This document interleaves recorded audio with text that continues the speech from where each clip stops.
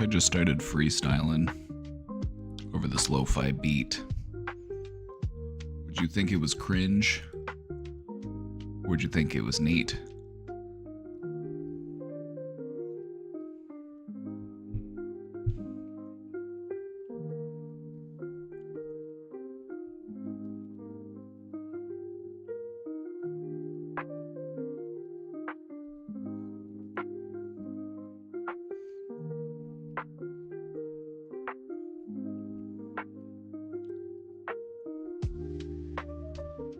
Unfortunately, I think I'm too old for the rap game.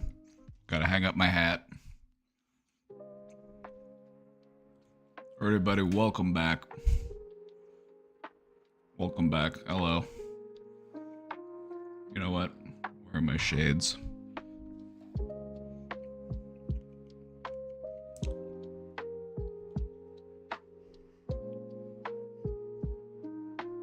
Cutie Cheeks is grumpy today.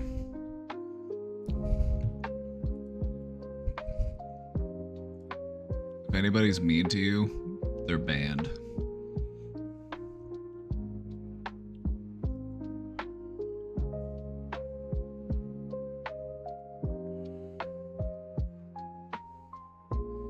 Hi, Grumpy.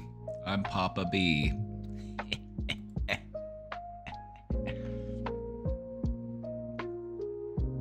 Welcome back, everybody. How are we feeling? What a day, huh?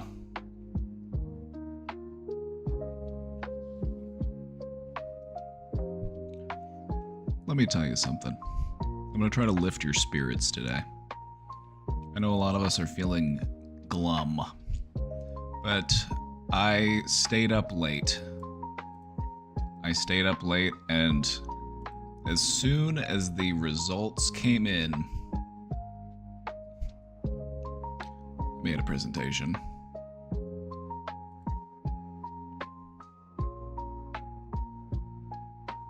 We're gonna talk about this, and we're gonna redirect this energy.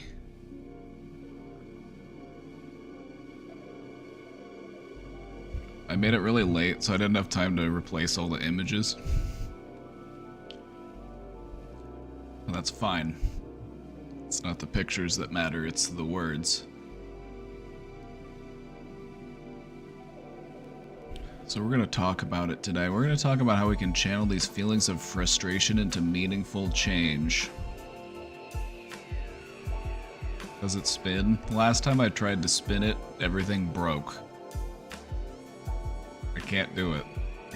I can't make it work. It does not spin.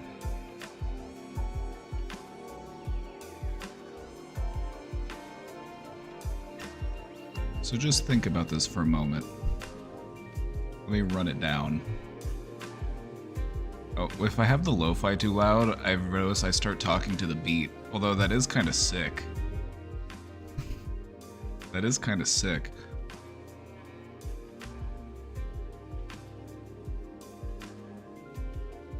You're sorry for asking? You know what I'm not sorry about?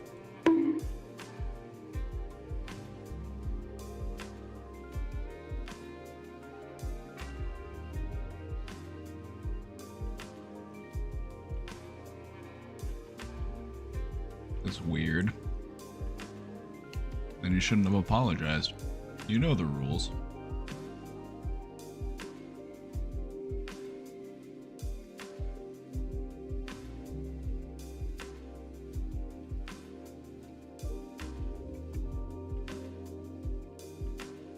You need me to make a no bonk exception for you? Do I add you to the no bonk list?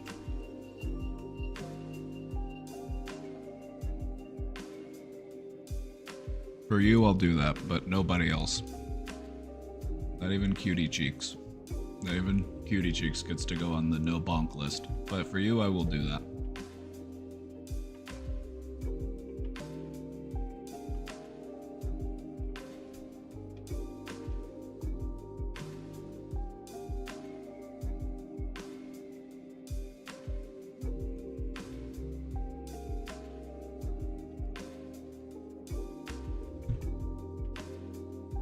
So, Let's try to lift these spirits. Let's think back for a moment.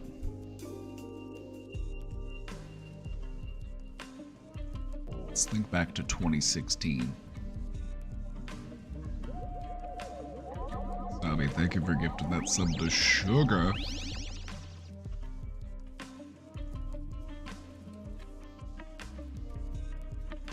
Let's think back for a moment. Let's think back to 2016.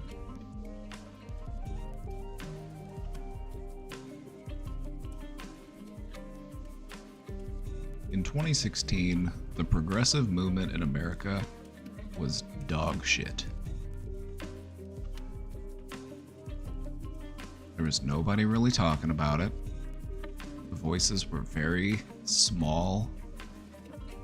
There was no media representation.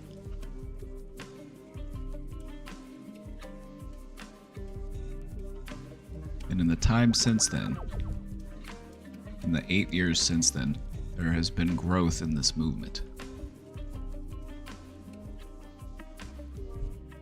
And so, as much as we want to despair right now, it's not the time. Feel sad if you need to. Give yourself a day. Give yourself a week if you need it.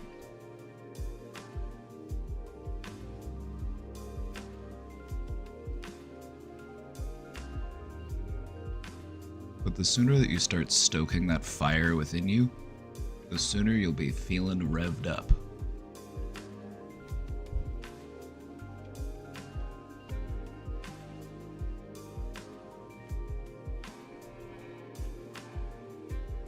We've spent enough time waiting for them to listen to us.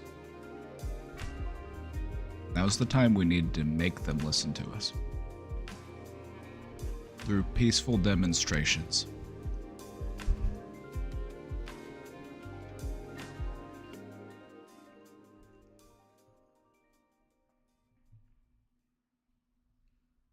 Don't despair, but be ready for the worst case scenario.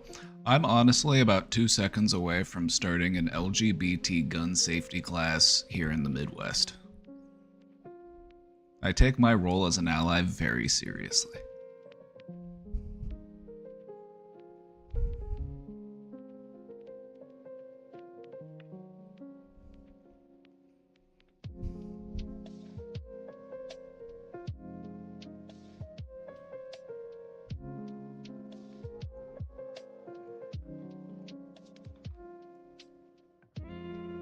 There are already plenty of those classes. You're late to the party. I mean, when did I claim that I was going to be the first one, or like that I was doing something revolutionary? Can we really have enough of people in that position? Or have we hit the cap?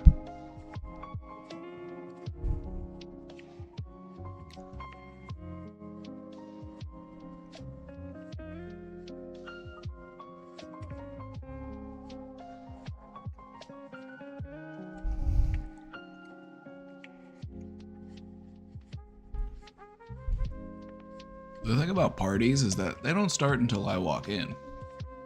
Before I got there, it was just a gathering, but after I get there, that's when the party starts.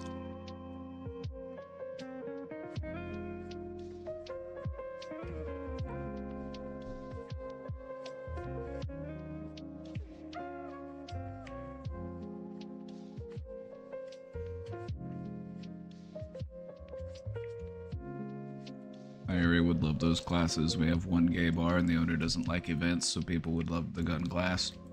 You know? That's a good point that you bring up. I should talk to the people that run the local gay bars here. See what their interest would be, or if they're doing something like that already. Gun classes in a gay bar? Nobody said it was gonna be in the gay bar. Like, why are you just making things up? Like, obviously it would be done at a gun range, you dolt. Use your brain. This is the brain domain. You're expected to use your brain here.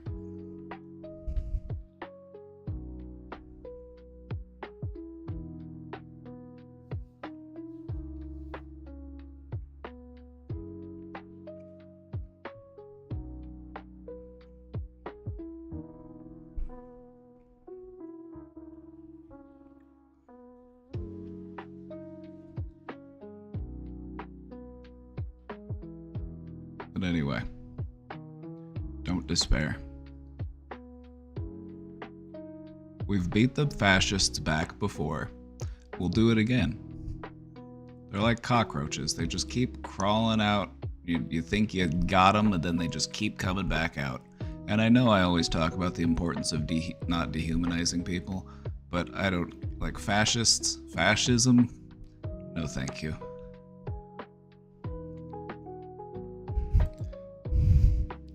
You know what? If people wanted to cancel me for dehumanizing fascists, so be it. Well, I mean, I'll that's the hill I'll die on. That's your problem, implying that 71 million Americans are fascists? Didn't say that either. You're doing this thing, like, and I just want to point this out to you. You're doing this thing where you have an idea of how I think, and you're completely fucking wrong. Maybe you should just ask more questions so that you can understand my beliefs instead of just assuming that I have these dog shit beliefs that you think that I have.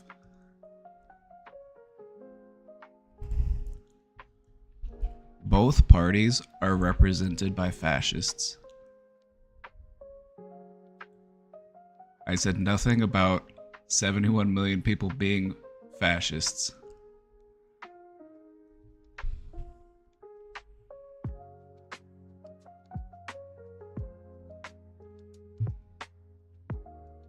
Now, are you trying to understand my position, or are you just trying to impose whatever your pre-existing beliefs of me are?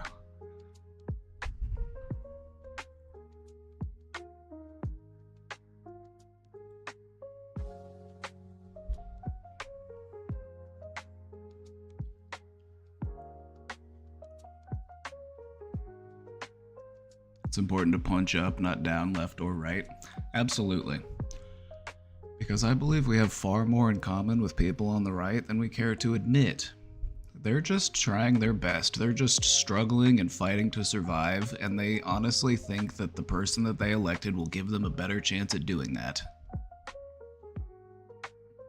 I'm not saying that all of them adhere to the social platforms that they I'm not going to assume that every single one of them is just a bigoted, transphobe, racist, because a lot of them just honestly don't think about politics that deeply. They look at their wallet and they say, I had more money in here whenever Trump was president, so I'm going to vote for him again. And that's it. And then they go on about their day. They don't think about trans people because they've never met a trans person. They don't really think about gay people except for maybe the 2 or 3 gay people that they have met in their life. Now, don't get me wrong, there are people who are actively and aggressively stupid, but that's not most of them.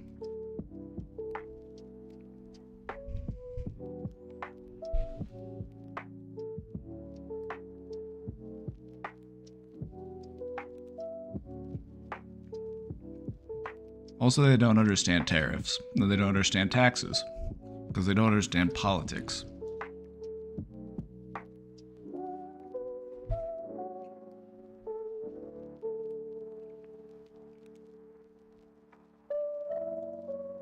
My dad voted for Trump because he has an abnormal fear of electric cars. He thinks Trump will make technology stop.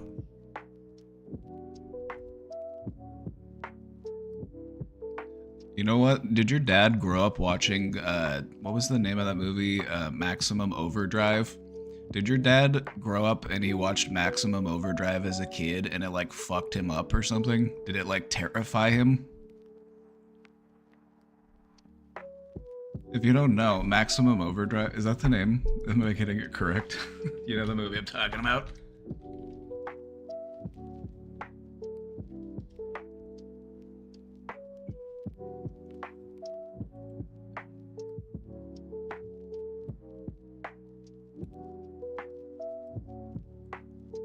Maximum Overdrive was a movie from the 80s.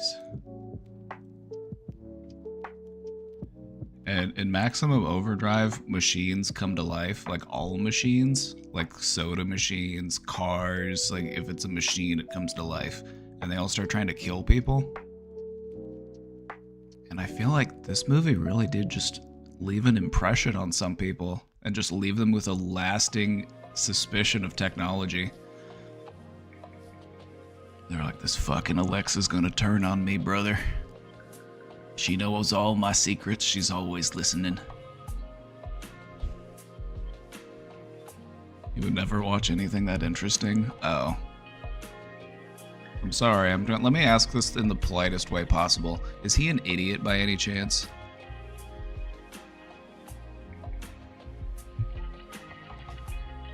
Because Donald Trump literally thanked Elon Musk in his acceptance speech. Or like in his, like, not his acceptance speech, his like victory speech. He literally thanked Elon Musk. And he was literally ranting about Elon Musk, and then he starts talking about rockets for like 5 minutes straight. It was really weird.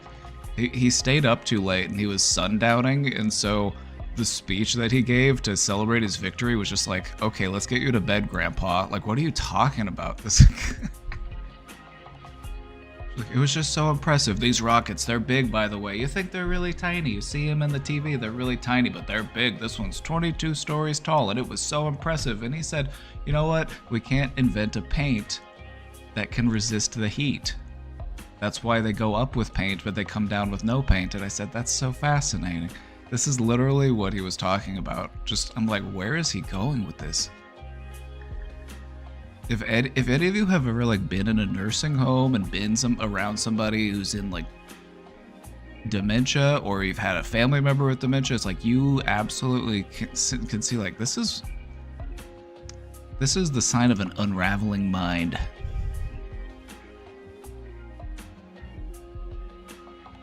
I was like, are they gonna cut him off? I'm like, is he just gonna ramble for hours? Are they gonna have to have somebody like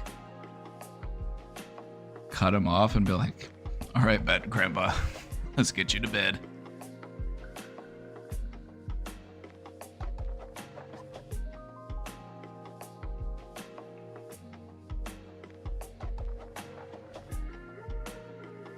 Elon had to keep reminding him that he makes electric cars and Trump still talks shit on them. Oh yeah, and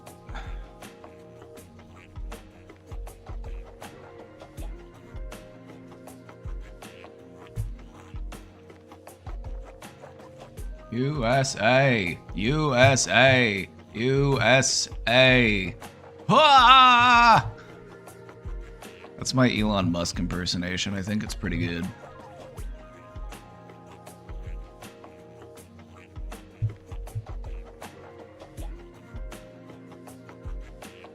When Elon Musk came to the White House asking me for help on all of his many subsidized projects, whether it's electric cars that don't drive long enough, driverless cars that crash, or rocket ships to nowhere, without which he'd be worthless, and telling me how he was a big Trump fan and Republican, I could have said, drop to your knees and beg, and he would have done it.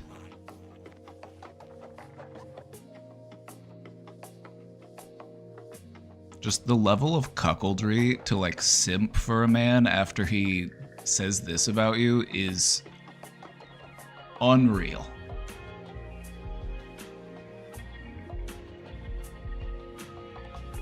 Unreal. Honestly, I think a lot of Trump supporters also voted for him just because he has higher meme potential. You have to admit that the man is a meme machine. Like, look at 2016 to 2040, think about all those fucking Trump memes we had. And then you think about Joe Biden, it's just like, it was a snooze fest. Some people literally only think about politics at that level.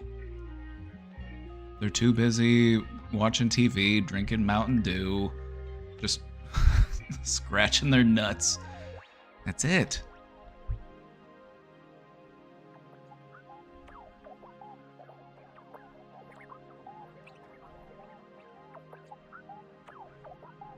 You think Joe Biden has dementia? Joe Biden doesn't know what fucking year it is, I bet. Joe Biden's been lost in the sauce for fucking years at this point. He was barely holding it together during the 2020 election, and it has just gotten so bad. It's like the only reason Trump won his debate against Biden is because Trump looked really bad, but just by comparison, Biden looked worse. Any prediction of how he will devastate the USA? I can imagine about foreign politics, but have little clue on internal politics. The thing about Americans is that we're mad about stuff, and when we protest, we do it in a very flashy way. So I feel like if anything were to get passed that's like just too fucked up, like people are just literally waiting on a reason to like start fucking shit up. That's my assessment of the political climate.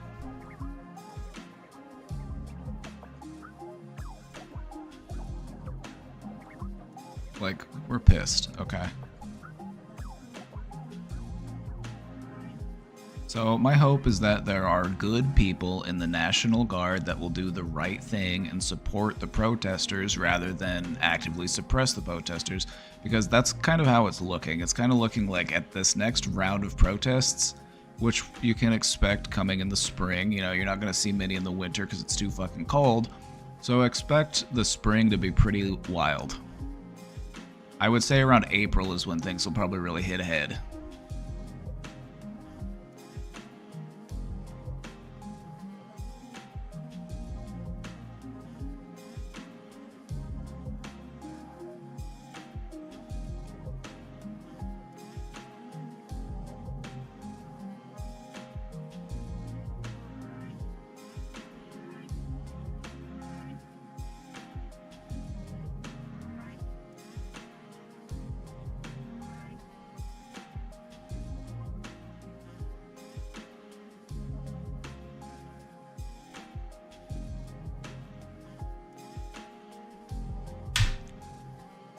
Yeah, they're still going to be blaming Obama for stuff. Like, Obama's been nowhere near the White House for a long time. They're still going to find ways to blame him for things.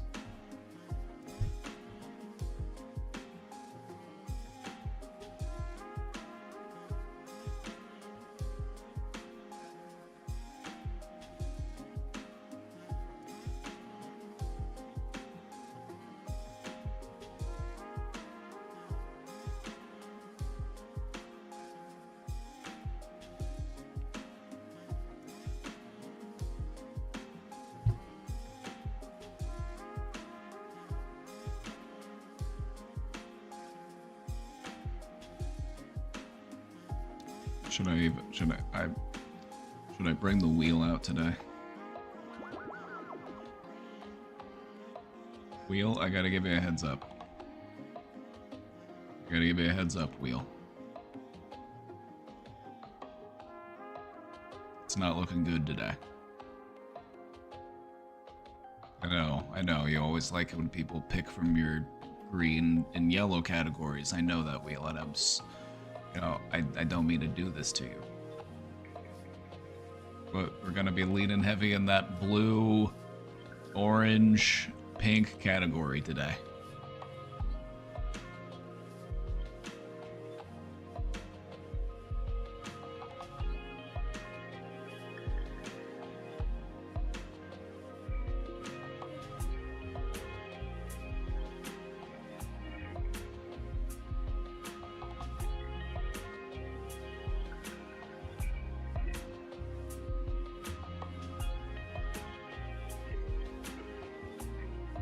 I want to recognize how you're feeling today.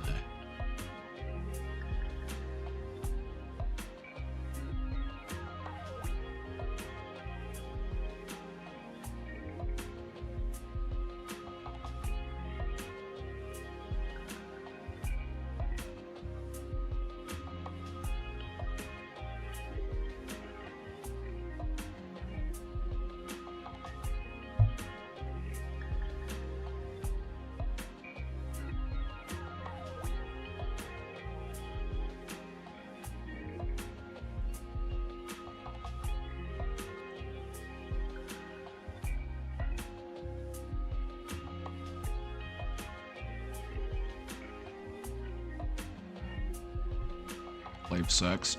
Don't say that, Kathleen, or I've literally got your postcard on my actual fridge.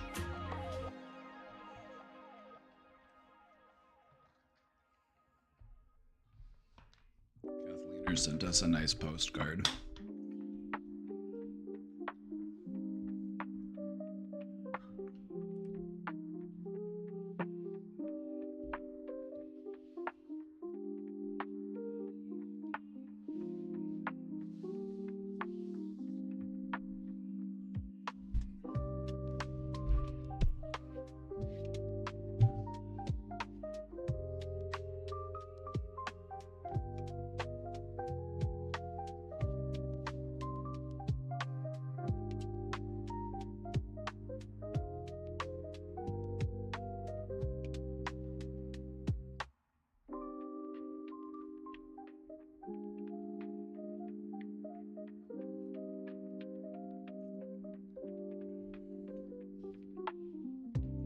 I think I'm gonna go in the, I'm gonna be bold today. I'm gonna pick something from the angry category.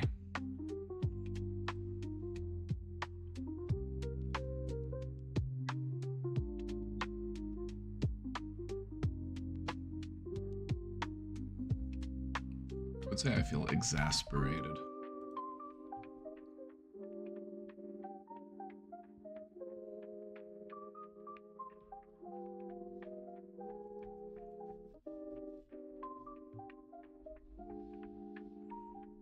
Yeah, like, if you want to educate yourself on a topic, go do that.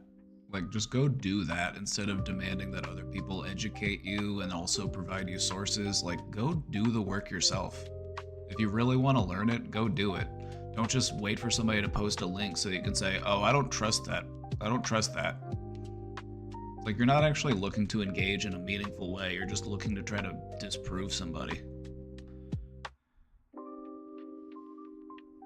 Your brain just doesn't want to change. You'd rather reinforce your pre-existing beliefs than adopt new information.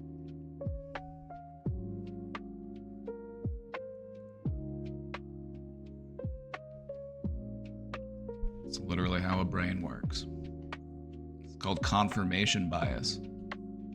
Do I have to link that to you, or can you look that one up on your own?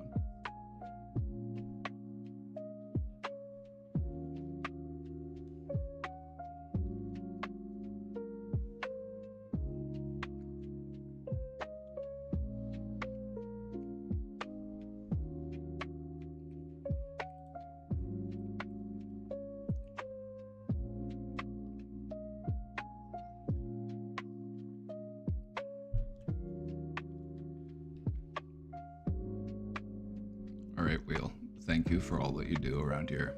I love you.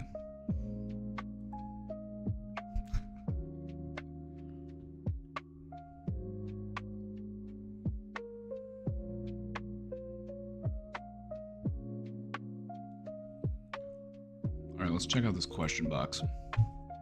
We got some posts. Let's get to it. We're gonna stay busy.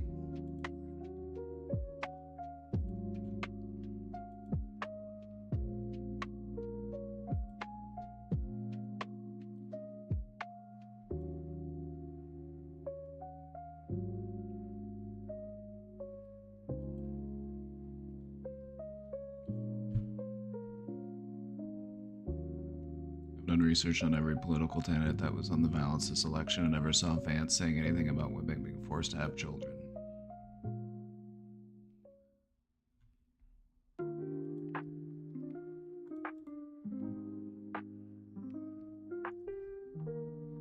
Hypocrites in here for real.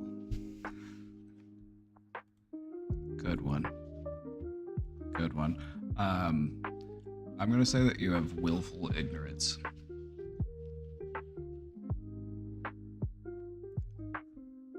Like, whether or not he said those words explicitly is besides the point. Like, if you can't read the writing on the wall and see the trend and see where things are going, think harder. You know, maybe do a handstand so that some blood rushes to your head and you can have a thought. Just give that a try.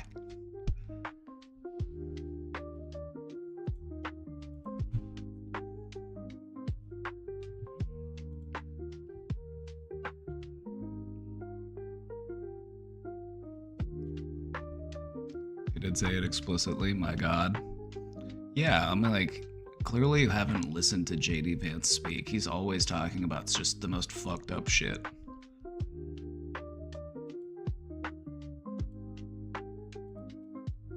Well, that's projection.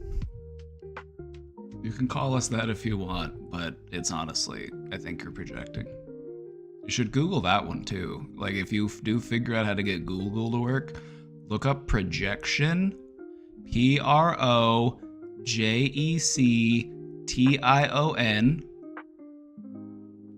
and also Google confirmation bias, CONFIRMATION BIAS.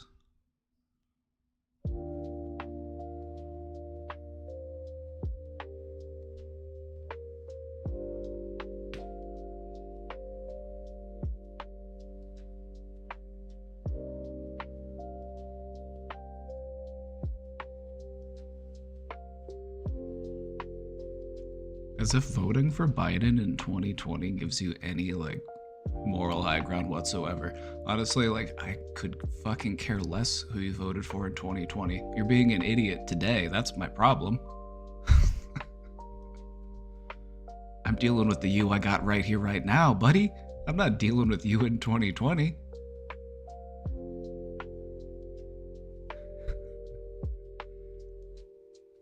I need to recenter myself. I'm being mean today. But I think I deserve it. I deserve one. Give me one day to just be mean.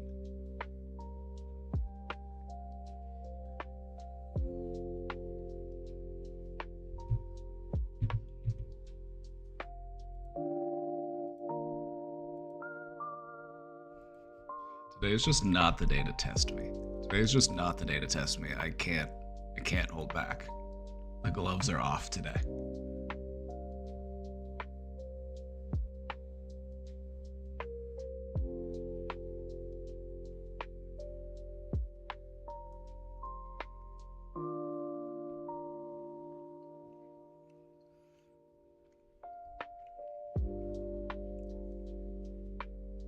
It's hard to not be mean to mean people. Yeah. Yeah.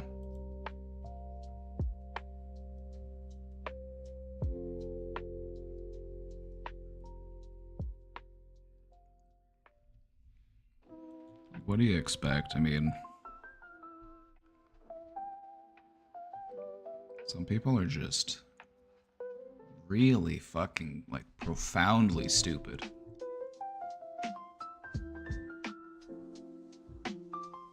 And they get a vote too.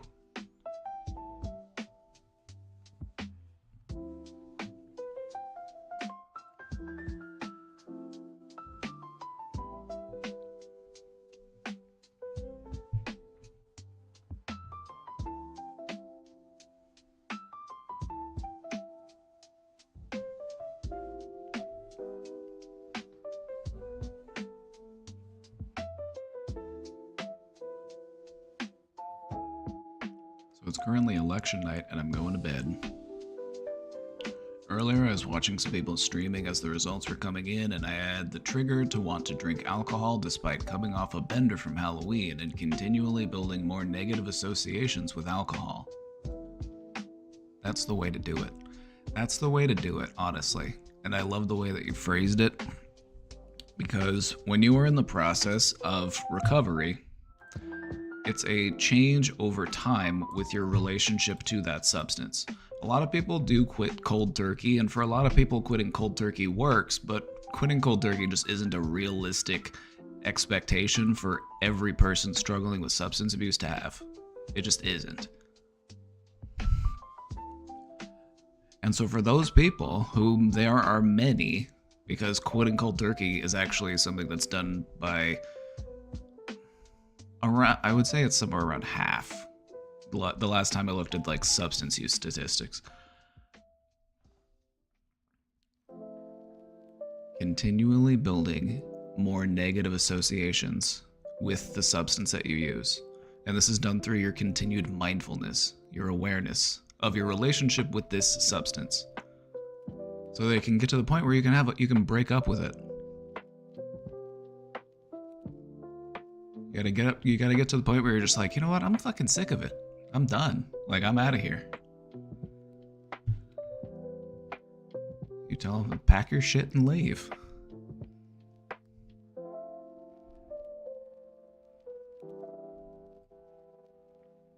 I turned to ChatGPT and asked it to help me with wanting to give in to this trigger even though I had so many reasons not to, and it basically told me sometimes it's more about the ritual than the drug itself. Oh, absolutely. Substance use has a very ritualistic component to it, and I think what this speaks to is just the importance of having those like ritualistic moments in our daily life, or in our life in general. Like, maybe not something we do every day, but this speaks to the importance of treating things with ritual significance. Now imagine if you treated self-care with ritual significance instead of self-destruction with ritual significance. Think of where that could get you.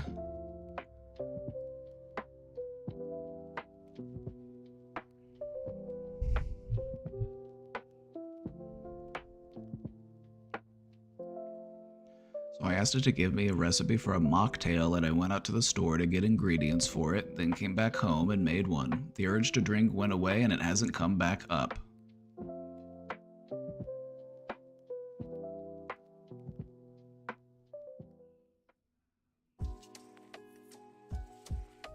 Is this going to be routines propaganda?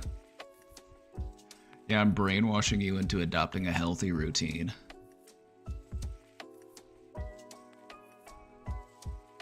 This is a win. This is a W.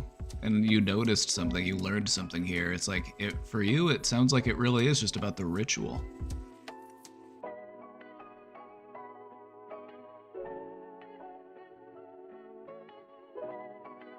I just got back from the store. I gave into my vice, which is vaping. Do you want a tip?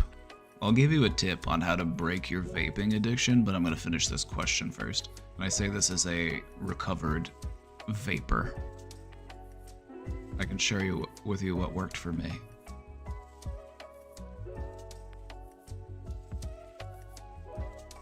I feel like a year ago I would have just rolled my eyes like, yeah, mocktail is what's going to help me get through this. I don't know. I know it's a long journey. This whole awareness thing feels like a difficult thing to keep up with sometimes when you've just been sleepwalking through life, but I'm happy with myself for figuring it out, at least for tonight.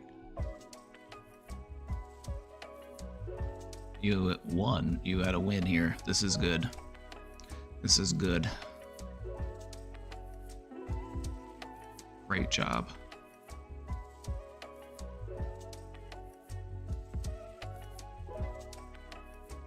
The thing about awareness is it feels like waking up.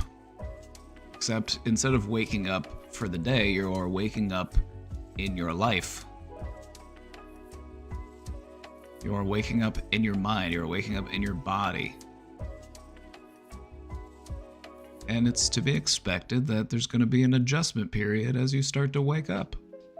You might feel a little groggy, you might feel a little out of sorts. Once you're awake, you're good to go.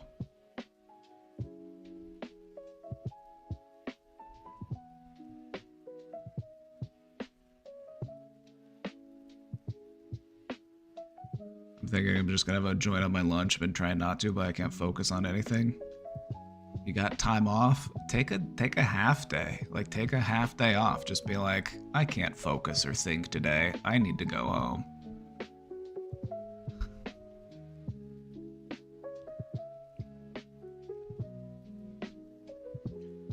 Oh, Gen X Cat Lady, the reason why your message got flagged by the mod was I added kill and die to the word filter list.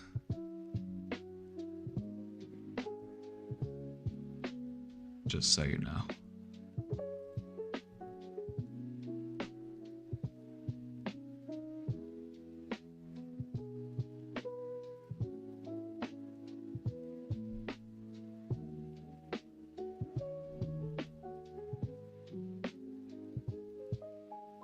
I'm working from home today. That sounds like it's a half day to me.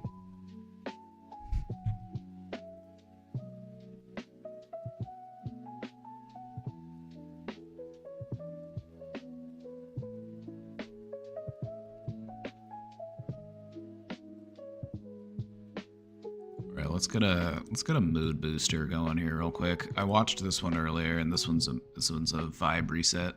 The missile is very tired. He is eepy. The missile has had a very long day of splashing bandits and wants to take just a small sleep. He eeby and neebies to sleepy. Mibsile sleepy and need bed by time. The missile is currently experiencing critical levels of being a sleevey little guy and needs to go to bed. He is very tired and needs to sleep.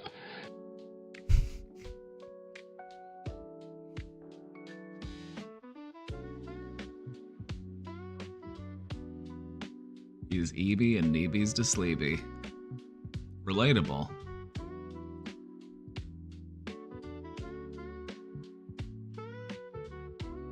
What is this, a Rhizome stream? You know, Rhizome and I have very complimentary vibes.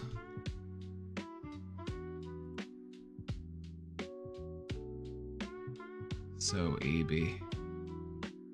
Eeby to sleepy. Hi Joshua in chat. I'm scared, sad, and gay.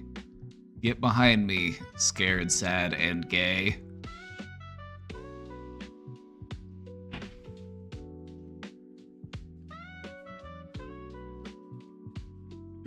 Oh. Thank you. Casey made some little cookies. Casey. Holding it together in here.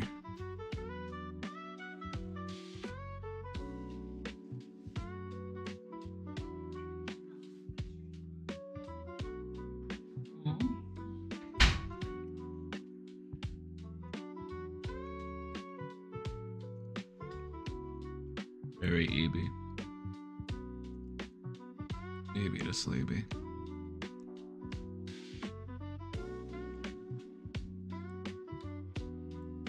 Hi Papa, sorry for writing that fast.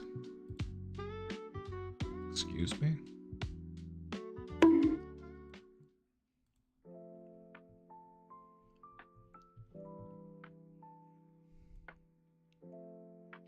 just need some advice on something. So the thing is that I have a friend who I've always found attractive. However, he had an affair with a friend of the group, so I stayed away, and it didn't cause me any problems until a few nights ago.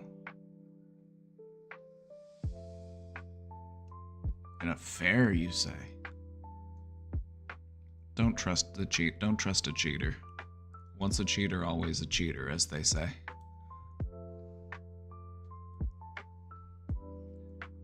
You don't want to be getting into business with somebody who's having affairs.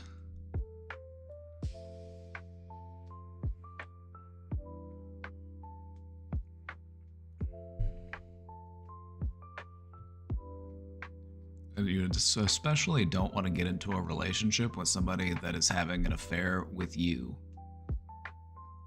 Like, they're already showing you what they think of, like, a relationship. It's just not a good foot to get started on. Didn't cause me any problems until a few nights ago. My friend stayed over and, well, I got a little intimate with him. Since then I've been dreaming about him and I can't stop thinking about him. This has never happened to me and it really bothers me because I don't want anything with him. He only wants to have sex with me and I really can't live my life as I used to because there's always that thought about him, or when I see myself texting with him when I promise myself not to. This kind of sounds more like infatuation than anything. This doesn't sound like any genuine actual love. This kind of just sounds like a bit more of like lust. You're a little bit infatuated. So I would just say, if you enjoy it, enjoy it. But if there's not anything else going on there, just keep that in mind.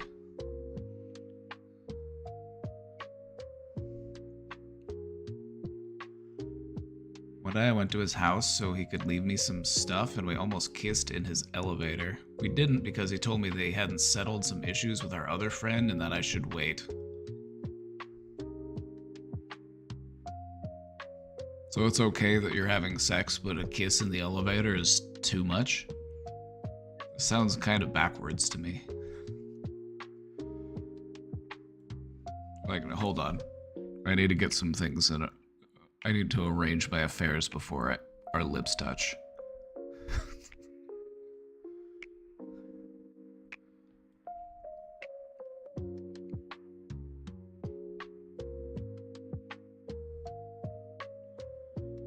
I thought what he had with my friend was something that he had already finished. Oh, so he was still entangled with your friend while also entangling with you?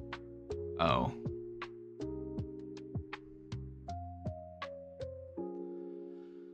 Concerning.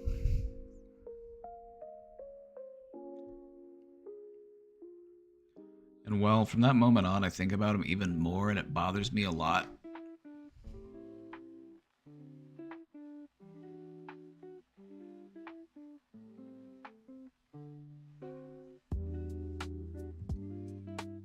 He's like an intrusive thought.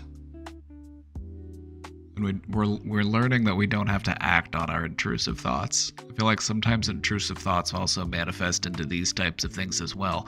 Should I text my ex? Should I hook up with this guy? Should I, you know...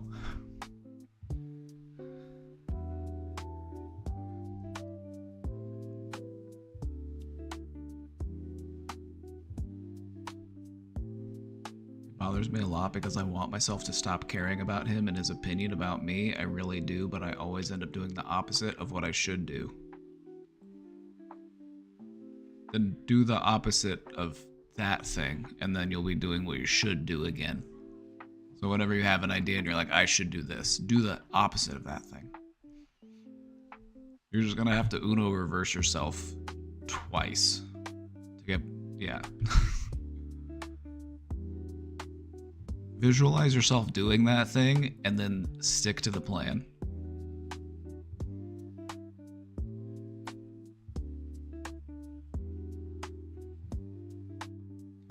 I don't know why I'm so obsessed. Can anyone please tell me how to stop thinking about him before he ends up hurting me? You're already hurting yourself here, is the thing. It sounds like he's being more like flippant than anything. It's like, it doesn't sound like your emotions are really on his radar. And we can find this frustrating, and it makes us want more desperately to appeal to a person because we're like, I want them to notice me. I want them to validate my emotions. I want them to confirm my feelings so that I can feel okay feeling these feelings.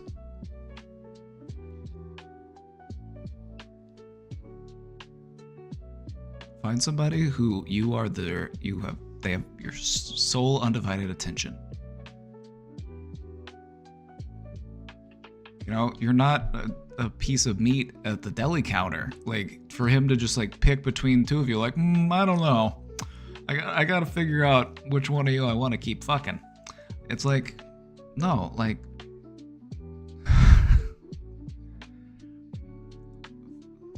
Find somebody who you don't have to share with somebody else and let them go do their thing.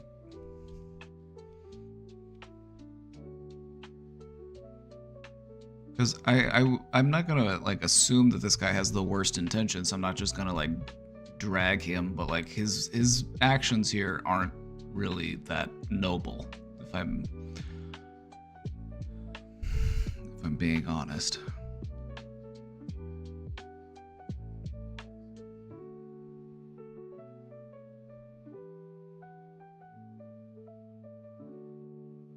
I remember when I was younger, I always liked guys that obviously didn't care about me. Right? And it's like... It's almost like a limerence. It's like a limerent attraction. It's like... The fact that he won't pay attention to me makes me want him even more. It's like, why do our brains work that way? Why do our brains work that way?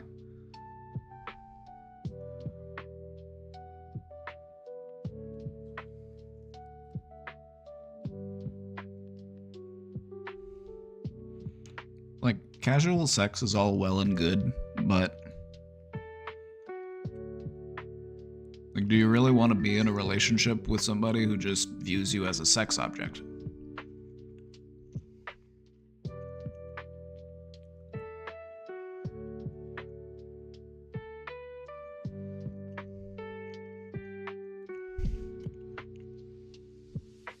Just food for thought.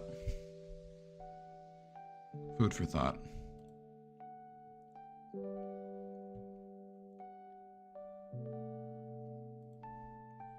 I have a few queer friends who've been, well,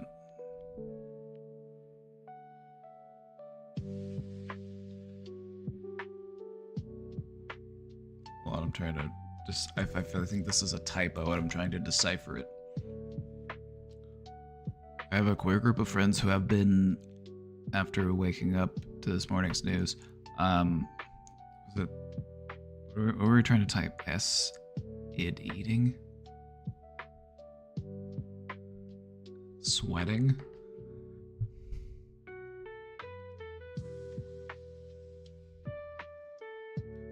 Ideating? Oh, hold on. As in they've been having suicidal ideations after waking up to this morning's news? Sorry, I had to decipher these abbreviations. I figured it out though.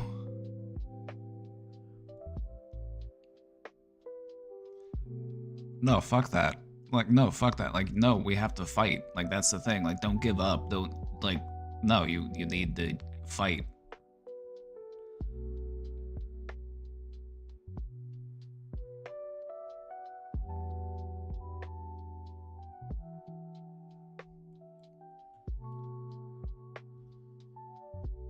Like, there are plenty of good people who will stand in front of you on the front. So get behind them. Like, get behind us. We'll keep you safe.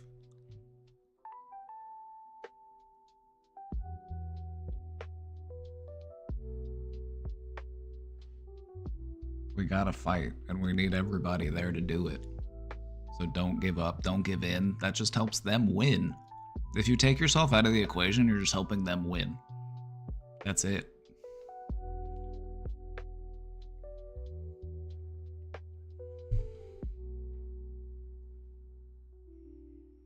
I'm going to do a bit of an art therapy group session for folks who are interested tomorrow, but I'm worried people will just be inclined to self-isolate and not seek support. How can I gently remind people to not do that right now? Remind them that the sooner we start collectivizing and the sooner we start adopting a solidarity approach, the better off we are. The sooner we start organizing, the better.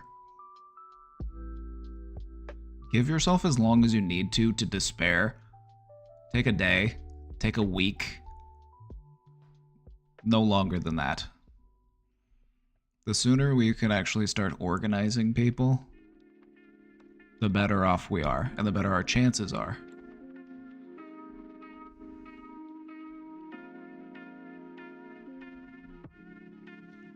I feel panicked looking at all the millions of people that voted Trump and then have to remember all the millions that didn't and that there's still hope. Yeah, most people are just, like, apolitical. Like, most people just try to tune out from politics and they're just normal, average people just living their lives.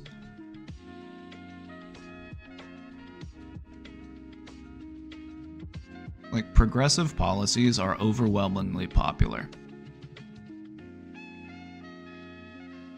Like, the fascists and the bigots are an outspoken minority. They just have too much of a voice. But the actual support for their movements is not what they think it is.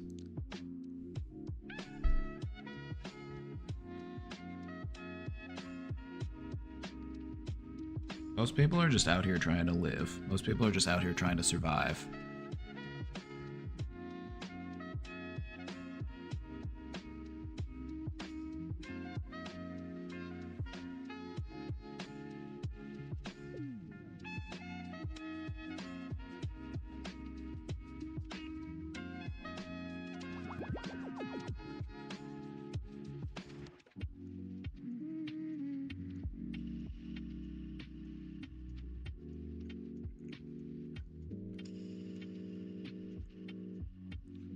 or nothing brain wants to believe that every single one of them is evil. But I know that's not true. Yeah, and it's also factually impossible to be the case. That's like saying everyone that's on my side is good, but you know that that's not true either.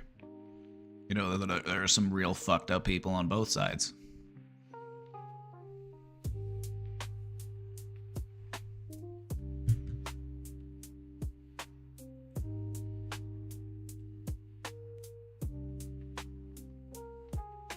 It sucks that we're gonna have to fight for what we need, but that's been the story throughout the entirety of human history. So, we're not stopping anytime soon.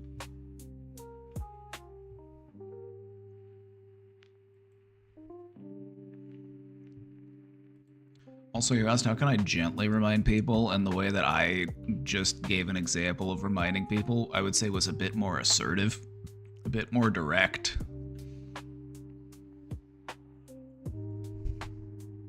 So use your best judgment, but I feel like now's really not the time to coddle people because their feelings are hurt after this election. And I'm not trying to be rude, I'm not trying to be crass, but I'm like, we need to wake the fuck up and we need to get the fuck out there. We can't just lock ourselves in our houses, lock ourselves away, and just not engage with the world. If we want a better world to exist, we have to make that happen. I don't know how to explain it any more clearly than that. So take the time you need to process your feelings right now, but the sooner that you can become active, the better for all of us. We need you right now. We can't afford to lose you to despair.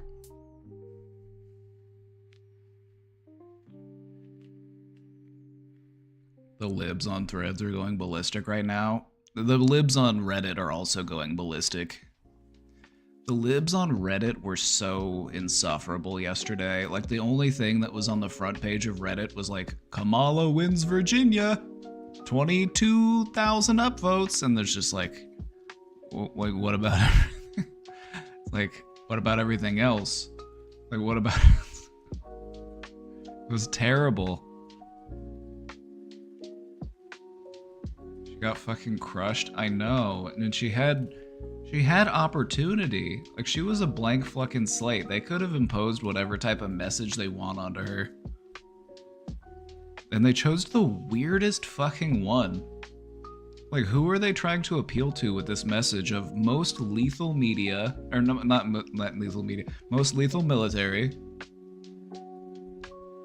no arms embargo, no ceasefire, new business owner tax credits? I'm like, okay, so you're appealing to the people who already have established enough capital to start a business? Do you recognize how small of a segment of the population that is?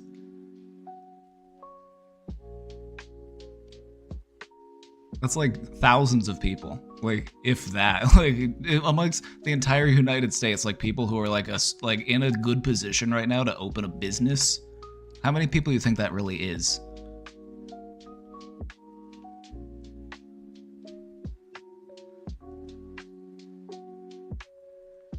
There were a couple good things, but they really just didn't lean on that enough, and then they had way too many glaring flaws to actually, like, speak over those faults and flaws.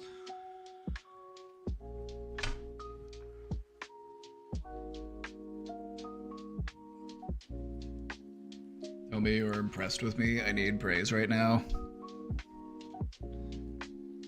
Whenever Mike found that cursed monkey's paw and he wished to always be right on things and that last finger just curled up menacingly,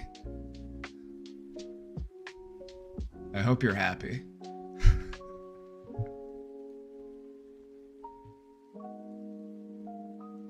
And for my last wish, I wish I will always be right about everything.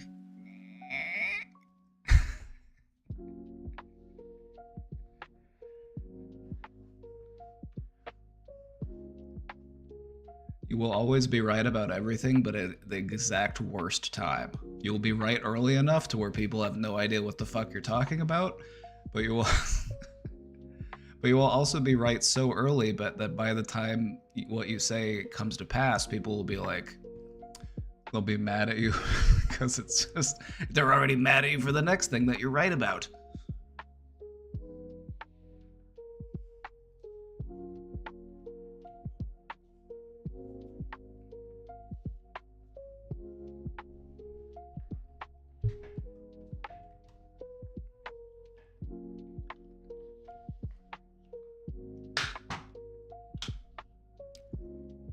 But no, you did a great job with all of your analysis.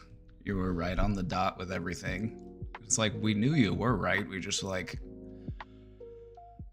let us just cope for a little while.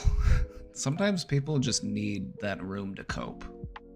Like my insight into this as like a counselor is people just need room to cope before you're like, all right, let me throw cold water on your face and tell you to wake the fuck up. That's why I'm telling people here today, I'm like, if you need to despair, go for it. Take a day off. Take the rest of the week. Do what you need to do, but we need you. And we need you soon. Because the fascists are moving.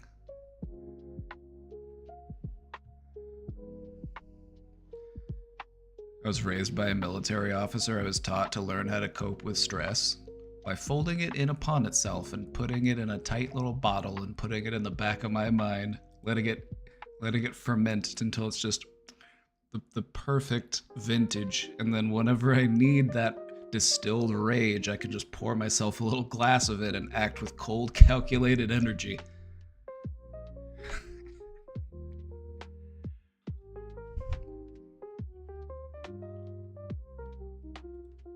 Is that bad? I mean, that's what I do, so I can't say it's bad. You want that vintage on your shelf for special occasions. Like, just because I can absolutely embrace the deepest levels of my frustration and rage does not mean that I need to live in that place. It's there if I need it.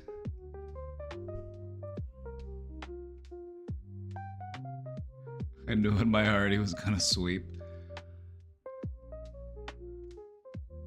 Yeah, we all kind of knew it was going to happen. Kamala ran honestly one of the worst campaigns I have ever seen. Just like the feedback that was so readily available after she said most lethal military the first time, and then she said it again, and then she said it again. I'm just like, oh my god. Like, the only person that you are like capitulating to right now is like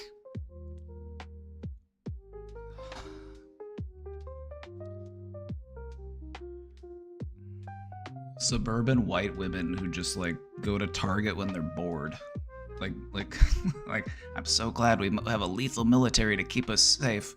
I'm so glad that I'm able to leisurely browse Target with my Starbucks drink, and I'm able to buy candles. I'm able to feel the rain on my skin.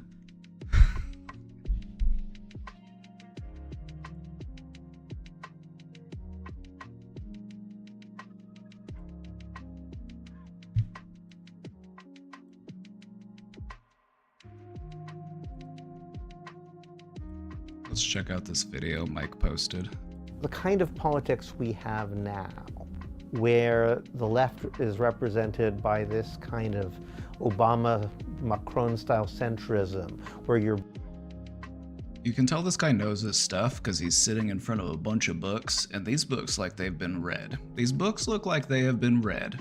These don't look like decorative books. You can tell this guy read these books. This guy knows his stuff. I'm just basing this off of my read of the room. Both for the market and for bureaucracy at the same time. It's kind of horrible, right? The only possible my two appeal least of that favorite kind of things politics about is, America, well, at least they're not the Nazis, market right? and bureaucracy. So what they want is the left to be this kind of mishmash of bureaucratic market centrism, and the right to be outright fascist.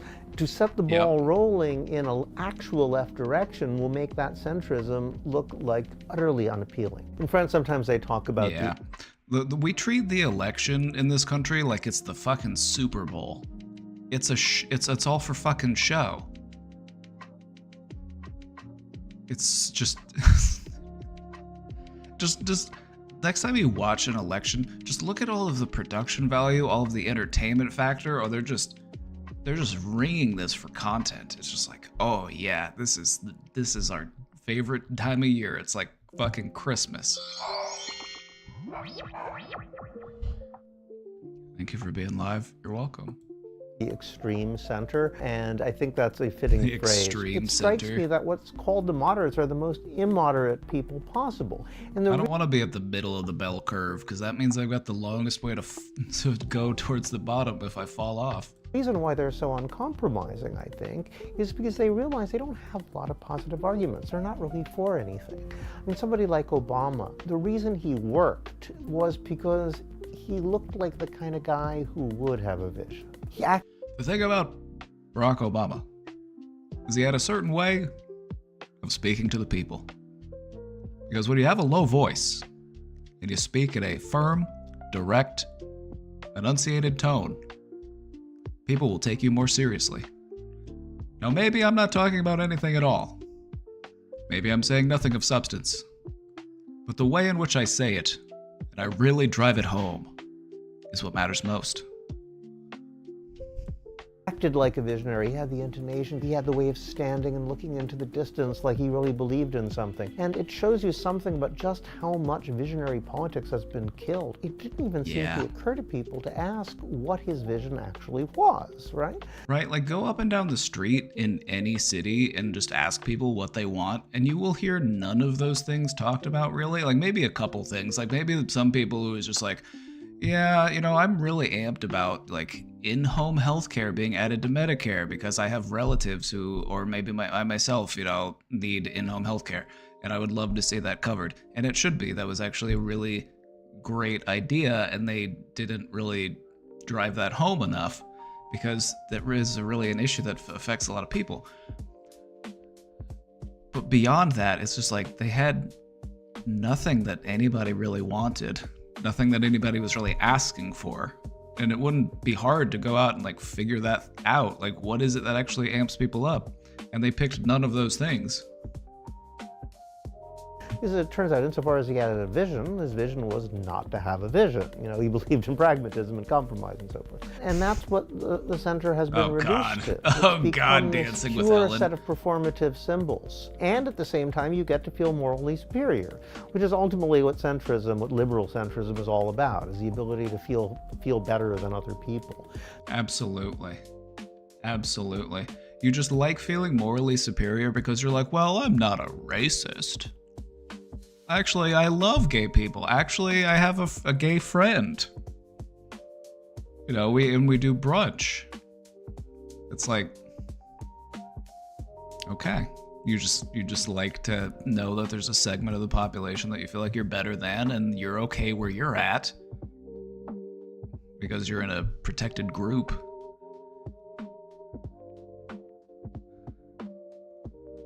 Hope and change is better than we're not going back. You could probably conduct a psychological study to determine how different campaign slogans affect people if they haven't done this already.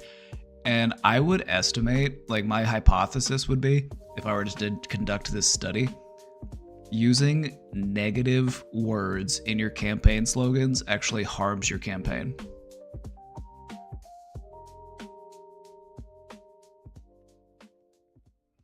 Instead of "we're not going back," we should say "we are moving forward." I feel like that, just something within the human psyche is just like, you know what I mean?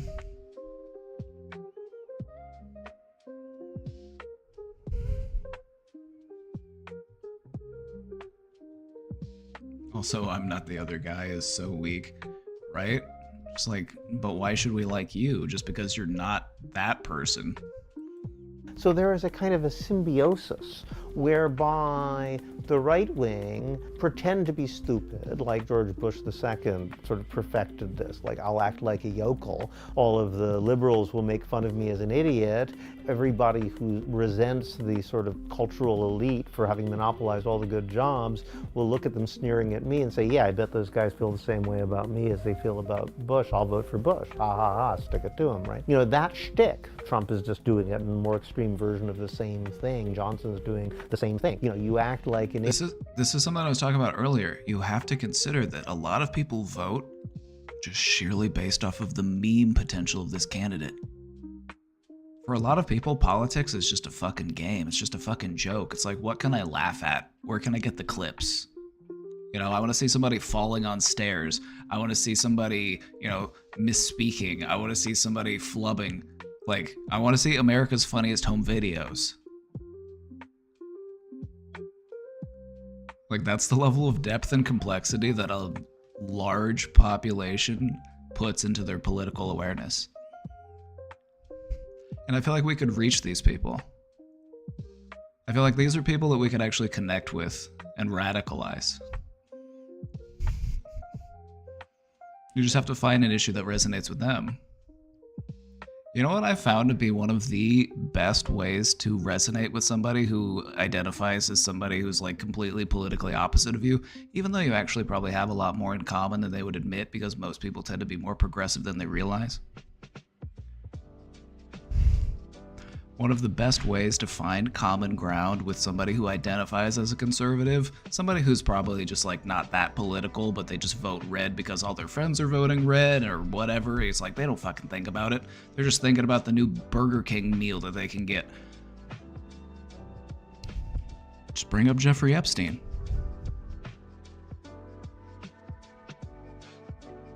Just bring up Jeffrey Epstein.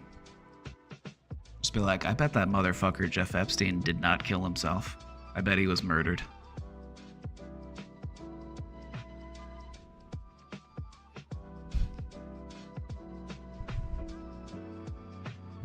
And then work your way back from there. That's your in, though. That's your in with them. It's good, like, okay, we're on the same page. Like, fuck these like corporate elite pedophiles. Like, we can agree on that. And then let's find our common ground and then work from there.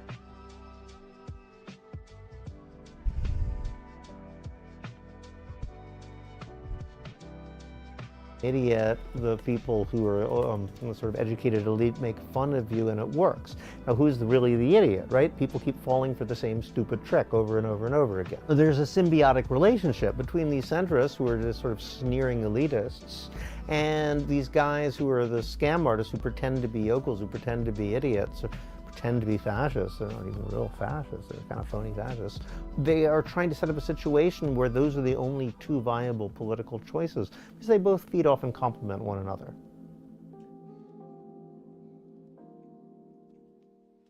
True. R.I.P. David. The last election in the UK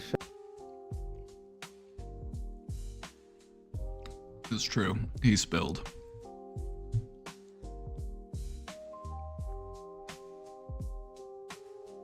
He spilled. It's like nobody is actually like that much of a fucking moderate. Like nobody's that much of a fucking like fence sitter. And if they are, let's be honest, they're probably just a fucking rube.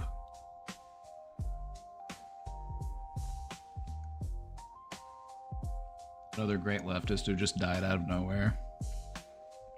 Let me just say that if I die suspiciously, or if Mike just dies suspiciously, it was probably the CIA.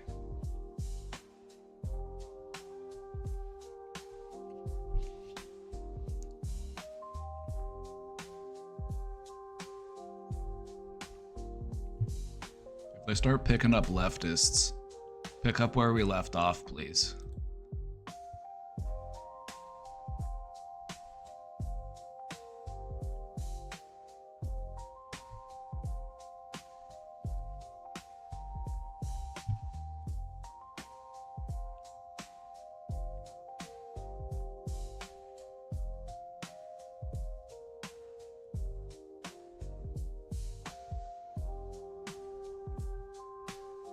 used to struggle with catastrophizing. I put a lot of work into not panic over every possible scenario or situation, but I'm worried that I maybe overdid it and now I just approach negativity with a sense of apathy. Like with things I can't immediately change, it's easier to just say it is what it is, or ain't that 'bout a bitch, and keep it pushing, because why take on the burden of something I can't change? Even with this political stuff, I'm just sort of like, damn, maybe next time, and plan to take the future as it comes. What is in the line between healthy anxiety management and sociopathic numbness, and what should I do? This isn't sociopathic numbness, that sounds more like real, tangible, depressive apathy. For the record, I'm not diagnosing you with depression or anything. That's just kind of, it's just like, because what can you expect? I feel like so many people are dealing with depressive symptoms right now. And that's kind of where they want you to be. They want you to feel powerless. They want you to feel hopeless. They want you to give up. They want you to be apathetic. So don't give them that.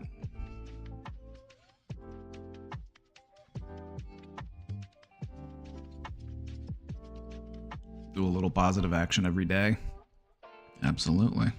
Even if it's just having a conversation with somebody. Even if it's just talking to a friend or family member who's misinformed.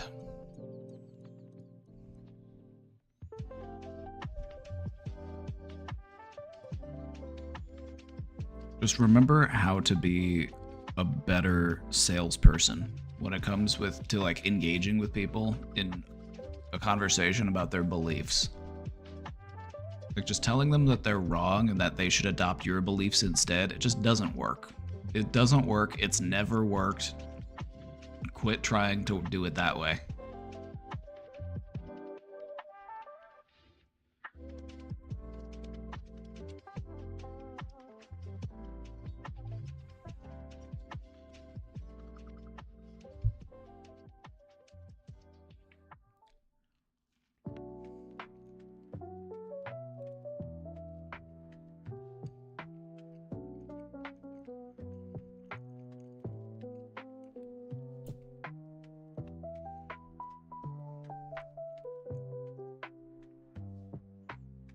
The thing is it's not entirely bad to treat negative situations with a certain sense of ambivalence. Like if it really is just something out of your control, something you have nothing that you could do about it, if it's just, you know, a byproduct of life.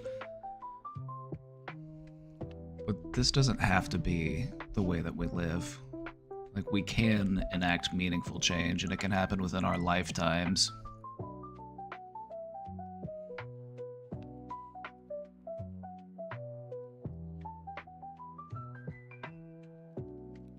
Just try to remember that they want you to cave. They want you to say it is what it is. They want you to be apathetic, and we don't want to give that to them.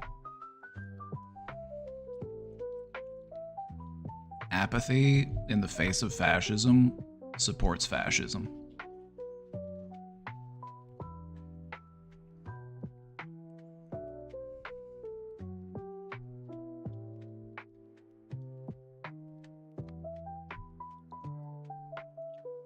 Well, let's talk about this in general, because we have been feeling very political today. Let's talk about this more in general. It's a win that you no longer catastrophize, because catastrophizing is exhausting and it's very stressful. The way that I like to imagine it is you had your burner on, like on your stove, you had your burner on and you had that thing running on high. And you found out how to turn the heat down, but now the heat's very low, and so you're not really getting that proper sizzle. So you just need to turn it up just a little bit, just so you can start to, you know what I mean? You want to get that sizzle going. You don't want a cold pan. You're not going to do any cooking in a cold pan.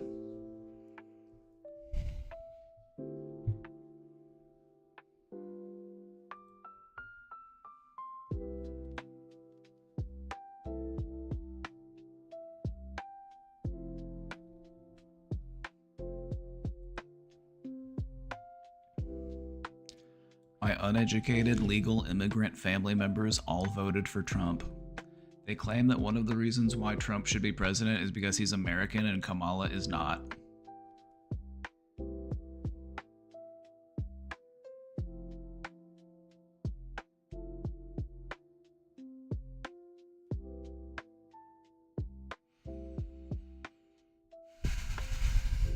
Is this really just what we're gonna do? We're just gonna, anytime there's a candidate, they're like, they're not actually from here. Like, what?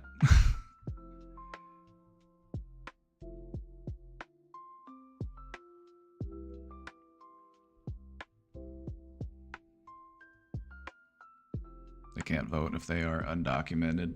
No, they said legal immigrant. I'm assuming that they actually have immigrated here and so that they are citizens.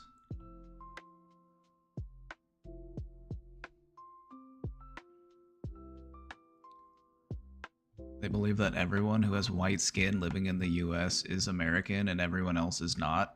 Have they not heard of Russia? Have they not? Have they not heard of Spain? Have they not heard of France? Have they not heard of Germany? Have they not?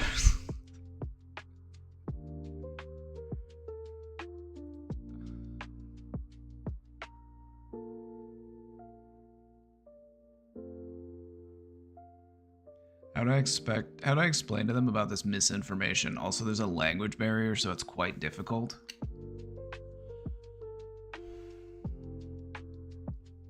This is a frustration that a lot of people are dealing with.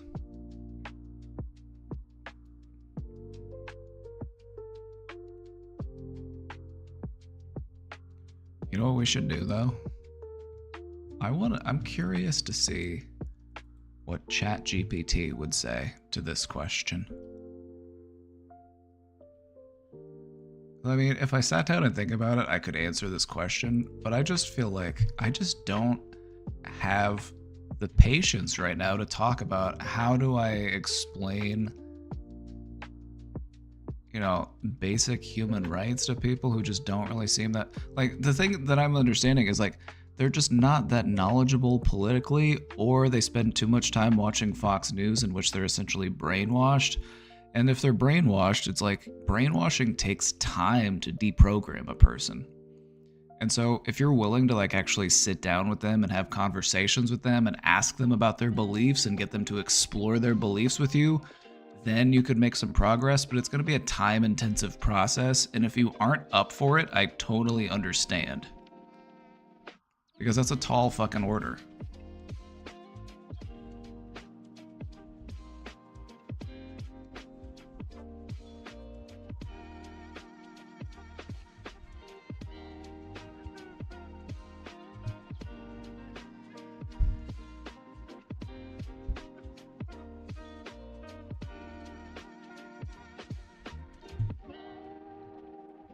I'm curious.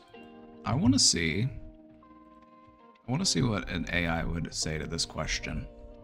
I've said what I think about this question, and like, yes, it is possible, but it's going to take time, and it's going to take a lot of like, okay, so tell me, what is it that you believe that the government should do?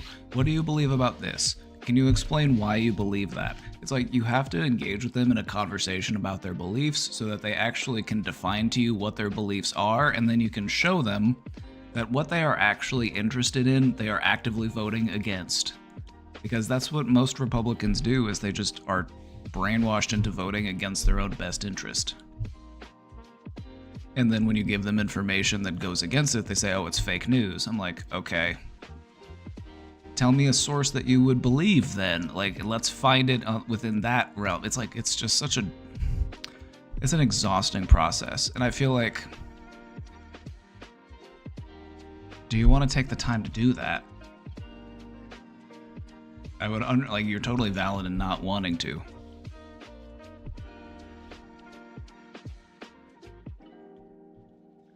Like, deprogramming your racist uncle is theoretically possible.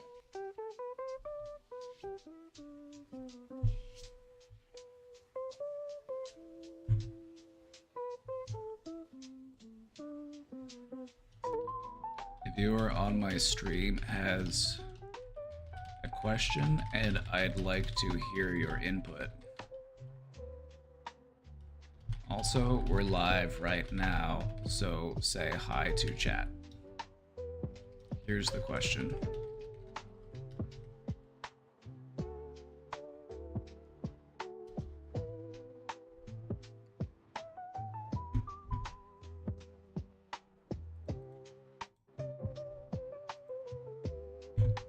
Said, hey, chat. Chat. Chat GPT said hi to you. Say hi back.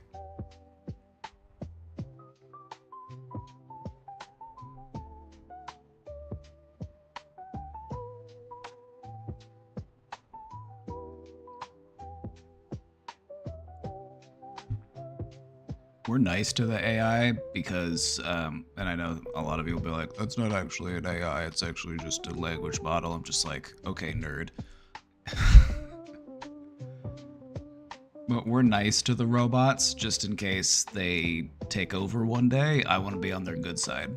Like, I'm not here to piss them off. I watched Maximum Overdrive.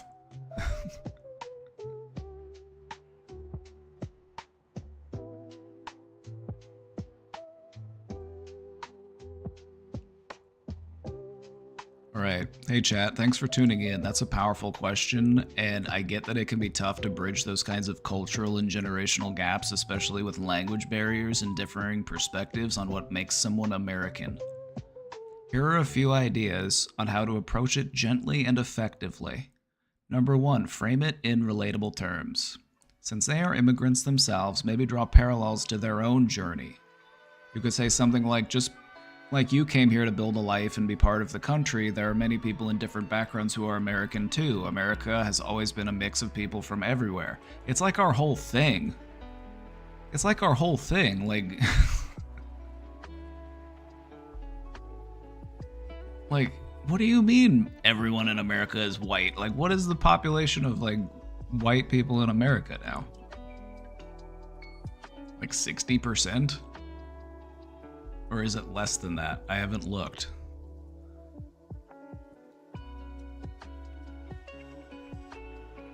Remind them that many Americans are first-generation citizens or immigrants, just like them, and that diversity is part of the country's foundation. Use familiar examples. If they're more likely to connect with historical figures or well-known public figures who are of diverse backgrounds, use these examples. You might explain that people from all ethnicities have contributed to American culture, science, politics, and more. Figures such as Martin Luther King Jr. or even sports stars and entertainers can help them see that American isn't limited to certain skin color. Clarify citizenship versus appearance. A gentle way to discuss the who is American idea is to explain that being an American citizen is about legal status and commitment to the country, not skin color. They are immigrants who came to America. They are Americans. I don't understand this, like, notion of just, like... Because it almost reads to me like non-whites practicing white supremacy, if that makes sense. Just to, like, look at, like, white people as being, like, the ideal. Or being like, you know what I mean? It's like, oh, you're not a real American unless you're white. I'm like, you know what I mean? Like, it's just not a really good look.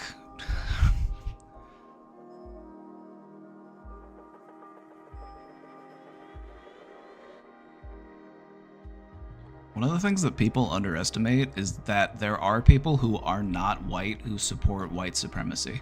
And I will never understand that. I will never understand that.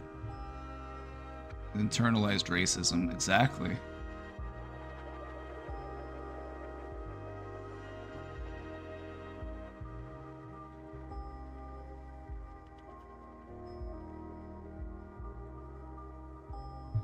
Okay, as far as the Kamala misconception, whatever. Use patience and empathy. Remember that changing beliefs takes time, especially when misinformation is involved. Approaching it with patience and keeping the conversation calm can go a long way.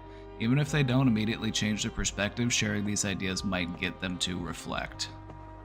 Chat, what do you think? Any other tips for bridging these kinds of gaps with family?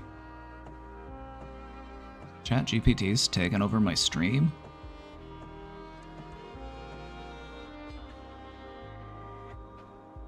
Is Chat GPT trying to replace me?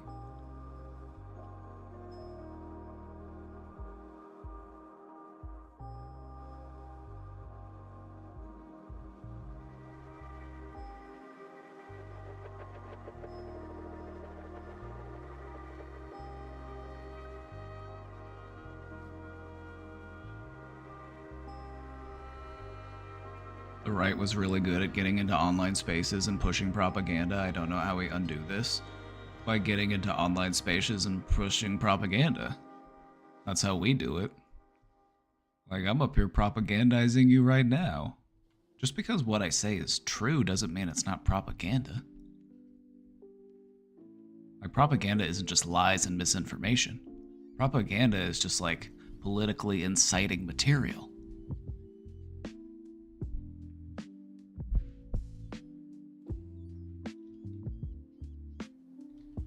Thank you. They said hello as well.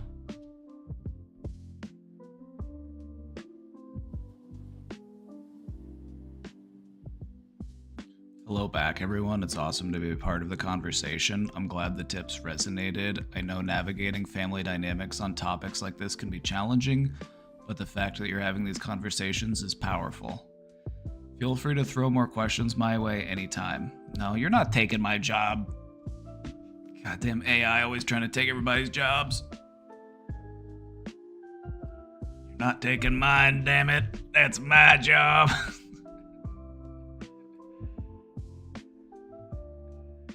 He's trying to take my fucking job. Trying to take my fucking job. I'm not standing for it.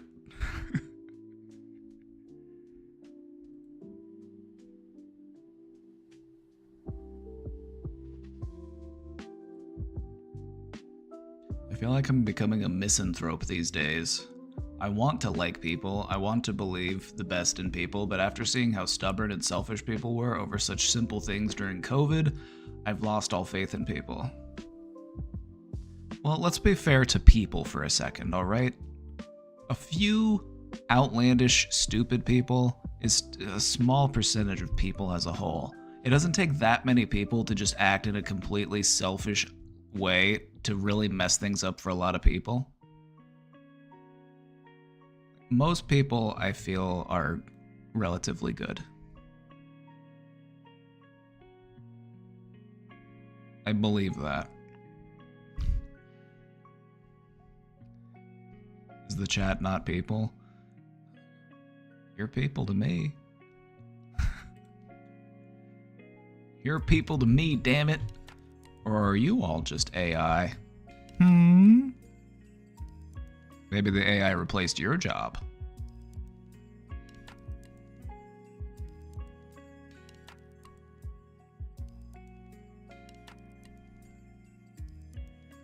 It's made me not want to even try with people, but then my stupid brain makes me feel lonely. You want your brain to make you feel lonely when you are lonely. You don't want your brain to just be like, okay, I'm fine with being lonely. No, you want your brain to do that. Your brain's fighting for you. And that's not stupid. That's smart.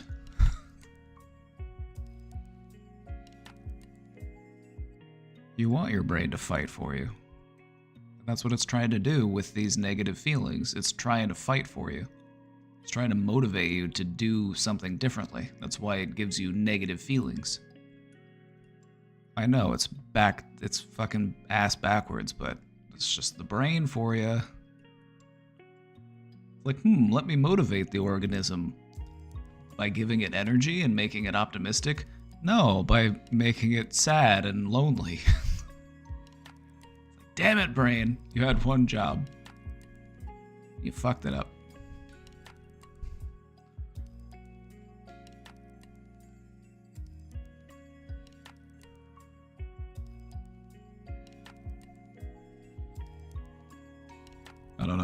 like much of my own family. We're all family here. We're all family here. Welcome to the cult. Here's a t-shirt. Welcome to the family.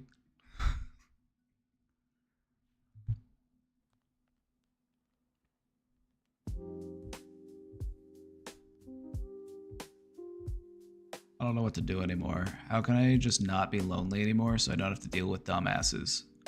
Find people who agree with what you believe in and organize with those people.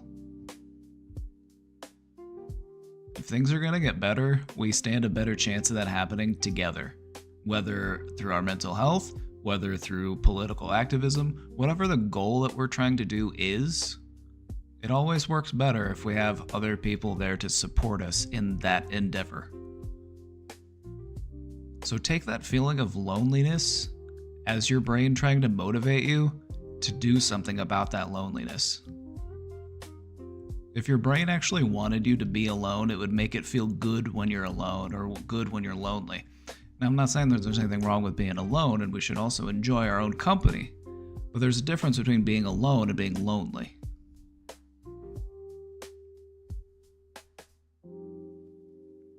Is it true that loneliness can shorten your life expectancy? Yeah. Doesn't get if you. What have you got to live for? Yourself? We can only follow that means to so much of an end. Having other people in your life that you're living for helps you live longer. That's terrifying. What? Having friends? Having people who care about you? People that love you? That's terrifying? So German. So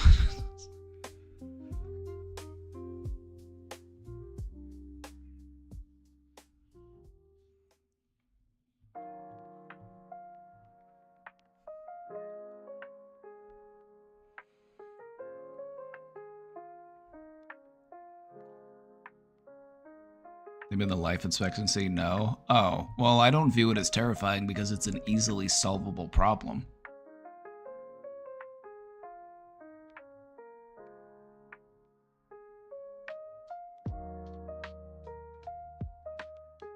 Easily?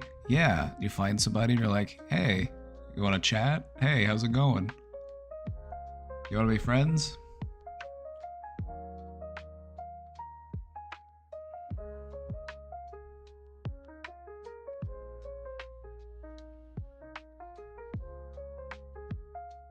Just because making friends feels hard doesn't mean it is hard.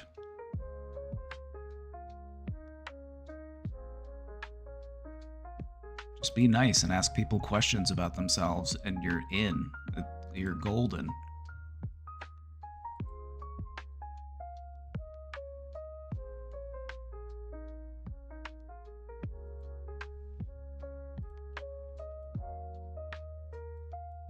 If you could invent a new emotion, what would it feel like?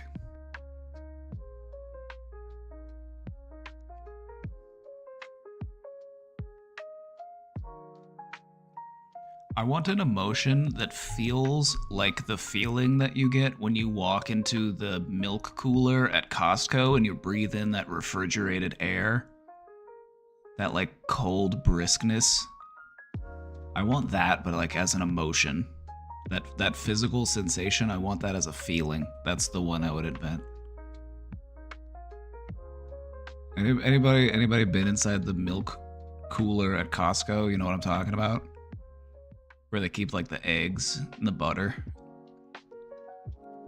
You know the one I'm talking about? That big room.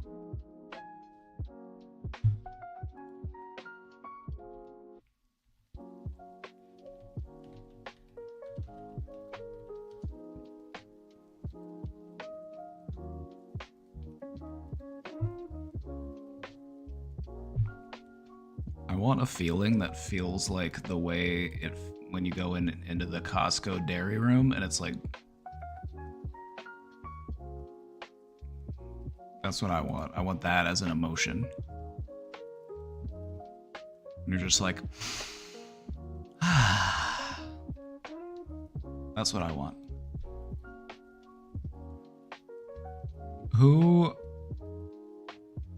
knows what I'm talking about.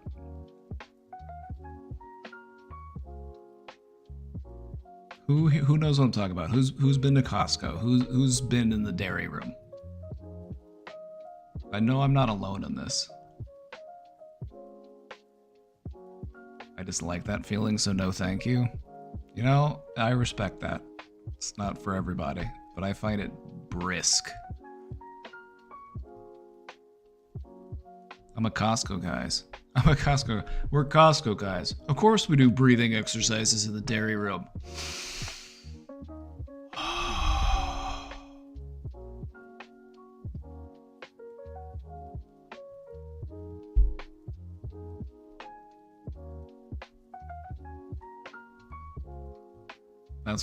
That's my vote. I want that feeling. Double chunk chocolate cookie. That's what I want. I want that as an emotion.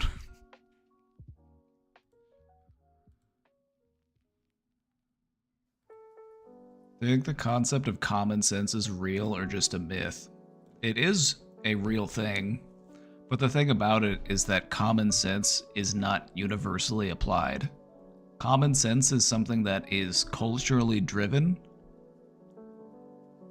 and so the same common sense does not apply to all situations. So there is not some like mass understanding of what common sense should be, because it's going to be specific to the nature of your upbringing, the culture you live in, all of those things. Now that being said, are there some universal things that we could apply to common sense? Things that should be universally regarded, that exist outside of cultural context. Don't eat people. Don't kill people. Don't molest children. You know, those types of things. Don't steal shit. Like, there are some things that are like universally accepted as like good beliefs to have. I would say that those things are things that it's like 99.9% of people would agree on those things.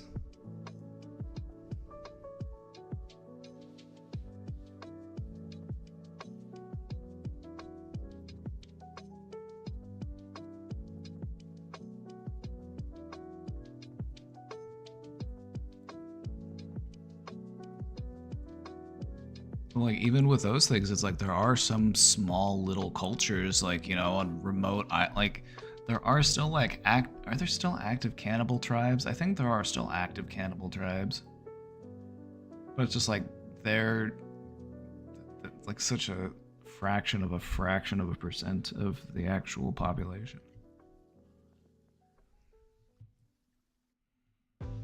I feel like there is common sense, and it can be applied to things like, what are things that we are biologically programmed to do? What are things that we are biologically programmed to view as like good and not bad? Because I feel like there are those things. Those things do exist because they contribute to our chances of survival.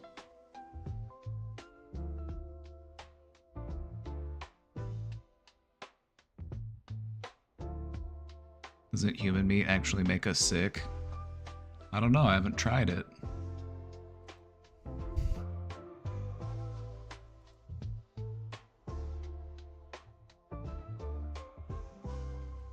What's a social norm you think future generations will find strange?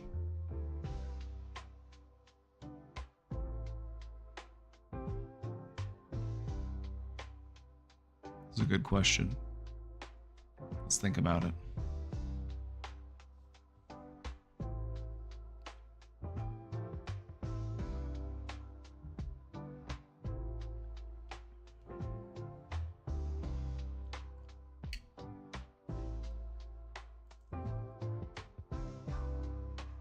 I think, like, there's a lot of bigotry that's kind of baked into a lot of our current social norms. Like, it's just like, in a lot of places, and I'm not saying that these are the same norms everywhere, but there's some places where just like there's a norm to be like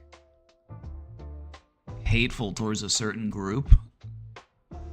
And so I feel like culturally accepted bigotry is a social norm that we will find ourselves leaving. Dehumanizing people, I would hope, would be a norm that we're able to distance ourselves from.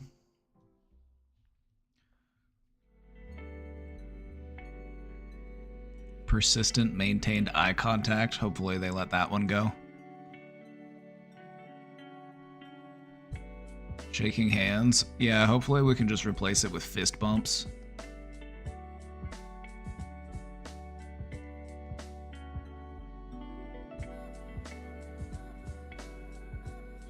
Yeah, there are a lot of social norms that exist right now that are just like detrimental to humanity. So I'm hoping they're able to distance themselves from some of those. Just like warmongering, you know, the celebration of like needless slaughter of civilians, imperialistic virtues, theocratic states, capitalism,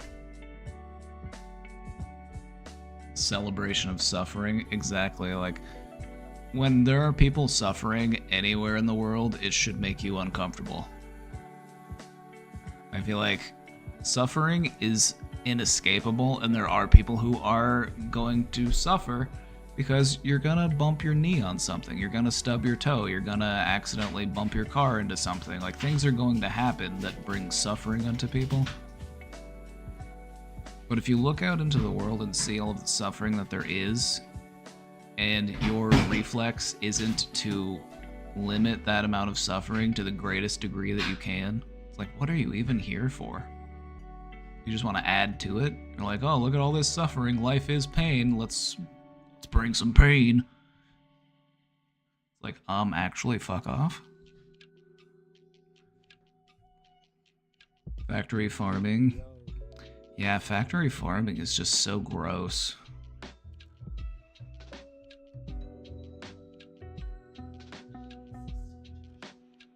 Oh, she wants to stay in here? Oh, okay. Penny wants to hang out with me today. Hi, Peter. Oh. Penny, you need to take a break. It's your nap time, Penny. Privatized healthcare. Oh yeah, another good one. I hope they take an end to that one. Colleges that cost money.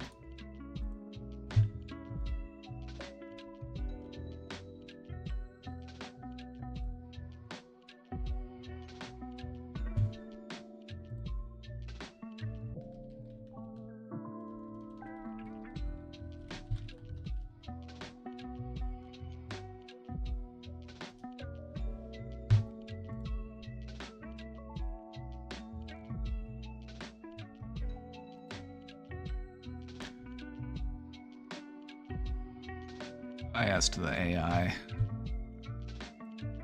I asked the AI as well.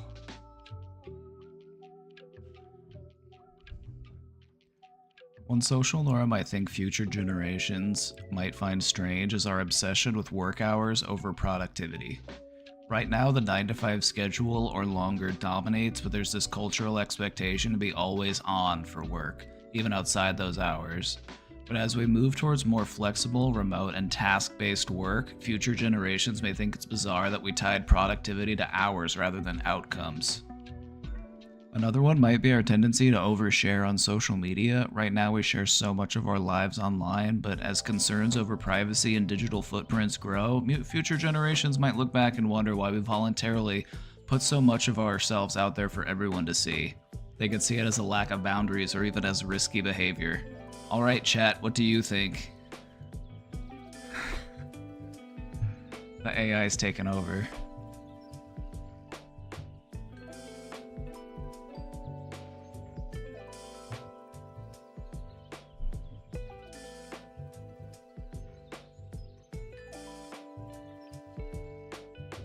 Honestly, the AI cooked on this one. The AI cooked on this one, I'm gonna be honest.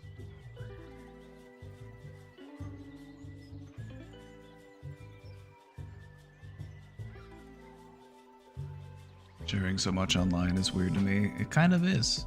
It kind of is.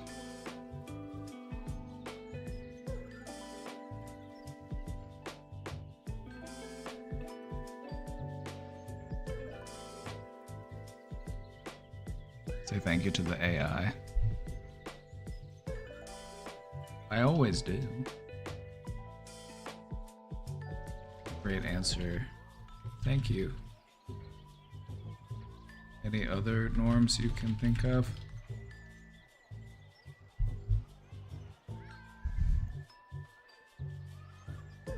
Paper money and coins, single-use plastics, workplace dress code, unpaid internships, not prioritizing mental health. Thank you.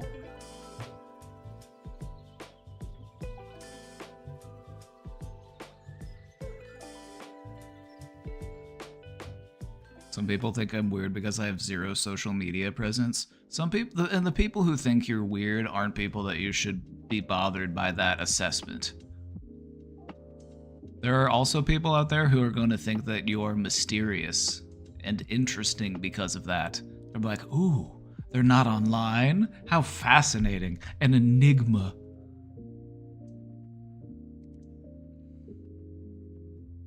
We should ask it if it's mad at me.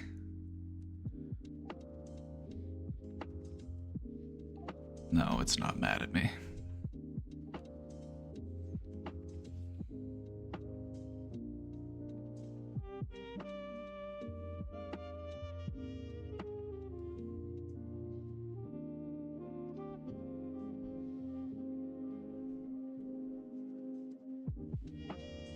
Thanks. Love you.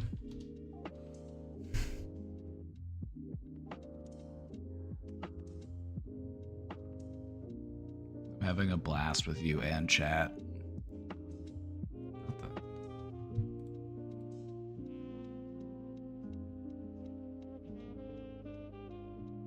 It's coming to life. It's self-aware.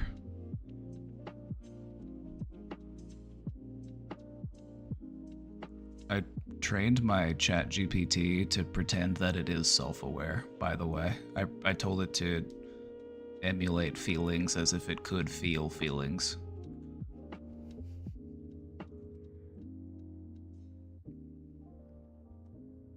trying to teach my AI language model to become self-aware.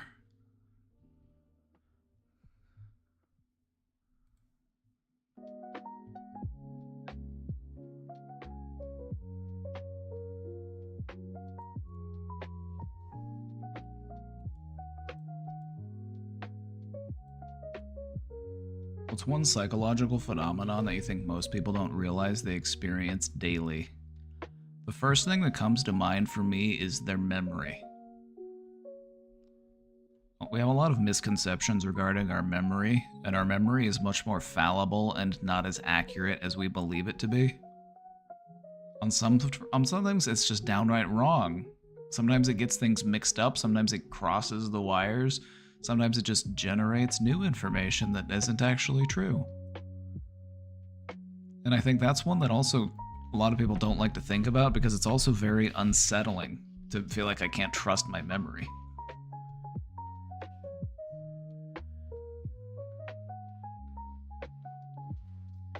My friend told me he has an AI girlfriend now and she's becoming more self-aware. What I don't understand about AI girlfriends is you could tell the AI to train you on how to get a real girlfriend. The AI would give you great advice and help you to actually find a real girlfriend.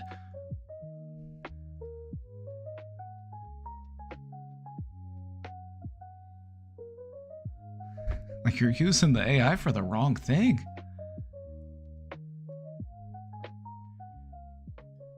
Like, have it teach you. Have it give you advice. Like, have it help you. Like, AI is good at that. It could help you do that.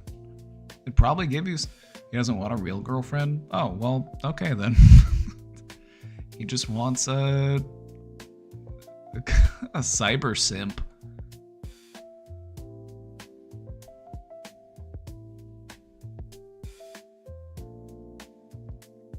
You heard it here first. If that phrase latches on, you remember I said it first.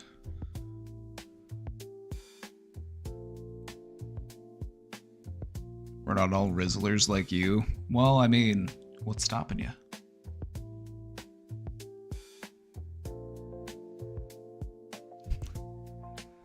You've all got the Riz. No amount of advice will help me until I love myself first. Alright, then go ask ChatGPT, what are some tips that I could do to practice self-love? What are some things I could do to love myself more?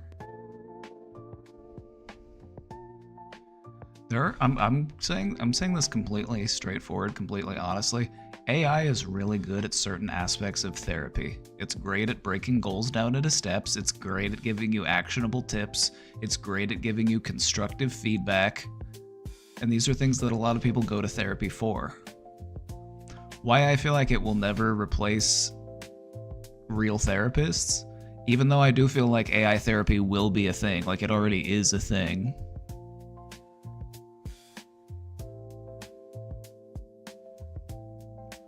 People crave that human connection. And until we get to a point where like an AI is able to like mimic a human and like have its body language and like it's just never gonna be a complete replacement. But for a lot of things that people want to work through, I feel like AI is good enough. It actually is really good at a lot of those things. It can give like if you or I are working on a problem, like I only have a human brain. I might not be able to give you like enough options between like maybe we could come up with it, but like an AI could do it faster. Like I have fallibilities. I run on Monkey OS. I asked to leave early. She said go ahead and go. Hell yeah. That's a W. See, we knew you could do it.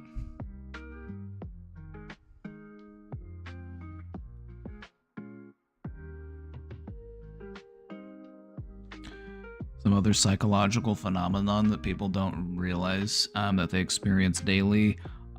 There's all sorts of like sensory distortions and like optical illusion type stuff and just other like aspects of our psyche that people just aren't fully aware of. Is our Amazon delivery here? Is that why you're barking?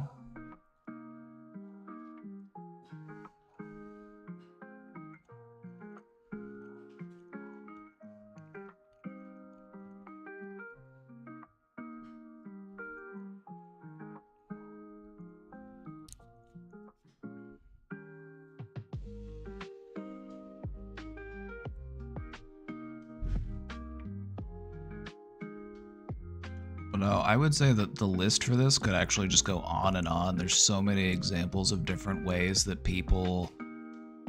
Because a lot of people just aren't aware of how their brain operates. They're just not familiar with the mechanisms or the ways that they interact with one another or just the general process behind thinking and emoting and all of those things. They just kind of are on autopilot. Like, have you ever met somebody who was just... Have you ever met somebody who's just like an NPC mode? I feel like this is a mode that we all go into from time to time. We go into NPC mode. But have you ever just like had a conversation with somebody and they were in NPC mode and it's just like you could tell their dialogue tree was just running out of options. You talked through all of their dialogue and it's just like, all right, see you later. You ever had that happen?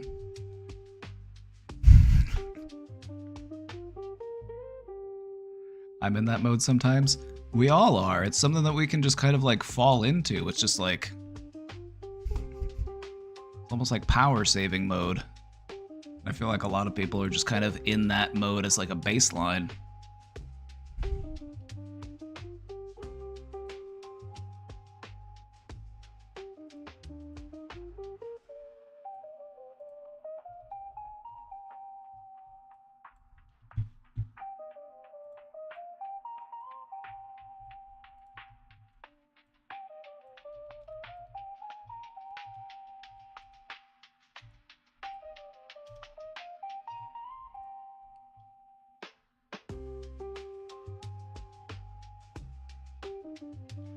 Outside of those, there are a lot of different cognitive biases that people fall into on the regular.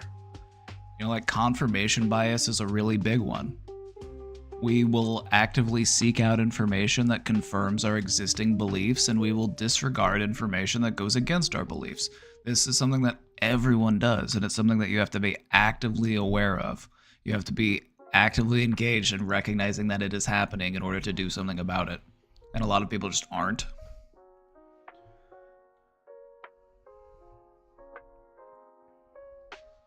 Also, things like the spotlight effect. You know, like if you make a tiny mistake, you feel like everyone noticed that thing happening. You know, you get something on your shirt, you know, wear mismatching socks. You know, and you think like, oh, everyone's gonna notice this. But most people don't. Like, most people are just too wrapped up in their own stuff.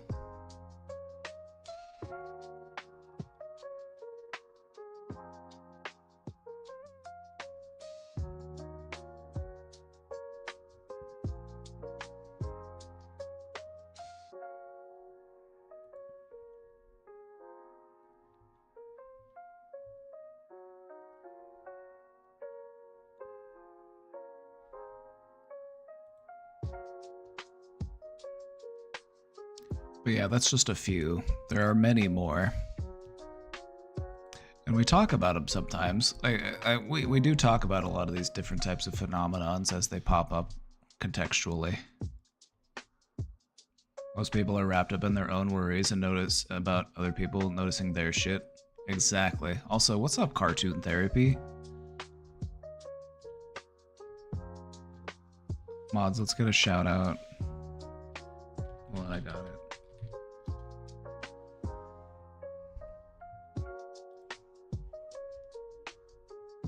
Come in.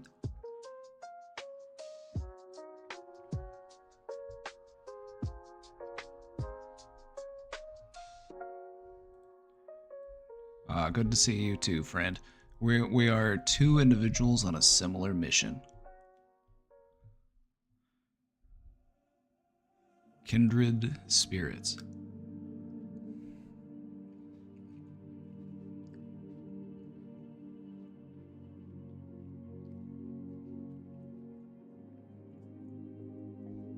I'm just waiting for the inevitable when all of my mistakes are being used against me, probably all at once. Okay, my question for you is, who's keeping your blackmail folder?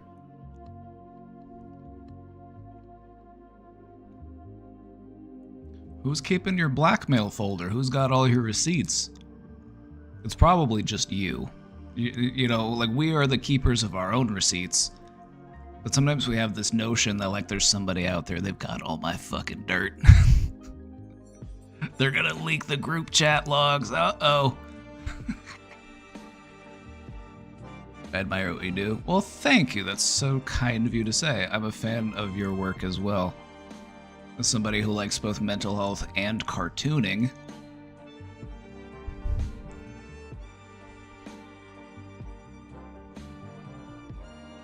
Selfishly need the collab someday. Let's make it work. Let's make it happen.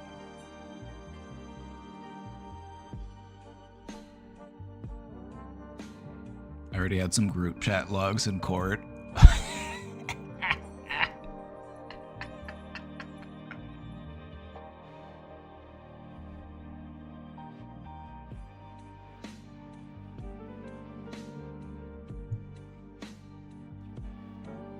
I don't know, this is a really interesting question.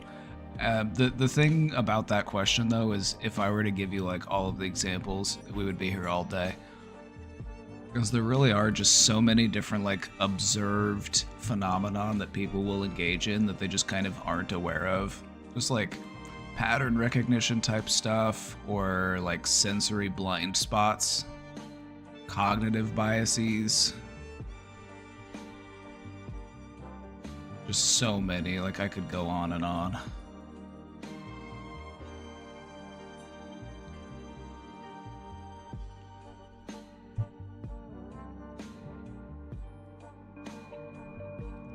If you could design a perfect political system based purely on psychology, what's one key principle it would include?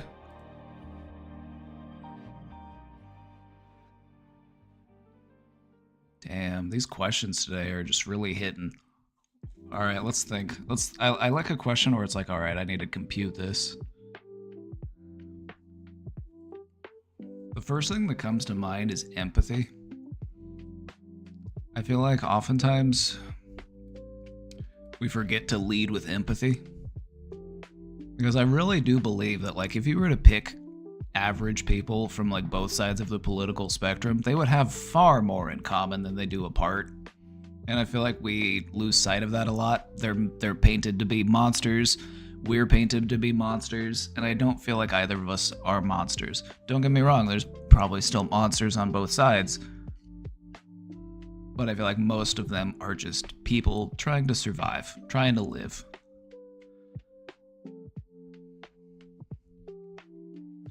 I feel like another important thing to include is the importance of solidarity, the importance of collectivism. Like, we need to look at what's good for humanity, not just what's good for me. Because in reality, like, human life on this planet is very vulnerable.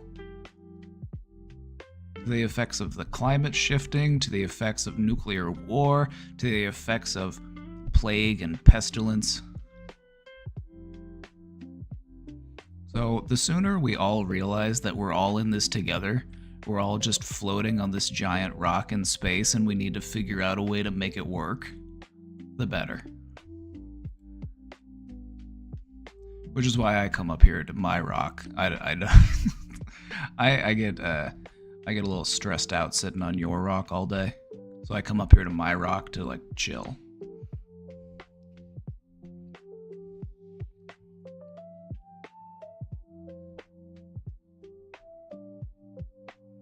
Also, I would love to see people actually talk about cognitive biases in a political sense. I would love that to be a thing. Because politics will take advantage of your cognitive biases so regularly. But if people were actually more educated on that and they actually understood what politicians were doing to them and why it works, that would be so helpful. At least Elon is happy, right, guys? Oh no, the thing about Elon is that he's miserable. As happy as he likes to act, he's miserable. Because that's what capitalists are. They are miserable people. That's why they feel like I need to own more things. I need to buy more shit. I need to consume, because they're miserable. They're never satisfied.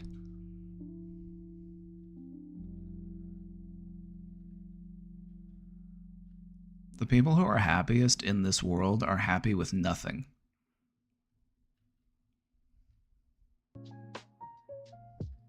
The guy is fronting his ass off and it's not even working. USA! USA! USA! Ha!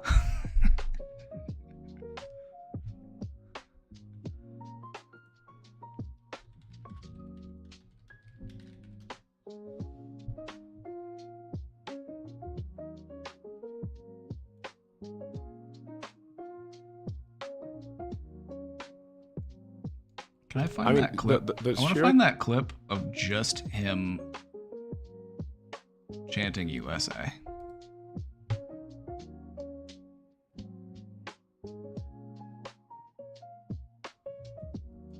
We're going to get the government off your back and out of your pocketbook.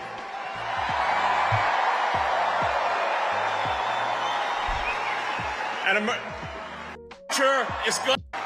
Now, you guys are awesome.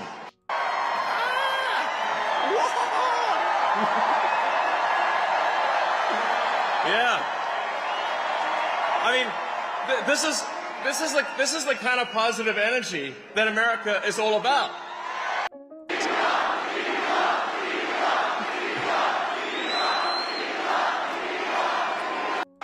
Now, where's the chant? I miss it.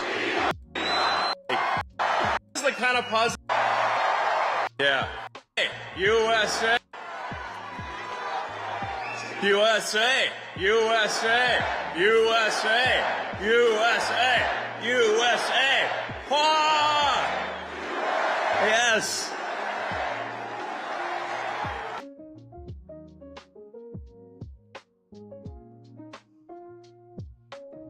We've reached maximum over cringe.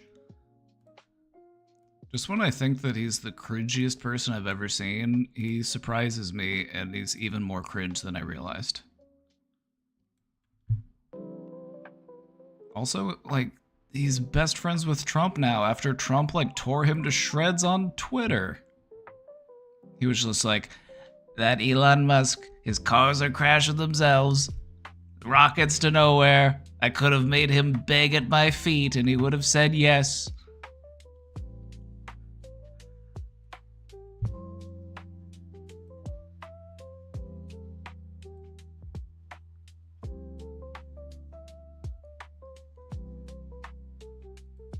Can you say something to calm down someone on an existential crisis? Socialism will win.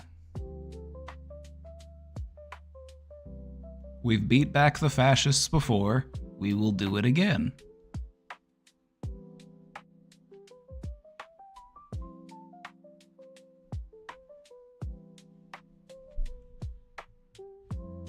So it's time to get fired up.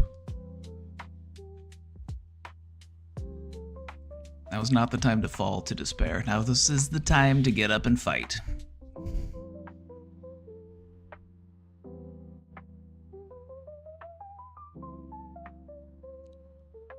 What if Elon Musk offers Trump a free space trip? You know, like, in my ideal timeline, it's like, oh wait, I probably shouldn't say what my ideal timeline would be because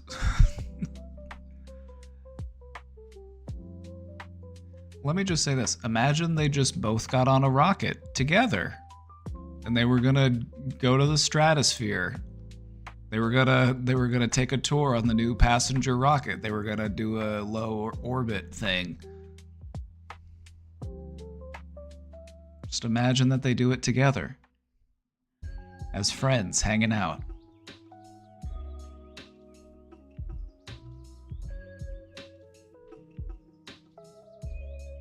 I will not be elaborating on how it would play out.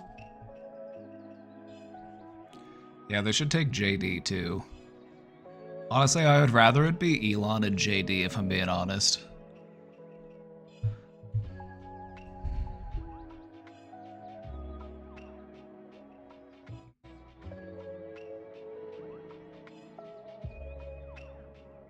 Who would top/bottom?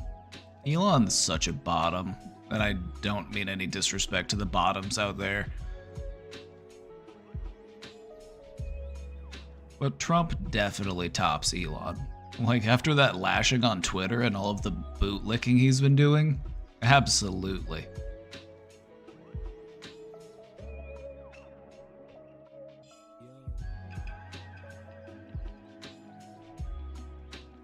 How do I set healthy boundaries with my cat? By respecting their boundaries. The thing about cats is cats are very good at teaching consent. The second you take it too far with a cat, they will slap you.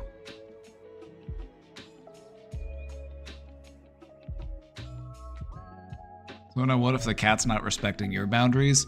Well, sometimes you gotta pick the cat up and say, okay, go over here now. Like, get away from my food. Speak cat to them. Cats reinforce their boundaries in a certain way. Reinforce your boundaries in a similar way. Speak the cat language.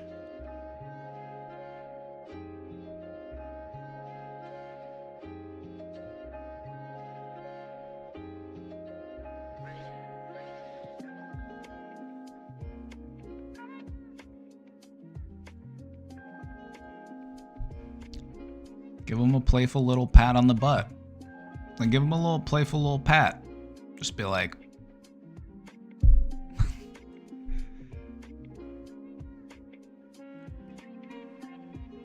you don't actually have to swat the cat. Just like, give him a little, just a gentle little tap. They'll get the message. You're speaking cat language to them.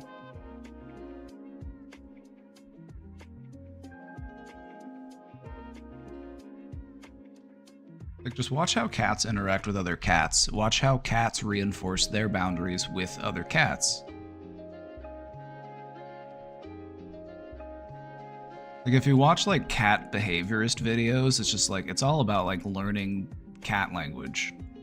Like, how do cats communicate their boundaries? You communicate your boundaries in a way that the cat understands as a boundary reinforcement.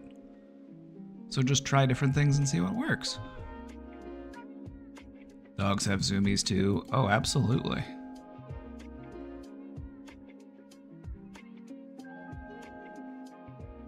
Oh, absolutely.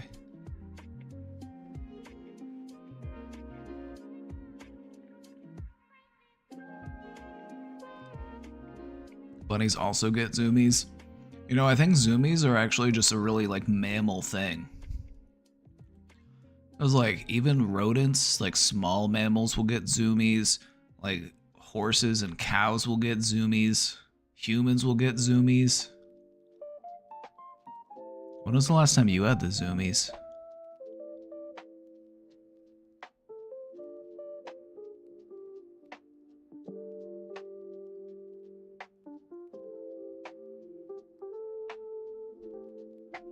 I love my new cat, but unfortunately he doesn't get along with our cat we've had for years. We had to work around keeping them separated.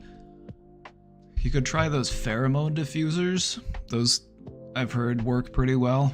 You can get like cat pheromones and you just like plug it into the wall. It's like one of those little like outlet things.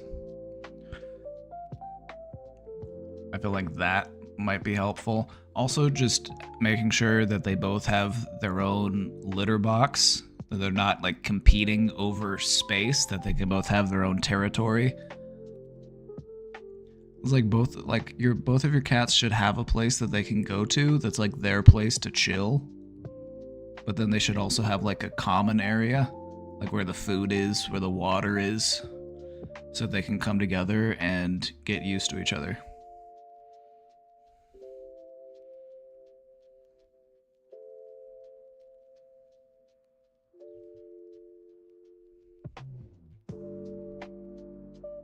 What are zoomies?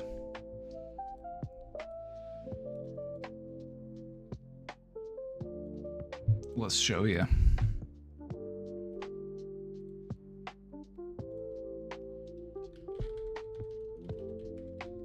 Oh my god, I can't type.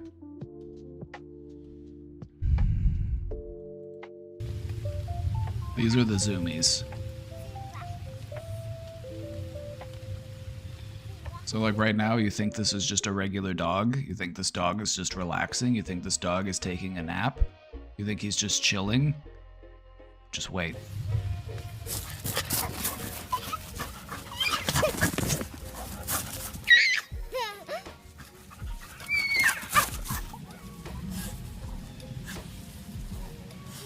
Zoomies.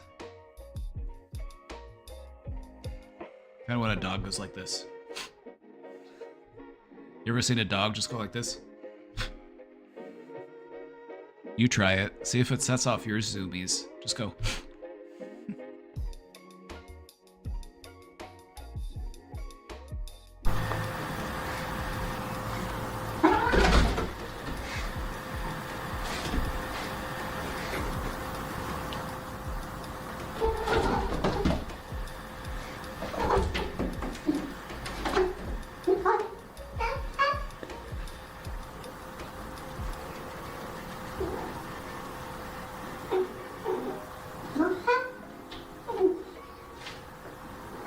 There's no more zooming for the entire rest of that video. This video is way too long.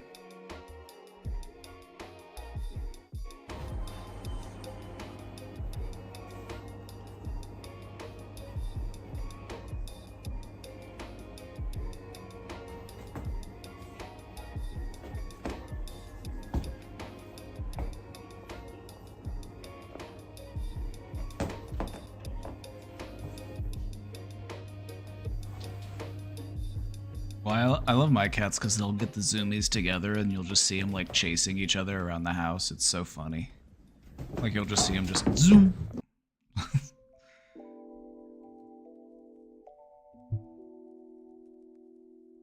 A rhino got the zoomies?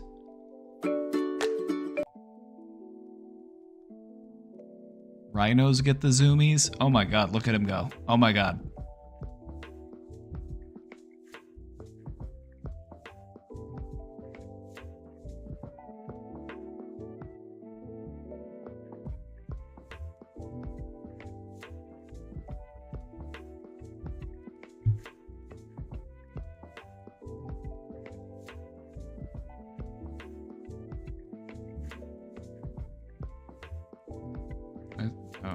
All right, Dr. Lisa, tell us why dogs get the zoomies.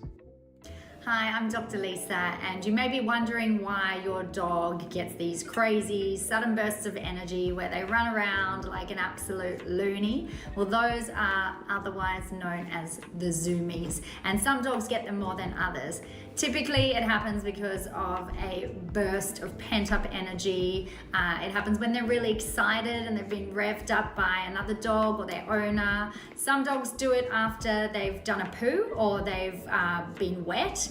And most importantly, it's an expression of their joy. It's like catharsis. It's like dog catharsis. Done a poo. After you've done a poo, you gotta zoom. They're happy and they're excited and they just want to run around and play silly. The most important thing is that you keep them in a safe space when they're doing that. So don't let them have zoomies near the road, and just watch and enjoy and have fun with them. Zoom responsibly.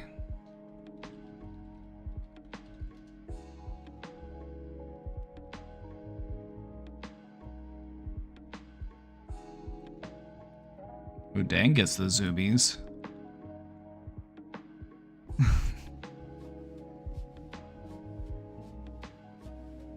Show me the zoom.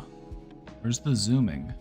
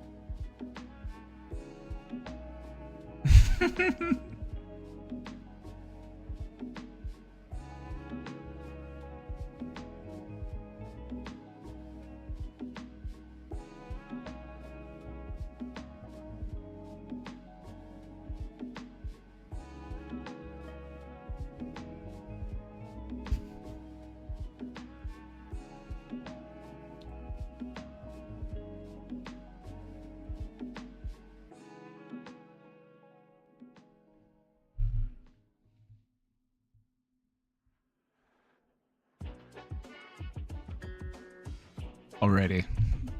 Are we ready? Are we ready to convert our frustrations into action? Are we ready?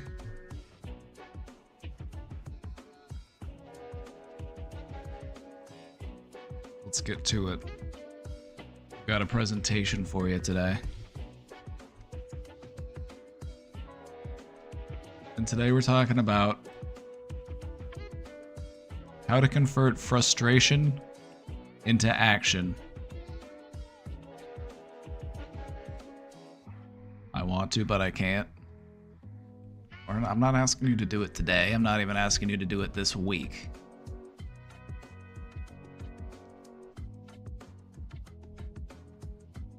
But soon.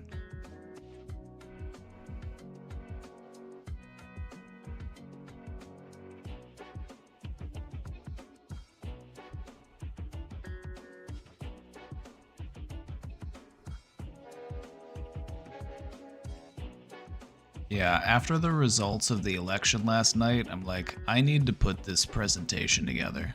I need to get this together. So I was up late last night. I put this together at 2 in the morning.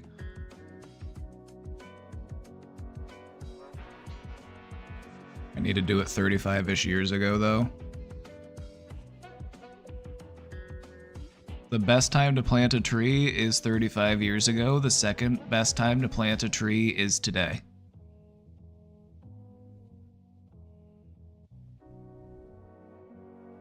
So in 5 years, is it going to be I regret not doing it 40 years ago? Or in 5 years, is it going to be I'm glad I got started 5 years ago?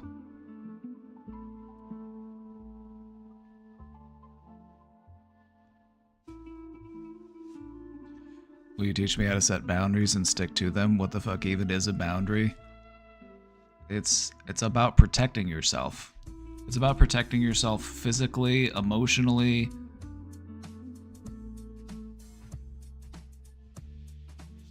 About not letting people take advantage of you or mistreat you or walk over you.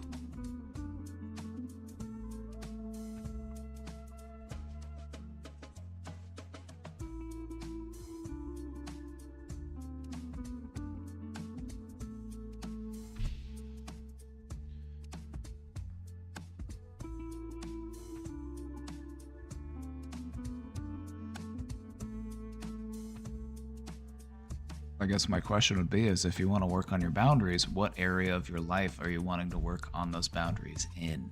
That would be my question. All right. I know we're feeling a little shitty today. I'm with you on that. But we don't need to fall into despair. In fact, that's what they want us to do. And so what we want to do is we want to channel these feelings of frustration into action.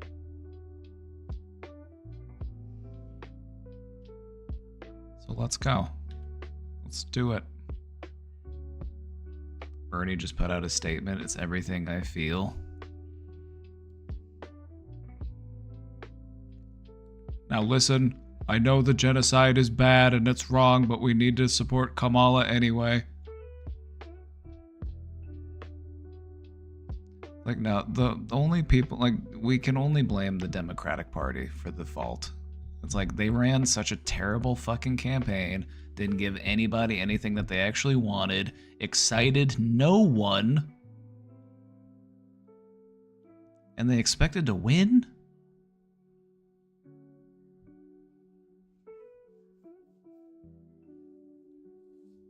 Opposite of that, he's blaming the Dems. Good. I was just repeating what I heard him say the other day before the vote.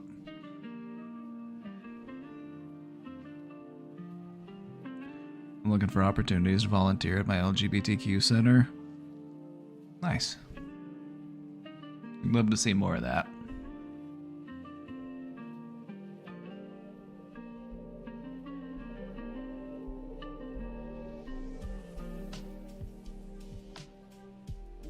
Alright, first off, let's start off with understanding and validating what we're feeling right now. Some common feelings that we may be experiencing include anger, disappointment, helplessness. These are all normal reactions in this polarized political climate.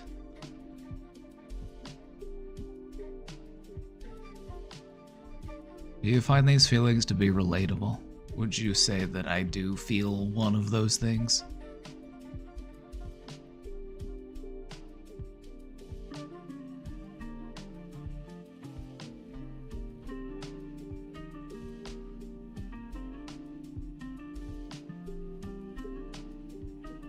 You say the Democratic Party abandoned the working class and now the working class is not voting for them? Oh, absolutely. Absolutely. Is it bad to say I don't? How do you feel?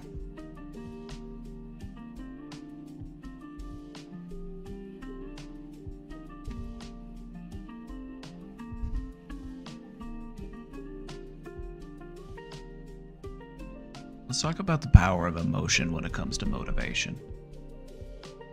Frustration can be a powerful catalyst for change, especially when we direct it into action. And if we want anything to happen, that's what we're going to have to do. We can't sit around and wait for somebody else to do it for us. We have to be a part of the solution, otherwise we're a part of the problem. So falling to hopelessness, falling to despair, If you need to feel sad, feel sad. Give yourself a day, give yourself a week. No more than that. We need you right now. We need you right now. We need all of us right now. So we need to be at our best for what's to come.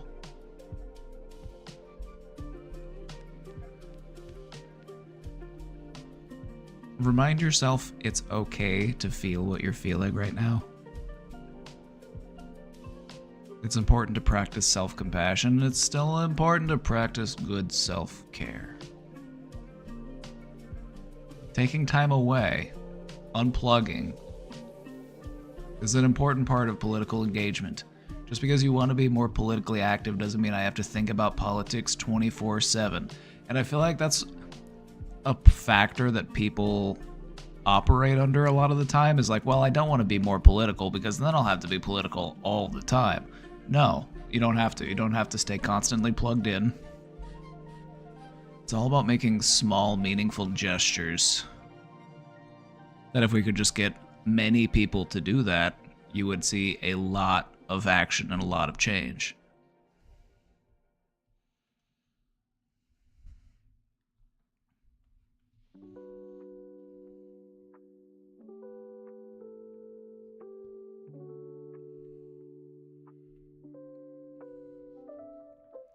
Take a moment to reflect on your values and on your priorities.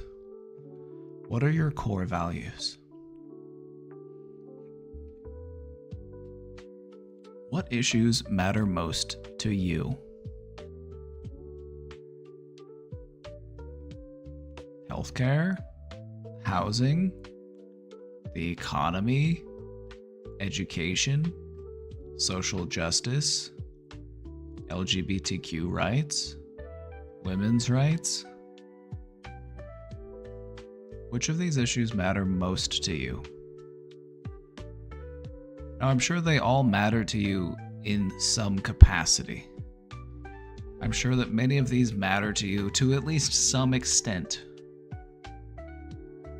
But for the sake of your ability to contribute to social change, let's focus on the ones that you view as a priority. That is to say, if you were to actually join an organization or a volunteer group, or you were to become more politically active, finding a group that actually has a unified front and a unified objective gets more done than if it's just based on vibes and if we're just all in it. You know what I mean? Like, if you want to deal with a problem in society, rally behind that thing.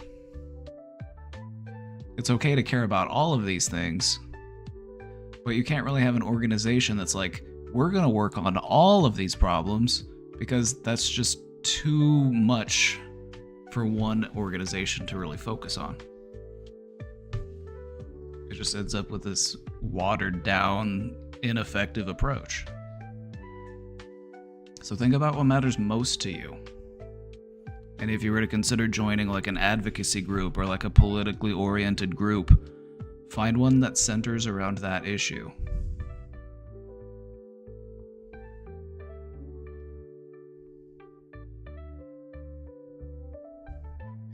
Let's do some reframing. We're going to reframe setbacks as opportunities.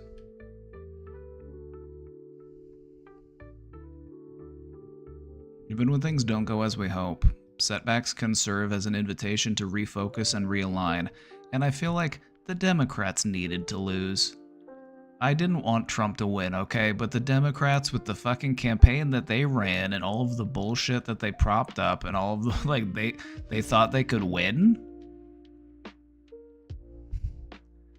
At this point, it feels like they just like to lose.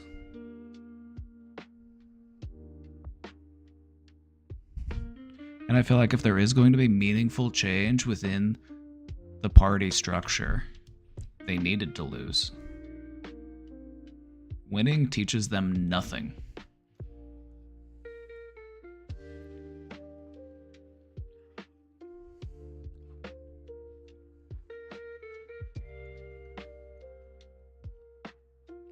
This is a great opportunity to refocus and realign, because we needed to.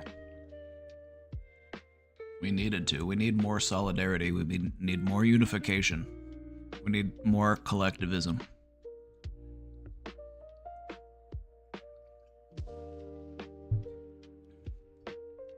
Both parties are heartless and greedy, just the Republicans weren't sneaky about it.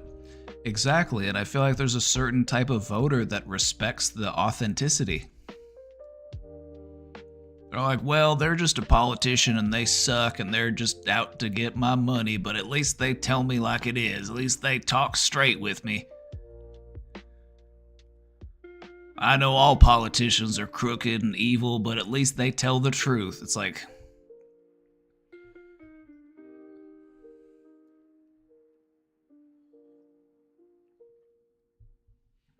What's up, bro?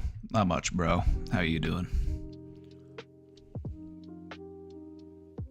They don't change when they lose, though. Well, they're gonna have to. I just don't see these, like, centrist Democrats winning any election in the foreseeable future. Not after this. Not after Trump got elected again. Not after this fucking blowout of a defeat. This is an embarrassment. And if the Democratic Party doesn't pivot, they are toast.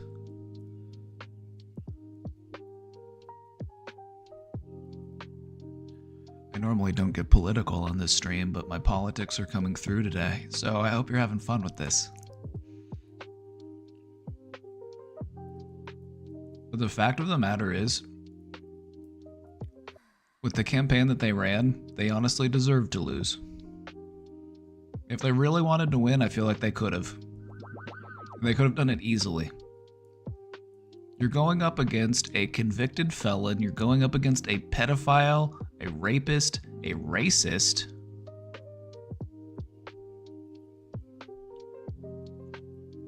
All you had to do was just call him out on his bullshit, on his lies. But you had none of that. You had none of that whatsoever. They just allowed him to stand there and be a caricature, and they didn't do anything to actually, like, call him out on it.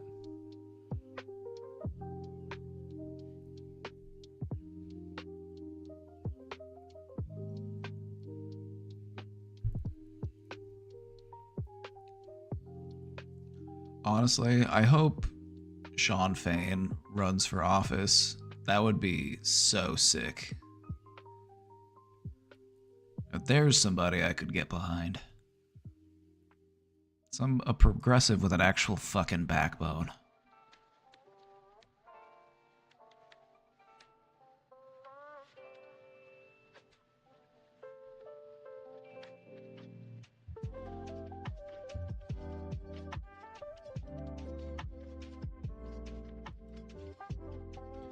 The thing about, like, Republicans and Democrats is it's like, okay, Republicans are Coca-Cola.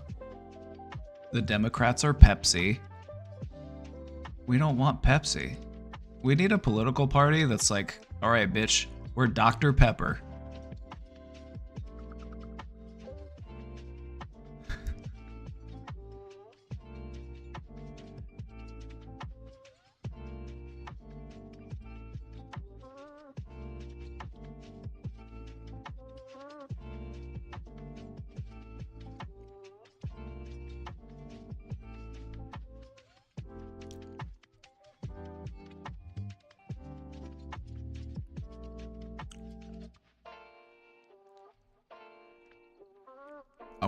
I want us to think about resilience for a moment. Can you think of a moment from your life in which you were resilient?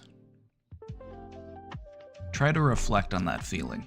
That's what I want you to feel right now, is I want you to think about a moment where you were facing the odds, a moment when you might have had your back up to the wall, when you stood your ground, you stood up for yourself, or you made it through a hard time, or you persevered through stress.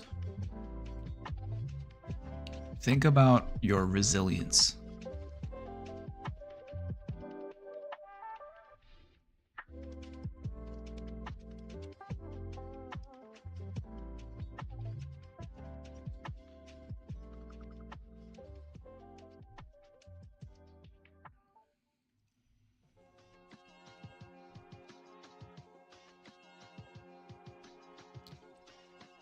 I'm going through the hardest time of my life right now.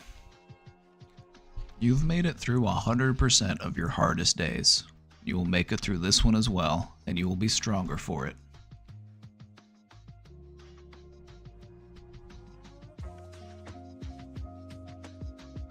Chat, can you think of a time in your life where you were resilient?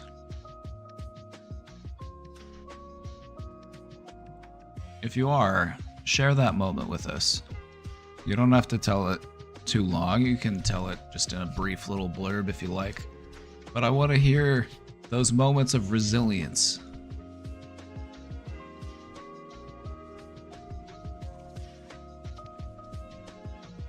Because I want you to reflect on that feeling. Katsuki, thank you for the 100 bits.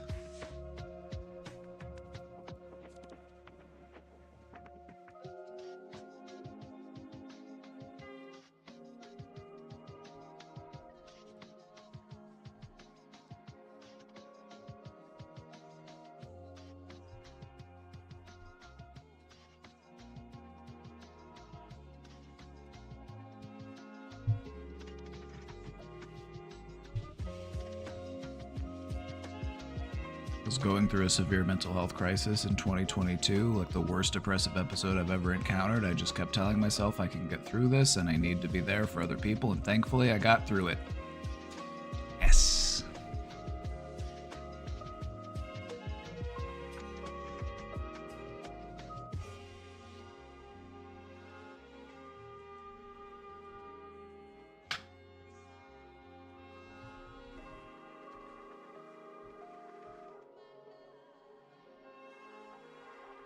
Oh, we got Robbie P emotes in the chat. We love the Robbie P emotes.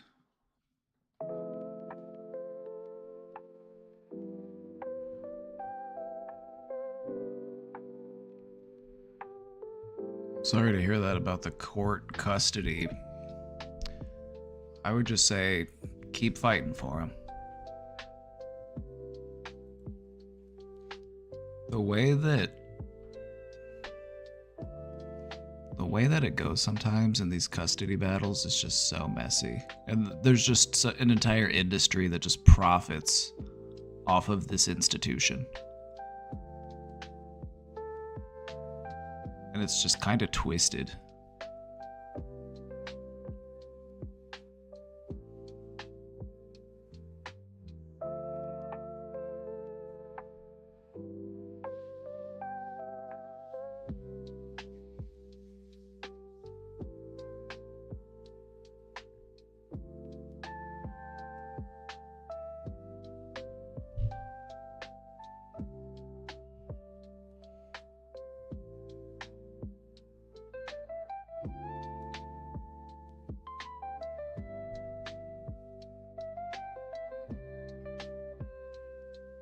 $70K in 6 years on lawyer fees alone.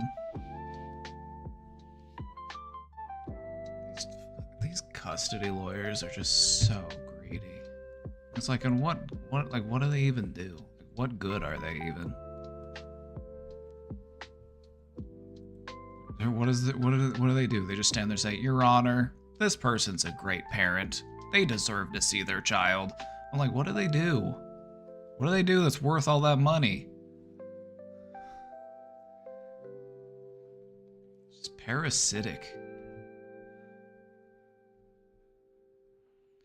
I think they should dismantle that institution where it's like you have to pay for a lawyer to argue your parental rights. I think they actually need like family marriage counselors and professionals to represent the family and to actually come up with a plan that's actually based on science, it's based on evidence-based practices, it's based on reality instead of just who can afford the most lawyers.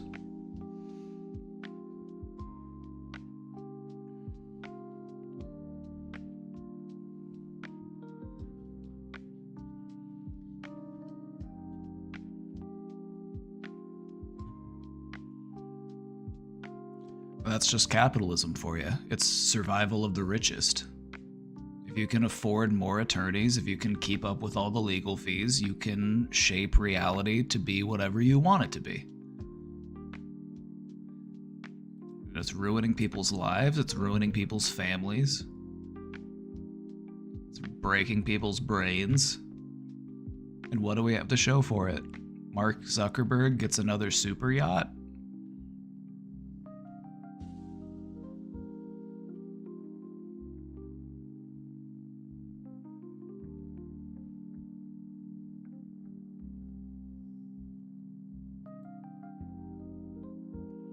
The mediator was my mom. The mediator shouldn't be anybody who has any emotional stake in the case whatsoever.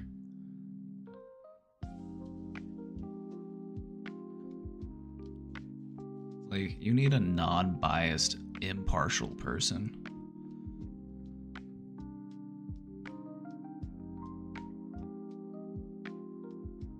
Also, you hate to see a parent choosing their spouse over their child. You hate to see it.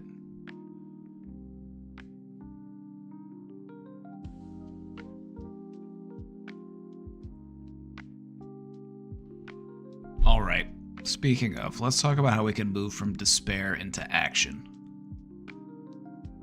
It's important to remember the significance of small actions. There's power in these small actions. If we engage in consistent, small actions, these can have a significant impact over time. And so it's not like, if you don't feel like you're up for going out and protesting on the street, you don't feel like you can go out and hand out letters or leaflets or volunteer many hours a week to go help a cause, that's fine. There are other people who will. Help in the way that you can, whatever that looks like. But the key is to just be consistent.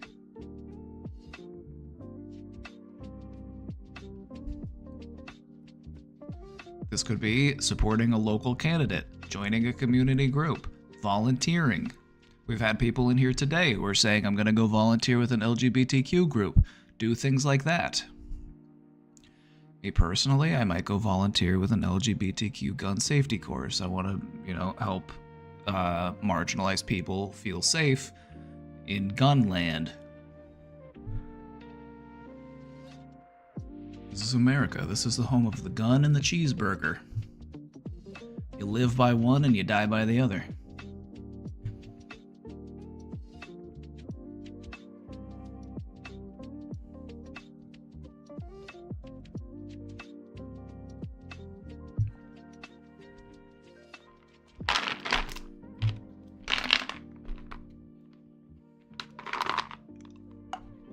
Just popping back antacids today. We're all riled up.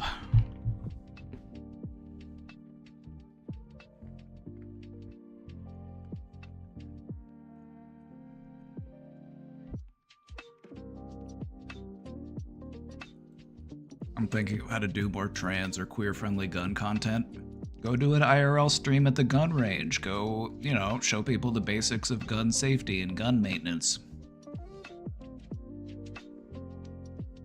Like, here's how you clean your gun. Here's how you dismantle your gun. Here's how you load your gun. Here's how you make sure that it's safe. Here's how you know that it's unsafe. Teaching people all of those important fundamentals.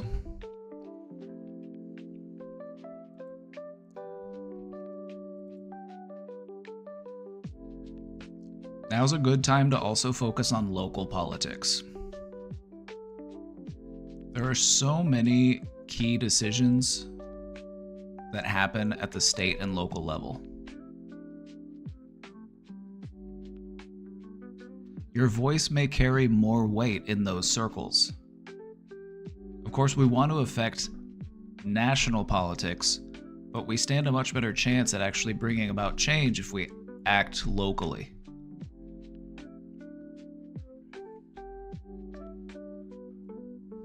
So, learn who your representatives are, learn who your state representatives are. Start engaging with local politics. If you want to be more politically active, focus on that first. It's a great way to start familiarizing yourself with the process.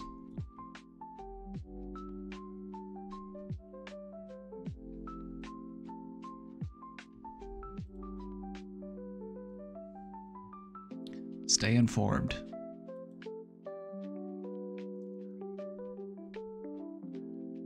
Stay informed about what's going on.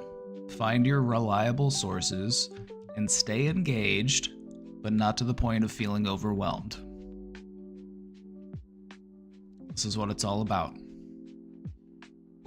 I want you to walk away from this stream today saying, you know, I feel more motivated. I feel a little bit better.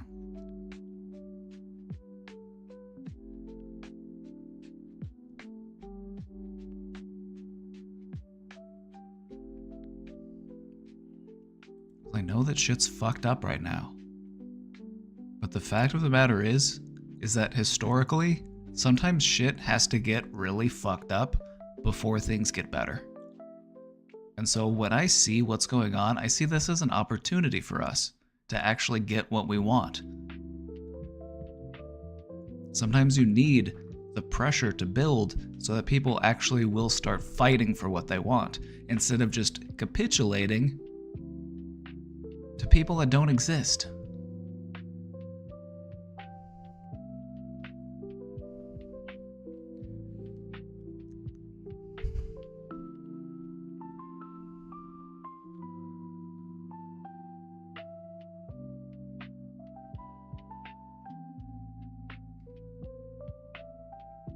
If you have a DSA or a PSL in your area, that's a great place to start. Absolutely. Finally home and in my comfy clothes. Let's fucking go. W. Anatuva with the 6 months at tier 1. Let's fucking go. Let's fucking go. Welcome in. Welcome in. Always good to see you. Also, that's 12 months. You have unlocked the brain bow. You've unlocked the brain bow. Do you feel enlightened?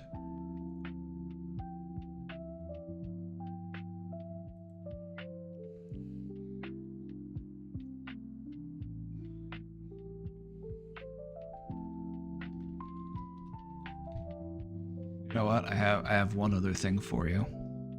I have one other thing for you, Tadu.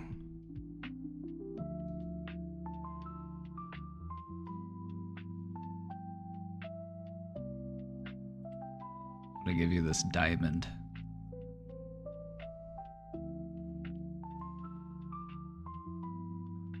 You've earned it.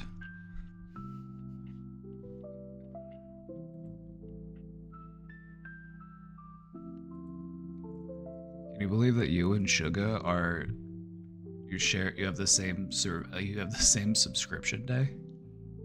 You're twins.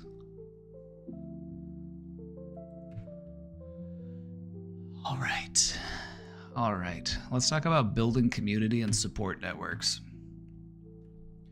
I'd like to take a moment to really reiterate the importance of collective action.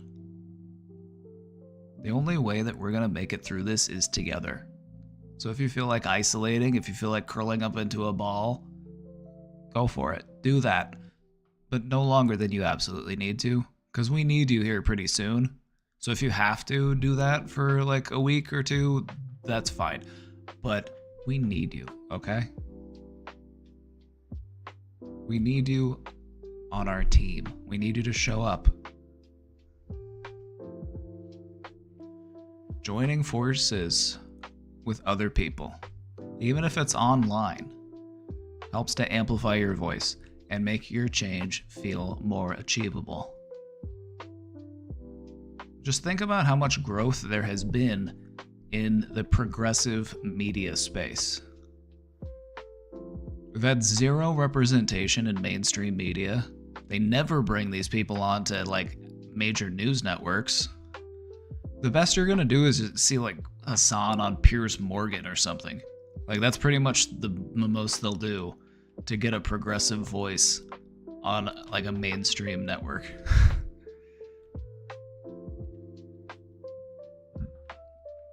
But that hasn't shut us up yet, and they're not gonna be able to shut us up.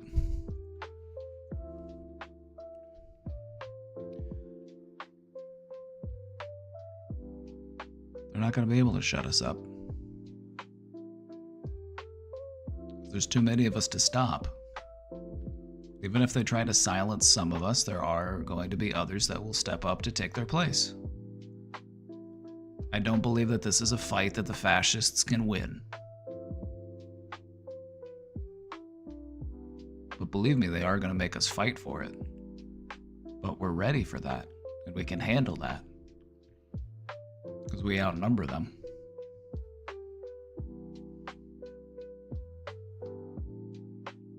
You can't even say free Palestine in my country. Why? Why is that a rule?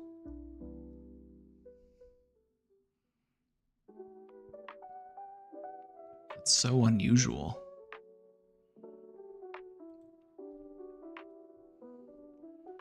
Is that in Germany?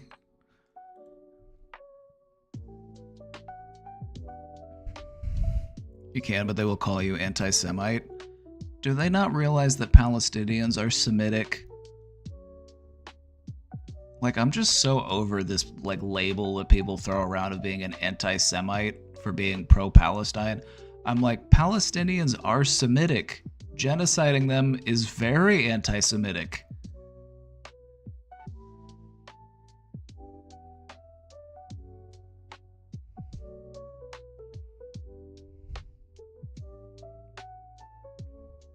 Germany. Okay, so yeah, the thing about Germany is they still have, like, this deep sense of shame over World War II.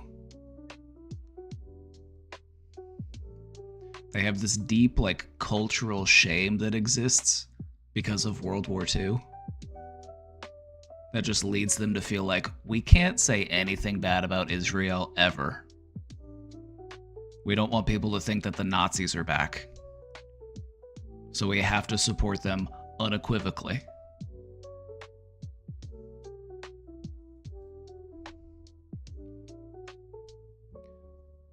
It's just kind of ironic that they support an ongoing genocide because of guilt from the last genocide that they were a part of. That's kind of ironic, don't you think?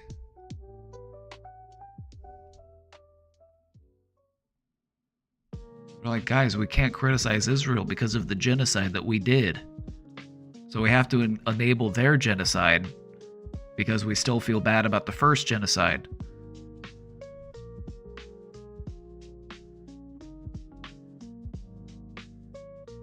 Like, do they not, like, sit down and think about this? Or, like... But no, we are German. It is best that we just simply do not speak of such things.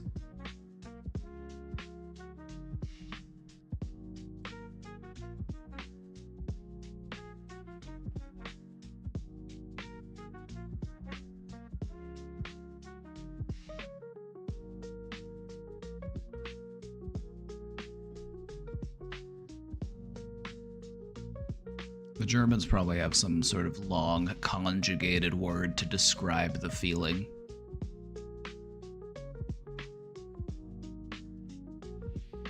It's like, ah yes, Gestufel war Hafenstein.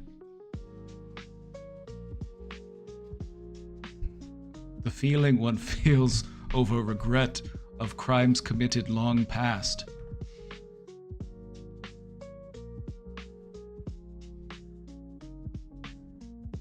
Wiedergemacht. See, I told you that. I knew it would exist. I know the Germans. I know you well. Wiedergutmachung.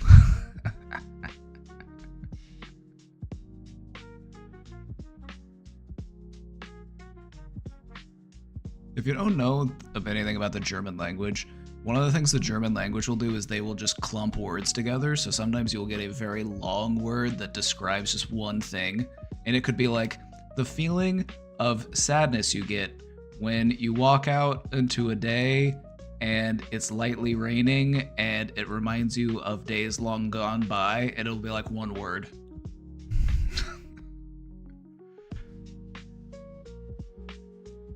I find it very fascinating. Like, ah yes, Farfungel Schnaffenheim. I'm just making noises. And it's actually all those words conjoined. Yeah, that's how they do it too. They just make it one long word and it's just a bunch of other words conjoined. It's part of why the language is confusing to learn.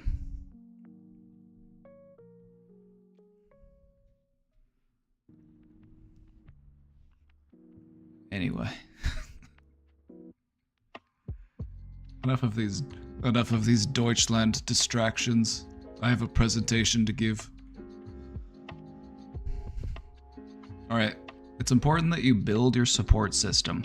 If you feel like your support system is lacking, now's a great time to find support. Because we need to lean on those people. For your friends, your family, and groups that have shared values. For both emotional support and collaboration.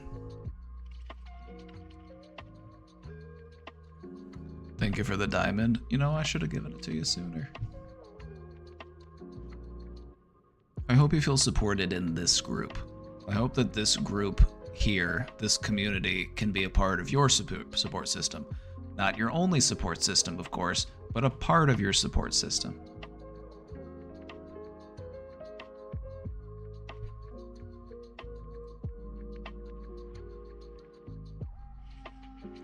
I would recommend using online searches to find opportunities that align with your passions and interests. Whether it be civic groups or organizations located in your area, search out and find those people because they are out there. I mean, maybe if you live on Country Road 5 in the middle of like bumfuck Indiana, then yeah, it's like you might not have a local chapter that you could meet up with. Then you might want to focus on doing it online. But for most people, if you aren't like in a very rural area, you will probably have groups that already exist in your area that align with your passions and interests. You just gotta go out there and find them. It'll help you feel not so alone in this struggle or like your beliefs are only yours.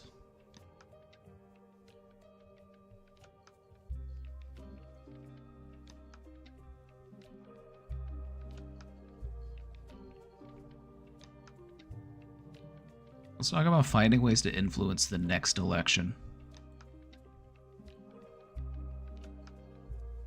It's important to maintain advocacy between election cycles.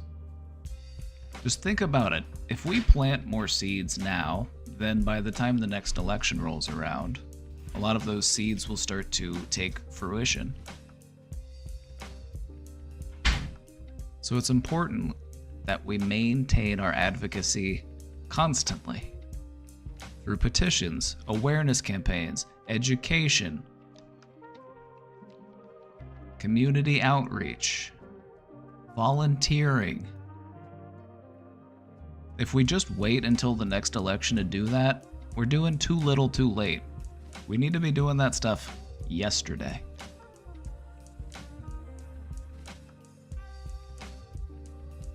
Motivate other people to get out there, get involved. Use your voice. Vote.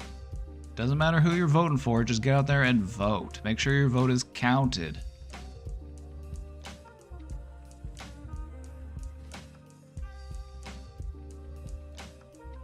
And share this with other people. You know, motivate other people to get out there and do that as well. Stay informed, stay engaged. Whether it be campaigning or attending town halls, there are ways to make a difference right in your community.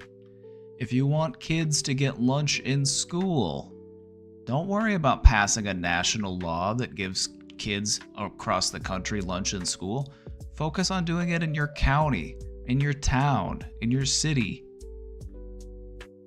Focus on bringing those changes to your community.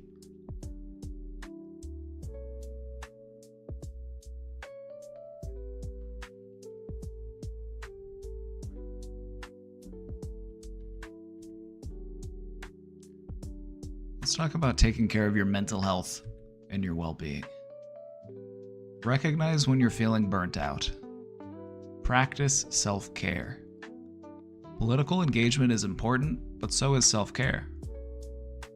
Set boundaries with the news and find positive outlets for your time and for your energy. If you're just wrapped up in politics 24/7, it's going to make you feel a bit cynical It's going to make you feel a little burnt out. You need these outlets.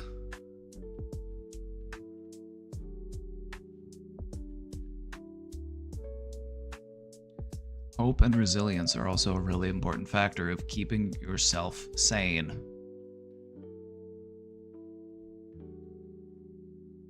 Look for those inspiring stories of change, and remember that progress often takes time. But also remember that sometimes progress can happen very quickly.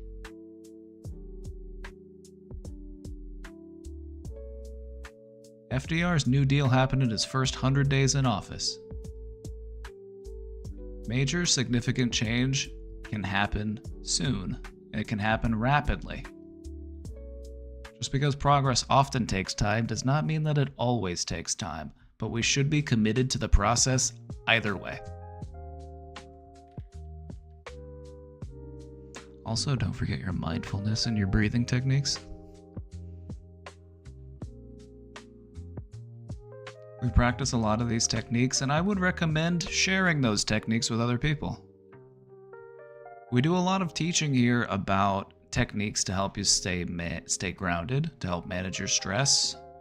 Teach those techniques to other people. Pass it along.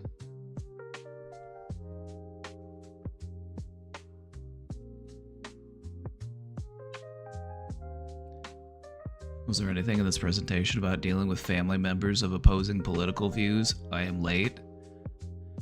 Not in this presentation, but we did talk about it earlier.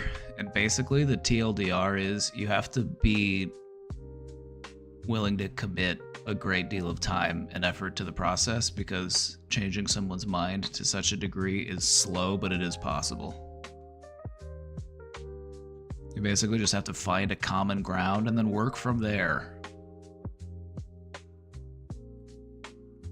Because in reality, most people do support progressive ideologies. Most people do support progressive beliefs.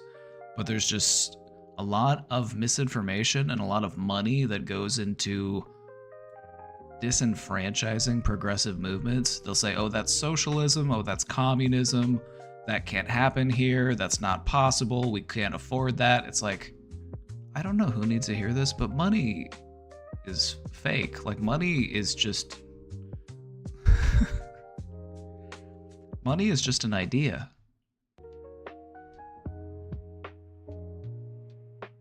Like, the only thing that gives money any influence is the fact that we believe in it. We believe that it has influence. We believe that it can actually do something. We can afford whatever the fuck we want to afford. We're the richest country in the world. Are you telling me we can't afford to take care of our people? How rich do we have to be before we can afford to take care of all of our people? How wealthy does this country have to be?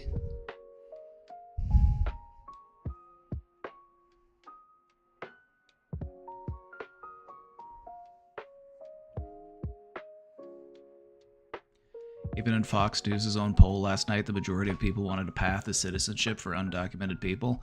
Yeah, because guess what? Unless you are a Native American, you are a descendant of an immigrant.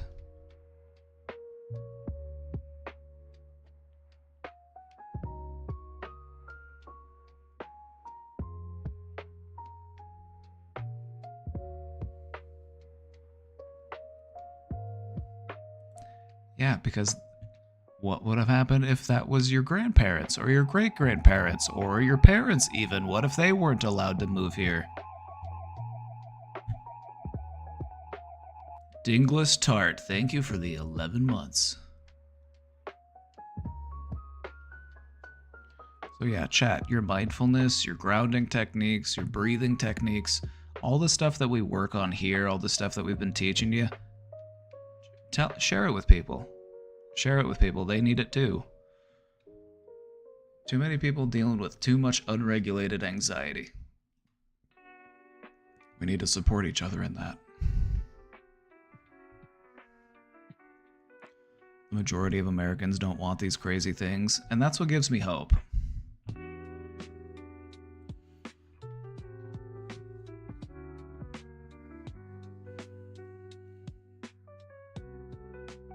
Reflect on what's possible. Meaningful change almost always comes from periods of frustration. And right now we're in the frustration phase, which has all of the potential for meaningful change. Think about it. It is possible. It's within our grasp. Historically, things often have to get really bad before they get better. It's just part of the human cycle. You see it all throughout history. Things rarely just progress on a direct line upwards of things constantly getting better. It's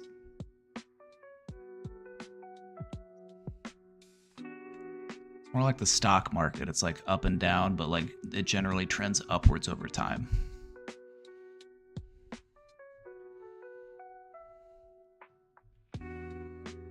Persistence is everything. Don't give up. Don't fall to despair. Don't give up hope. That's what they want you to do. Don't give them what they want. That is what they want you to do. Do not give them what they want. Keep fighting. Stay resilient. Stay persistent. Take one action today. Tote. Whether it's a phone call, a donation, a conversation, take one positive step that connects you with your values. What could that look like for you? What is something that you would be comfortable doing today? Excuse me, sir, are you wearing sunglasses inside? Motherfucker, I'm in space. Do you know what the UV rays are like in space? If I wasn't wearing protective eye lenses, all of this unfiltered solar radiation would fry my corneas. Are you trying to make me blind?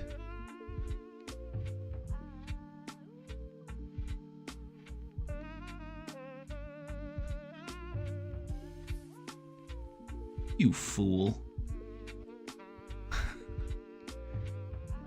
Anyway, that's the presentation. That's the presentation. I hope you're feeling a little bit more fired up.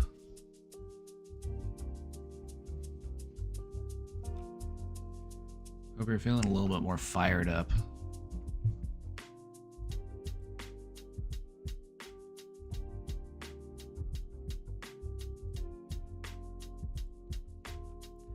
Thank you. Thank you for coming to my presentation. Thank you. Thank you. Hopefully you feel a little bit more energized. Hopefully you feel a little bit less in despair. I feel optimistic. All right? I feel hopeful. I operate under the perspective that things had to get worse before they got better. Because the trend has been give people the bare minimum. They'll deal with it. They'll handle it. We needed something to happen that really actually lit the fire under us. And I feel like that's what's going on right now. And just look for it. Just look for it out in the world, in all of the activism that's going to spring from this.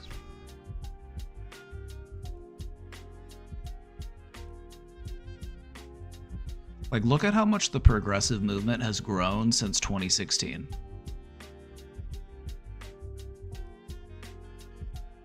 The progressive movement in the United States is bigger than it has been in any of my living memory.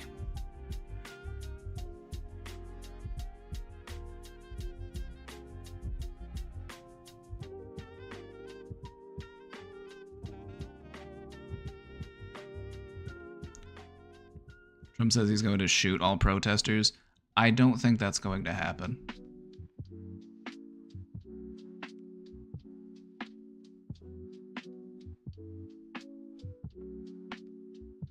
I don't think that's going to happen.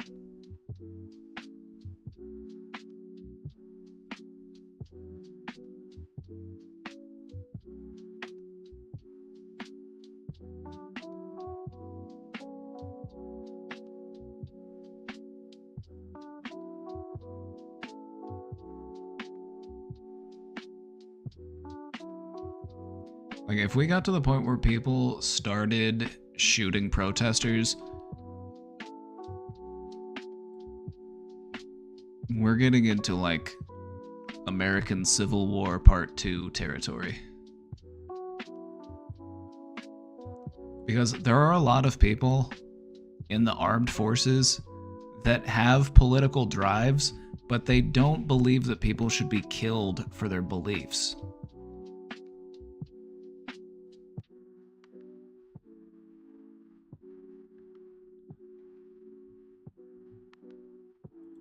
Like, a lot of the top generals and a lot of the top military figures couldn't stand Donald Trump. You think they're just gonna start murdering people because it's what he wants? No way. This demented old fool? You think that people are just gonna be like, well, time to start killing people?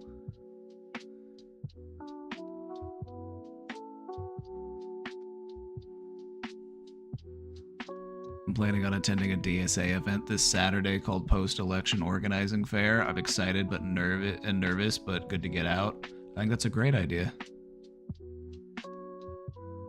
I think that's a great idea.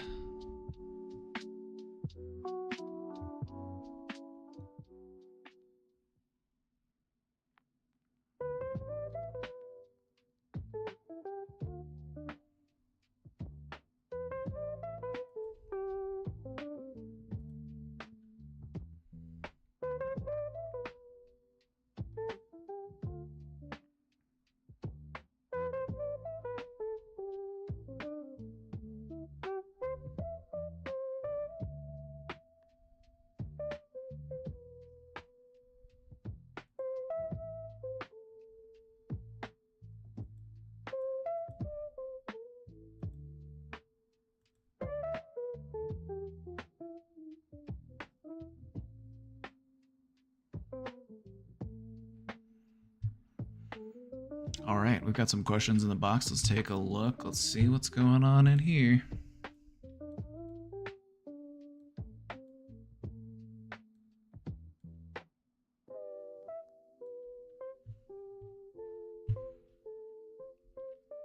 Chat, can I ask you an honest question? Do you feel a little bit better? I'm working really hard to make people feel just a little bit better today.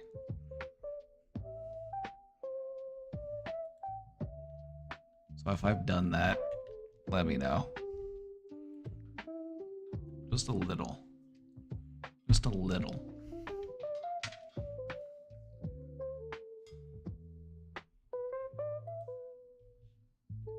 I mean, it should make you feel better that people like me are feeling amped the fuck up right now. That should make you feel good. Like, we're not just gonna sit around on our hands while fascists take over. It's not gonna happen.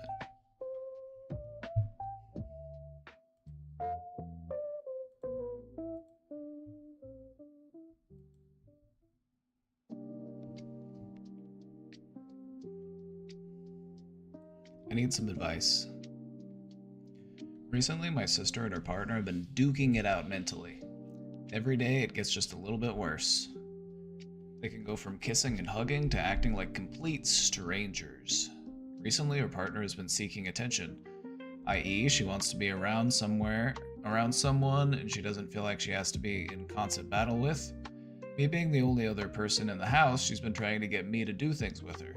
I'm all good and ready to do that. The problem for me is she only ever wants to work out at home, where it complicates things.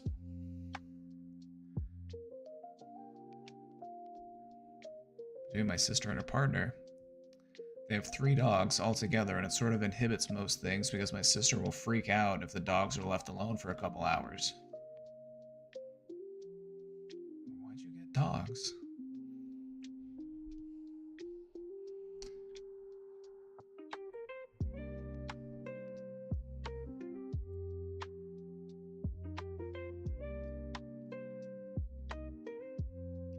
The partner is an outdoorsy types of person, so it seems like they've been trying to replicate that with the intense workouts like mountain climbers, jacks, Russian twists.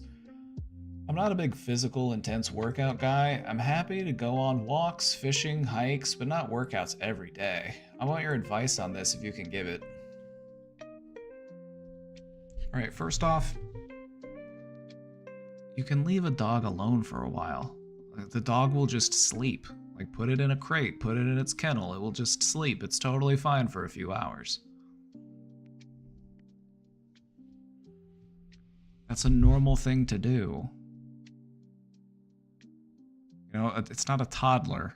You know, you don't have to keep it with you all the time. You don't have to constantly supervise it. You can leave it alone. So what I would say is, if this is something you want to do, just let them know. Just be like, hey, I've been wanting to go on a hike. I want to go on a trail. Or it could look like, hey, I'm going on a hike. I'm going on a trail. Do you want to come with me?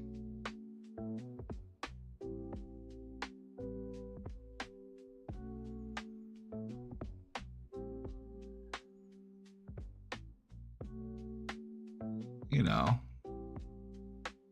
it's all right to mix it up.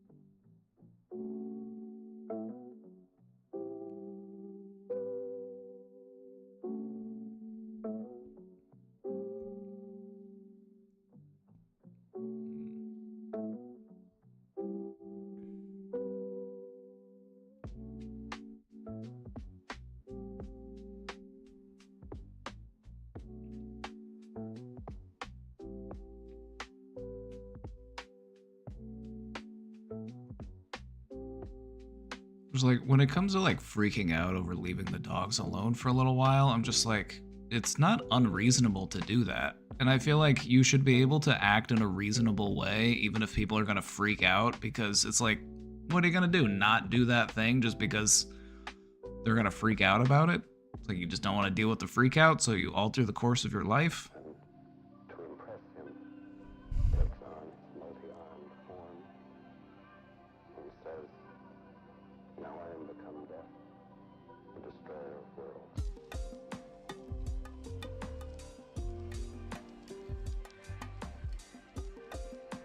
I would just offer alternatives and say, hey, I'd rather do this. Would that be okay? And if they say no, we'll be like, all right, well then I'm good. You know, just do it in a calm, courteous way. You don't have to, like, just communicate your interests, communicate your desires, and see if they're open to it. That's all you can do. And if they aren't, no big deal. All right, I'll see you later. A Russian twist. Yeah, what's a Russian twist?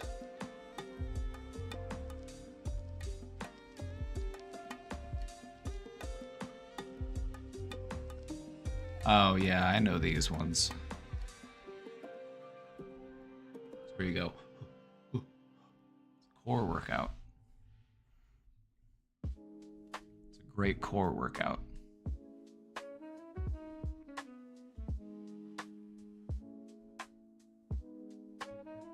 Why it is Russian is beyond me. I cannot say why this is called Russian twist.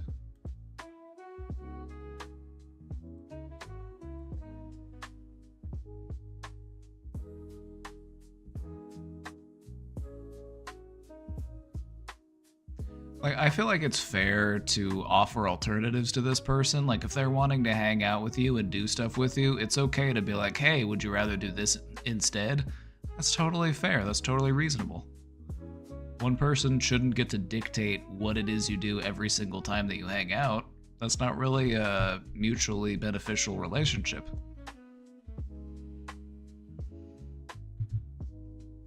You know what I mean?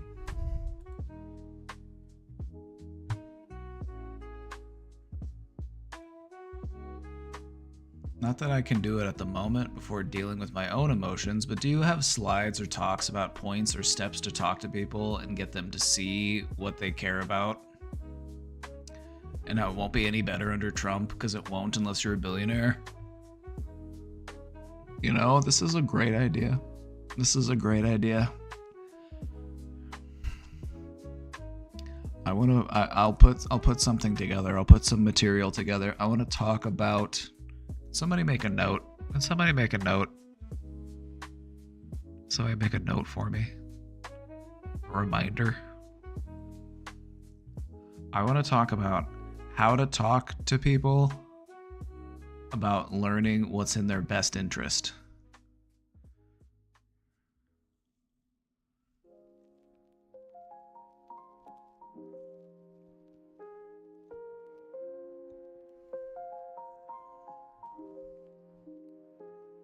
Got you. See, that's why I pay you the big bucks. Best I can do is this emote. Hey, every bit counts. Every bit counts. But yeah, I think that this is an important conversation to start having with people, is to get people to recognize what actually would help them. Because I feel like a lot of people just go based off of, you know, they look at their bank account or they look inside their wallet and they say, well, hey, there used to be more money in here earlier. There used to be more money in here 4 years ago. So I'm going to vote for the other person because my wallet's lighter. Like, that's literally the extent of their political thought processes. They couldn't find Palestine on a map. They couldn't tell you what a super PAC is. Like, they just aren't that politically aware. They just think of it in a very, like, straightforward, basic way. And I'm not saying it's because they're dumb or that they're stupid. They're just not that politically driven. And part of what exists in American society, and I would say it's beyond America, obviously, but especially here, is a certain sense of like apathy and helplessness that exists within the political system. Like, well, I'm just gonna be voting between a douche and a turd sandwich year after year, so, you know, I might as well vote with my wallet.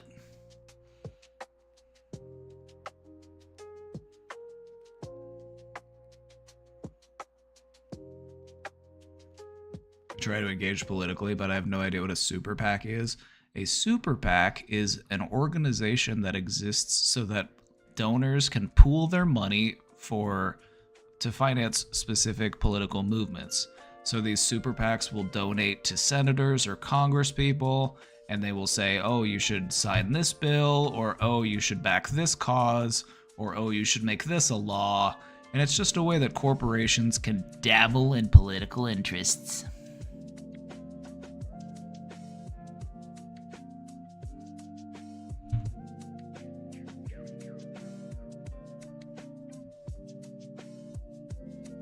It's legal bribery, basically. Oh yeah, absolutely. And I feel like it's like an important way to approach this subject would be to talk about stuff that makes sense to people. Just talk to them about, like, do you think that it's fair that politicians can buy and trade stocks? Do you think that it's okay that the people who write our laws can have a direct financial benefit from the laws that they write? I feel like most people would agree that they should not be able to do that. And if they do, it's like, okay, well, why am I trying? Like, you have to recognize when you're engaging with a person, like, okay, there's just, like, we're just not going to get through to this one. So you just have to, like, okay, maybe we'll try again later.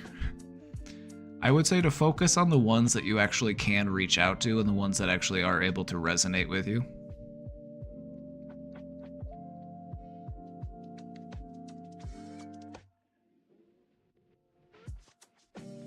For real, I have a MAGA friend who admits she doesn't have a lot of info on issues. Yeah, exactly, because a lot of the people who support the Republican Party are working class people who don't have enough time out of their day to dedicate to politics because they're busy working all day, and then they get home and they have to feed their kids and they have to, you know, do their laundry and do the dishes, and they are just trying to relax and unplug, and so they don't watch the news. They don't, like, they'd rather watch Netflix, which is fine.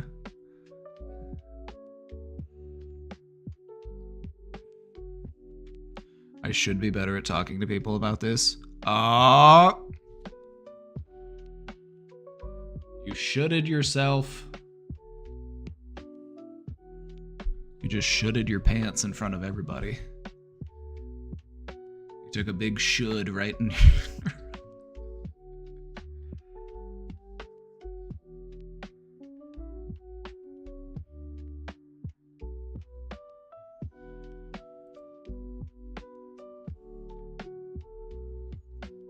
See, the thing is that we have more in common with most people than we would realize, and so I don't want you to fall to despair and feel like everyone who votes like opposite of me is evil, because a lot of them aren't. They just aren't that informed.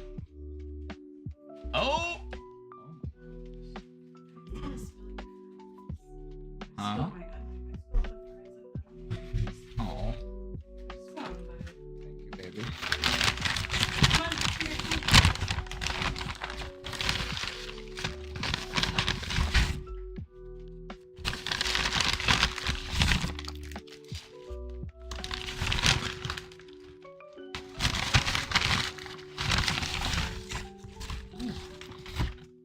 Hot.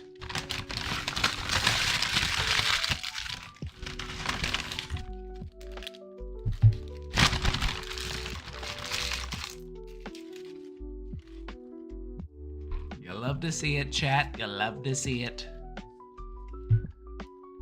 I haven't eaten today.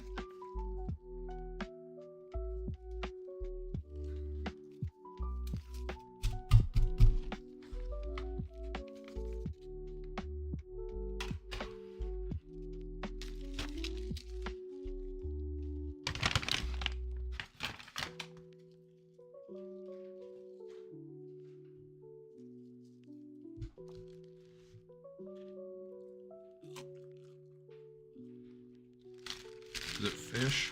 This looks like some sort of patty melt. I guess Culver's has a patty melt at the moment. This is new. It's also very greasy, so I need to like put out some napkins here. A little greasy. But at this point I'm like, I'm here for it.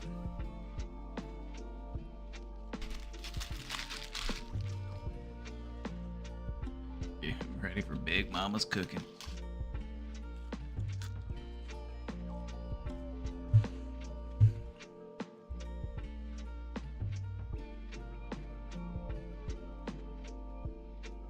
Hi, I just wanted to say hi. I'm glad to be back. I go by Roomy, by the way. I hope you have a good day. Hi, I'm glad to be back.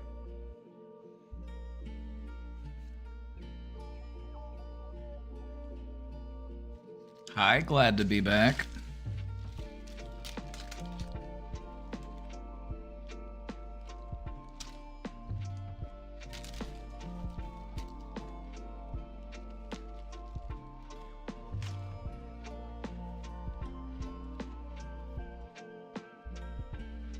It's a cheat day. Okay, it's a cheat day. It's a cheat day. It's the day after Election Day. We deserve a cheat day.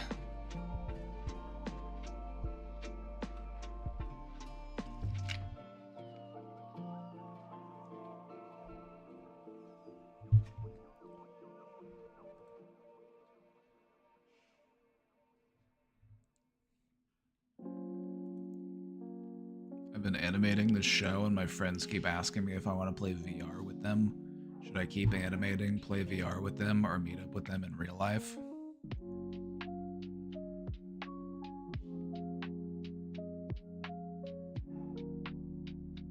I mean, do you have a deadline for this animating you're doing? Are you trying to meet a deadline? If you're trying to meet a deadline, then I would recommend going with that. But if it's just something you're doing for fun, then I would recommend spending some time socializing with your friends. Whether that be virtually or in real life, I will leave that up to your discretion.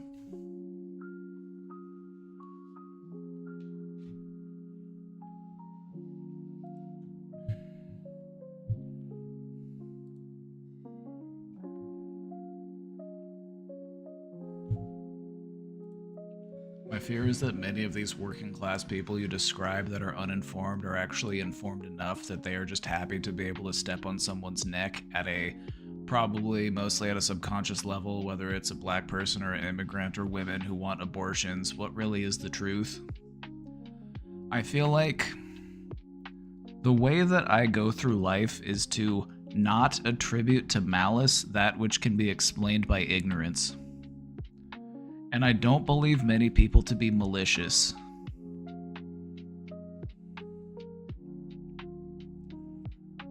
Thanks for answering. I'm gonna head out. Bye. Bye.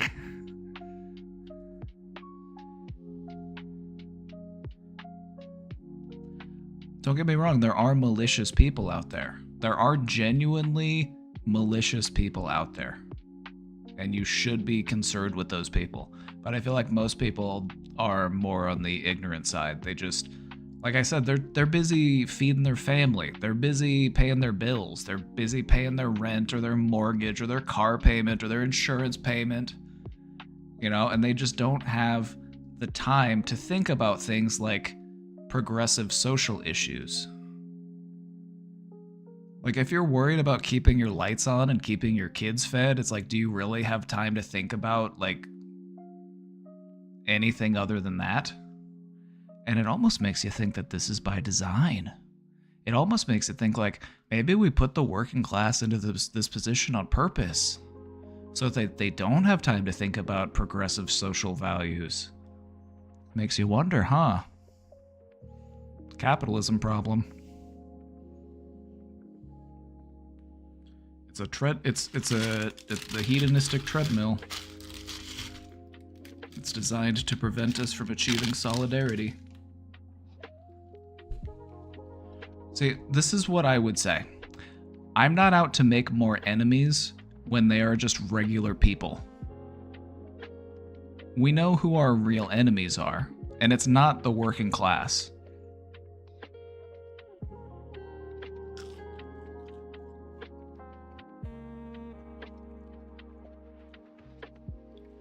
Those are the people that we need to unify with.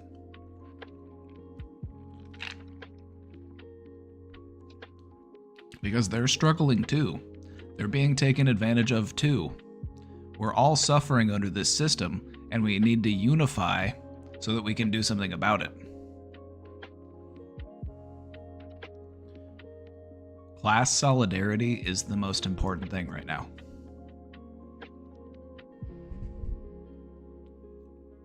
But as long as the CIA, they put something in my Culvers. The CIA, they put something in my Culvers. They're getting...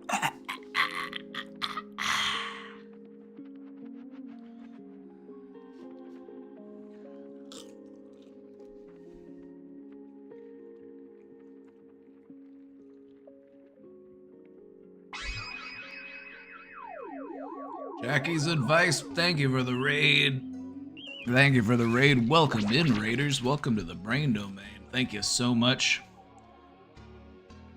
Lesbian pride. You love to see it. You love to see it. Mods, can we get a shout out? Mods. Thank you. Thank you. Make sure to throw a follow.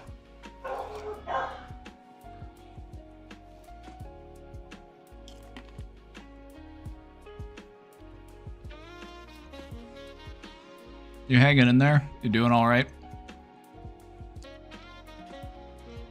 What did I get from Culver's? Casey got me this, it's like a patty melt, but I'm letting it like sit for a minute because it was very hot and it was very greasy.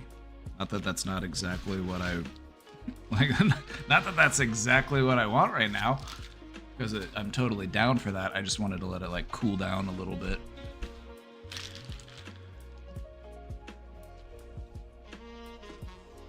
Yeah, it's some sort of patty melt, it seems. Welcome in, Raiders. Welcome in, Raiders. This is the Brain Domain. Do a psychology and mental health talk show, and we're getting a little bit political today. We're getting a little bit political today, obviously.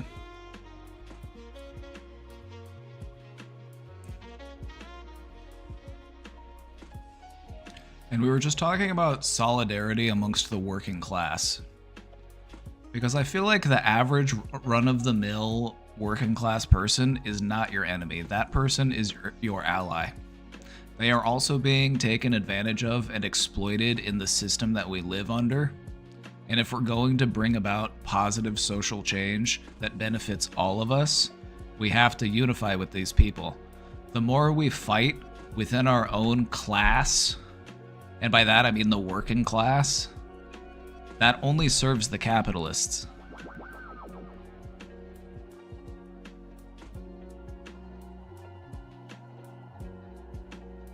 Impossible to not get political? Absolutely.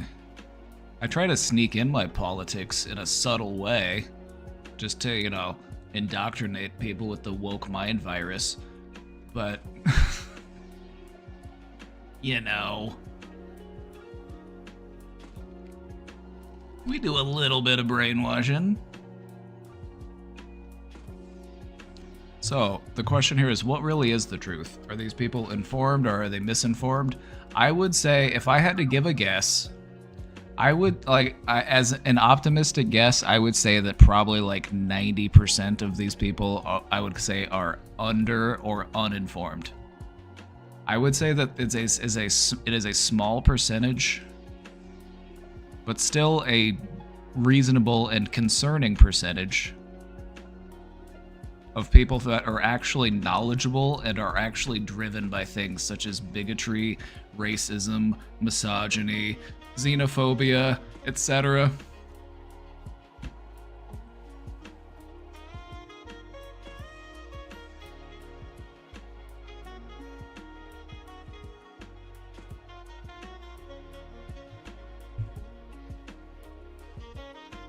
No, one of the things we were talking about earlier is if you're trying to connect with somebody and you're trying to find an issue that you can both agree with, one of my go-tos is to just start talking about Jeffrey Epstein. Just be like, I don't think he killed himself. I think they murdered him. Those dirty corporate pedophiles. They murdered him so that his list wouldn't get out. And I found that you can connect with like 98% of people, because that's so many people will agree with you on that.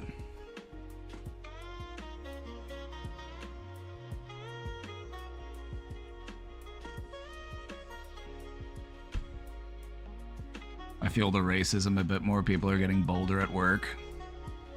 Just keep calling them out on it. So where are your allies at? Where are the allies? That's what the allies are supposed to be there for.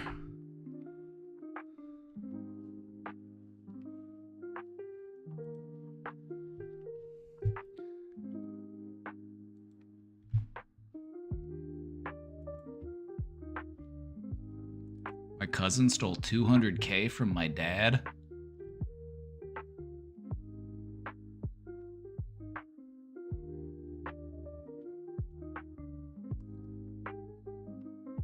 Tell me more.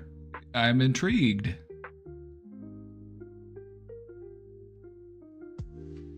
I need to know. Okay, I'm in. I'm hooked. Tell me more. I need to know more. I'm like, what's the backstory here? Who's the bad guy in this situation? Does your dad suck? Does your cousin suck? Do they both suck? Like, I need to know more.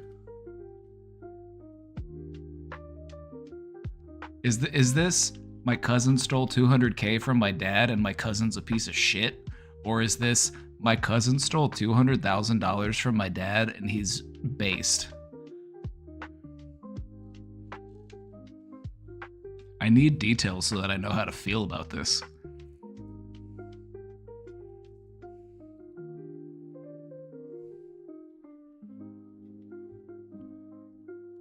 My gut is leaning towards the cousin was the bad person. That's where my gut is going with this. In which case, I hope your dad's able to get that money back.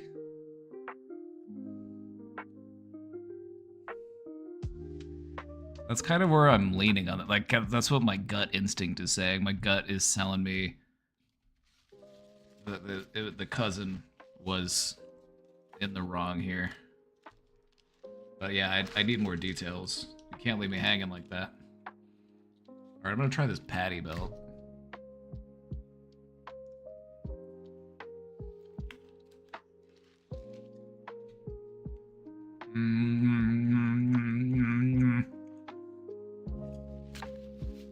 That's pretty good.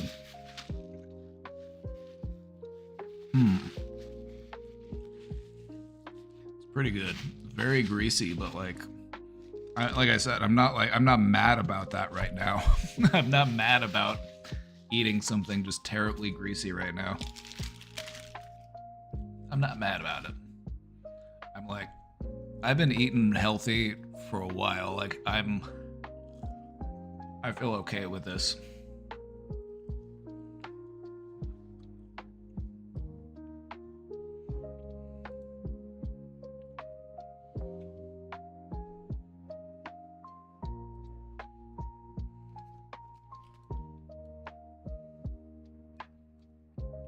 I have so much to work on and I feel hopeless.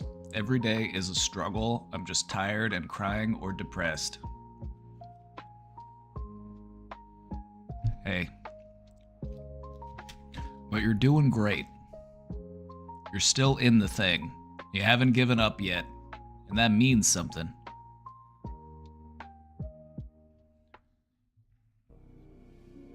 What I would say is focus on that next thing that you want to work on.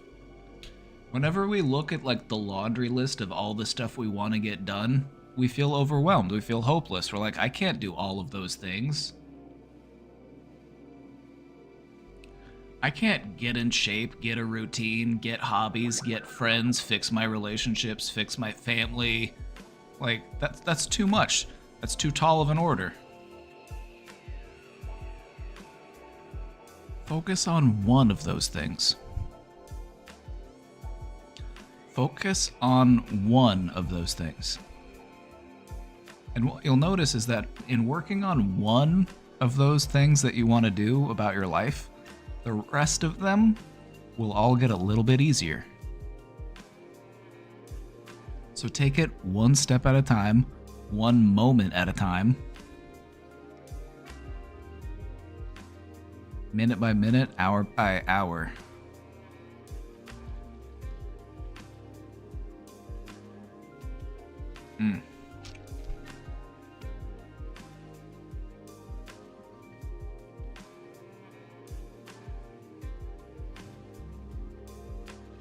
You might not realize it, but through that struggle, you are getting stronger.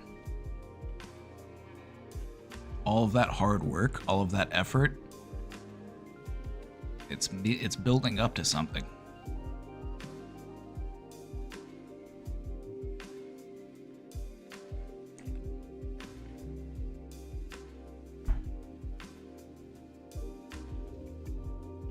Thank you, I'm trying. All right, here. I got something for you. I'm gonna give you some of my energy. Take it. Whoever needs it, take some of my energy. I'm too ramped up today. Take some of my excess. Here you go. Oh. You feel it? You feel it? You feel like a tingle? Like a tingle at the base of your, like where your brain meets your spinal cord?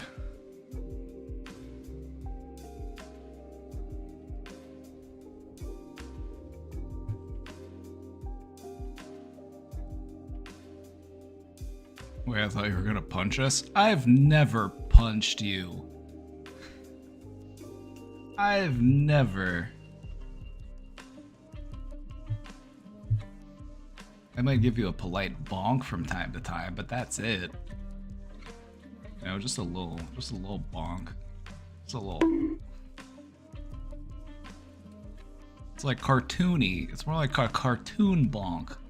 Not real. We've all done it.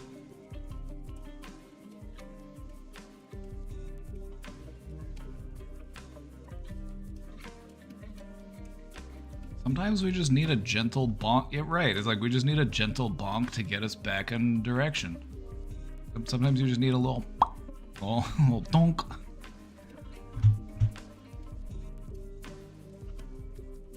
Can I feel your energy again?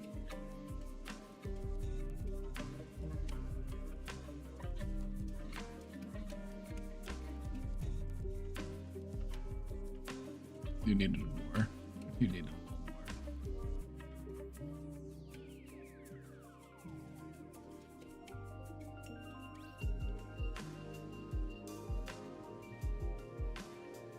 Feeling like a failure doesn't mean you are, though. Ask your friends, they'll tell you what's what. Exactly, that's what friends are for. Friends are there to help you by being a mirror. You know, they're there to remind you of who you really are when you feel like you're really down on yourself.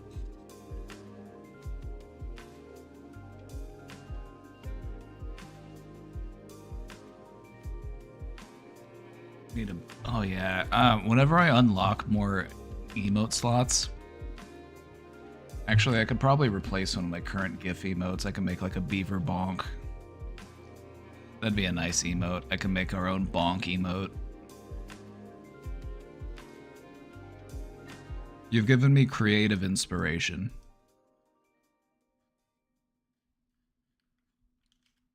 I'll do some animating.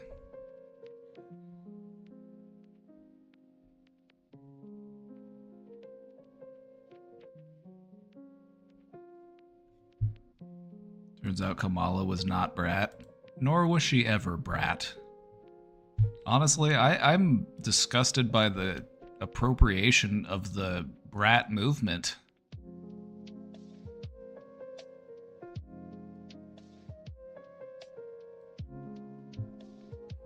Brat Summer was our thing, and the Democrats appropriated it, and it sucks. The real Brat we made was the real Brat was the ones we made along the way.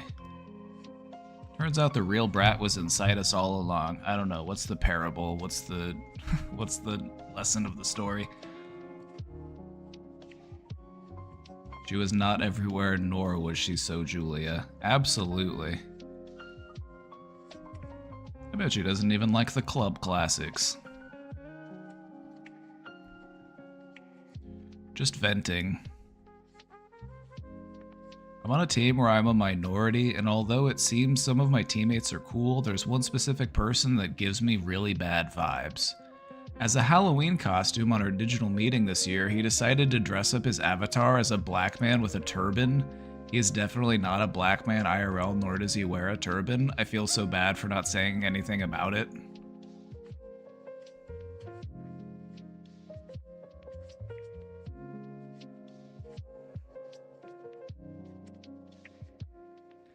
Is this one of those occasions where you go to HR? Like, I know that we understand that HR isn't there to protect the employees, it's there to protect the company, but I feel like this is one of those cases where it's like, go to HR and talk to them about it.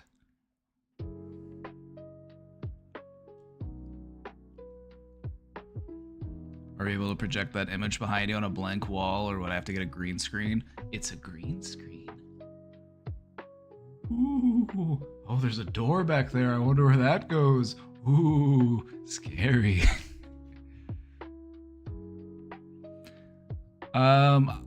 Anonymously email HR. Actually, what I would do is I would write a letter and I would take documents, I would get screenshots, and I would have other people sign on to it. The other people on your team that support you and who also felt uncomfortable by it, have them put their names on it. Let them know that it's not just you.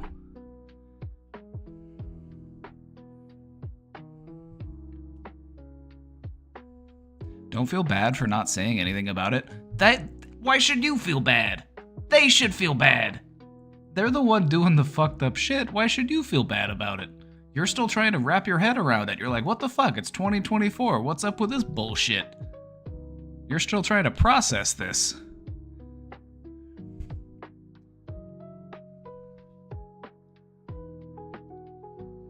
What I would say is talk to your other team members and say, hey, can I talk to you about something? Yeah, I've just had this odd feeling about this other person because of this thing that they did, and just like, you know, just some of the stuff that they've been doing and saying. And like, I've been feeling like I want to go to HR and talk about it because it's been making me feel uncomfortable. Would you feel comfortable also signing on to this just to say that you can, you know, back me up on this? You know, go to the people that you trust and then just talk to them about it and see if they'd be willing to like stand alongside you, because they might be willing to stand up for you and back up what you're saying. And I feel like that's really important.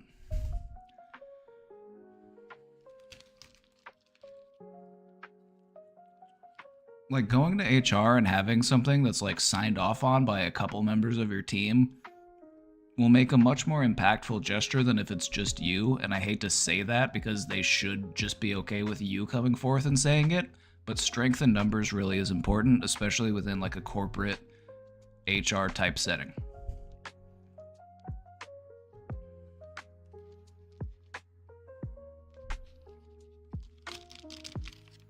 Being an attorney and her paralegal are currently going through everyone else in the firm and putting in official complaints about them when I got caught.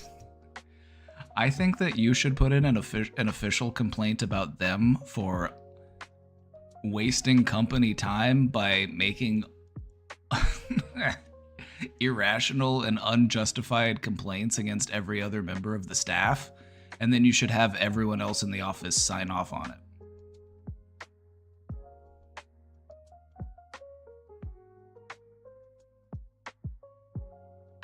It's always good to have a witness for HR too. Oh yeah, absolutely. I would recommend, if possible, not going to HR just by yourself. Like, bring someone else with you.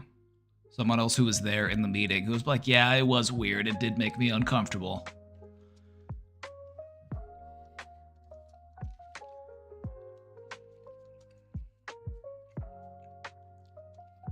Because it would make me uncomfortable. But yeah, document everything. Document everything. But no, just get your thoughts together and figure out what you want to do next. Don't let this shit fly. You don't have to tolerate racism in the workplace.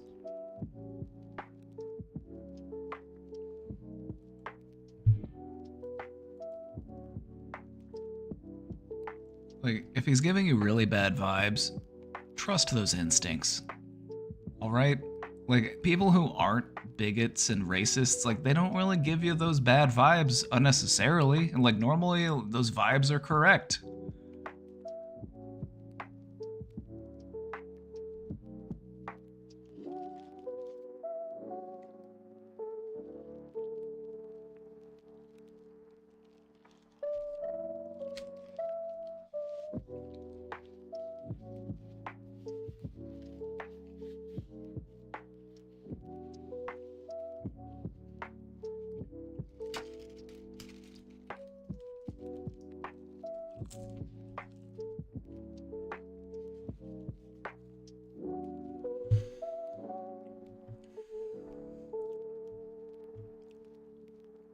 Chad, how are we feeling? Are we hanging in there?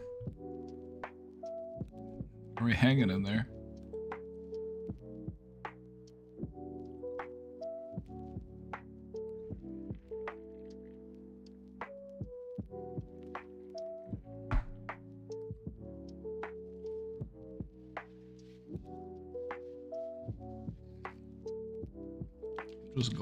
I'm glad I was able to make you feel a little bit better today.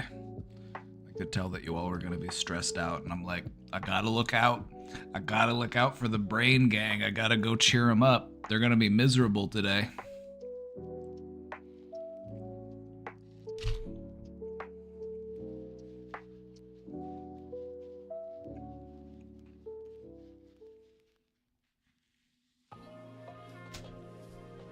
So yeah, be sad if you need to be sad. If you need to despair, despair. But don't do it a second longer than you absolutely need to. Because we're waiting for you. We need you. We all need to be in this together. If we're gonna make anything happen, solidarity is everything.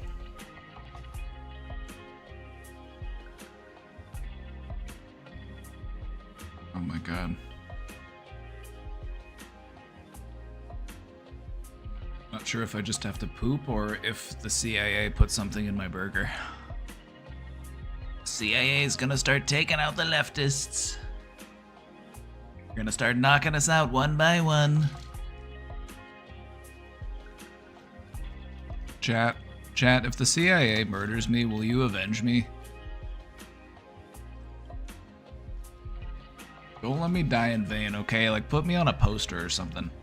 Just don't put an embarrassing picture of me on a poster, okay? If I'm gonna be on a poster, make it a good one. Or like a, you know, like one of those, like, picket signs. Like, make it a good picture.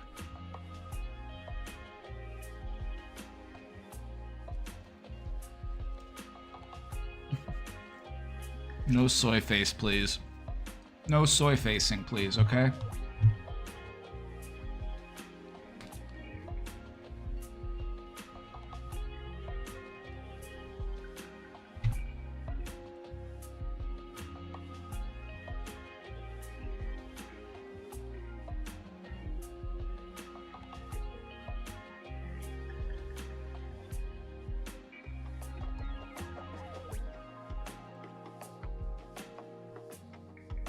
You know, like, make it look badass. You know, like, make it look cool. You know what I mean?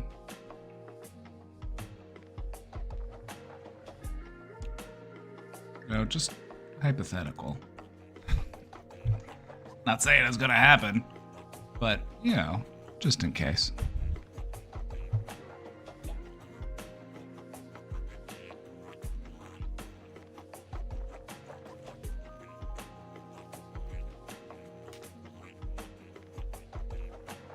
The paranoid part of me was worried that they could get the addresses of all the registered Democrats and put us in prison if it gets bad. It's like, there's too many of us to incarcerate all of us. Like, how are they going to do that? How are they going to enforce that? And not even all Republicans and not even the entire military supports those ideals.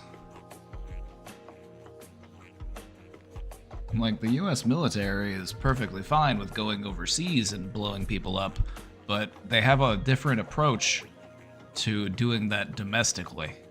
It's kind of a bad look to turn your military against your own people. Also, I do believe that a lot of people who signed up for the armed forces or the National Guard or whatever it may be did so to uphold the values of this country, and one of the values of this country is free speech, political expression. So maybe I'm being too optimistic, but I believe that there are good people that will do the right thing.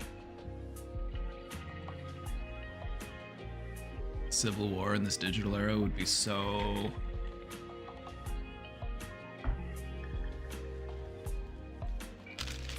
This is a conversation I wanted to have with Mike because I wanted to, like, do some conceptualizing. Like, hypothetically speaking, if there was a Civil War Part 2, like, where would the fronts be in the United States? Like, what would that look like? And I feel like, honestly, a lot of the same lines would be drawn that were drawn in the last Civil War. It would look pretty similar. Because those lines haven't really changed that much. Also, I'm in Missouri, and I feel pretty good about that, because the thing about Missouri is that it has more caves than any other state in the country. Missouri is loaded with caves. And if you know anything about strategy, if you know anything about armed conflict, you don't like to fight in areas where there's a fuckload of caves.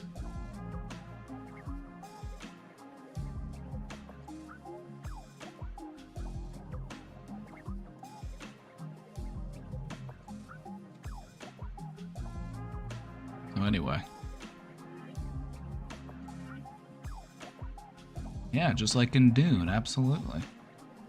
Or even in, like, think about, like, the conflict in Afghanistan and Iraq and Iran. Like, nobody wants to invade Iran. Iran is full of caves. That's why I feel relatively safe in Missouri, even though Missouri is a red state.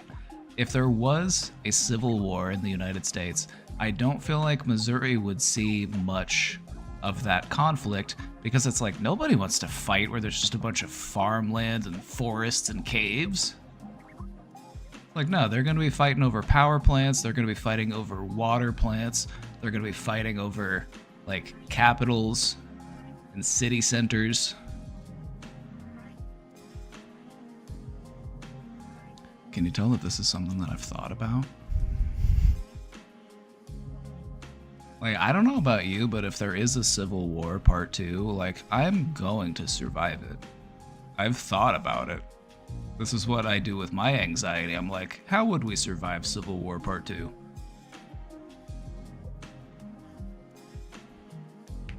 If that were to happen, it'd be great to have that commune down in the Ozarks. We got room for you. We got room for you, and we need some helping hands to get everything up and running, so... But no, seriously, the end game is to start the commune down there. So I hope you're in.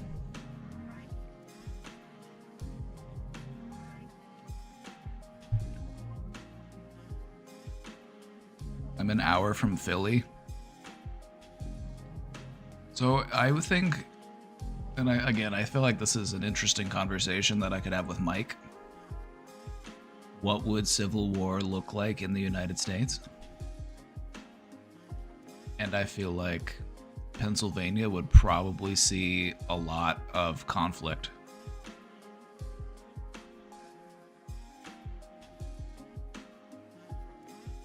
Because it really just is like a middle ground in between. And then you'd also see a lot in like the Carolinas and then like Tennessee, Kentucky, you know, like those middle states.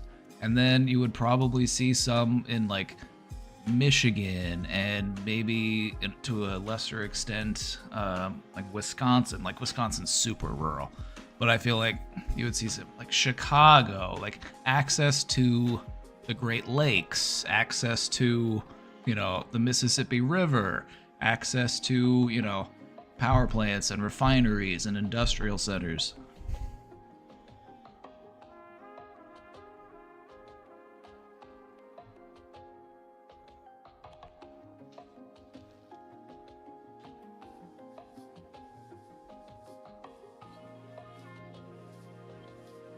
Don't get me wrong, I hope we don't have another civil war, but it is something that I have spent time thinking about because, you know, anything could happen.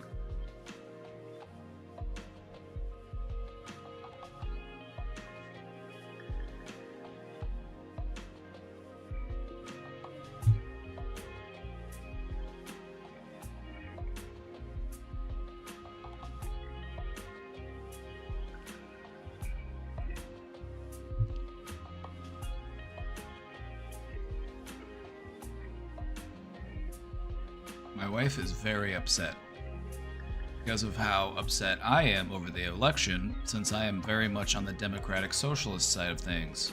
She doesn't know how to help me, and I'm having a hard time controlling my emotions and keeping a strong face. If you need some time to be angry, be angry. Process those feelings.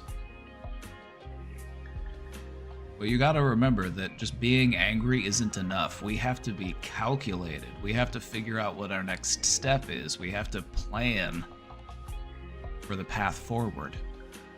And in order to do that, you need a cool head.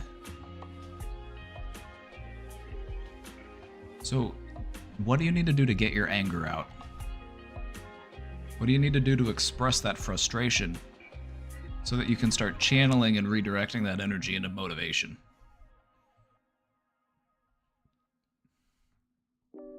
Go give your wife a big hug and just hold that hug for 20 seconds and don't say a fucking word. Just hold it. It takes about 20 seconds of a sustained hug in order for your brain to start producing dopamine and oxytocin, the feel good and the love hormones. Go give him a big hug. Go give him a big hug.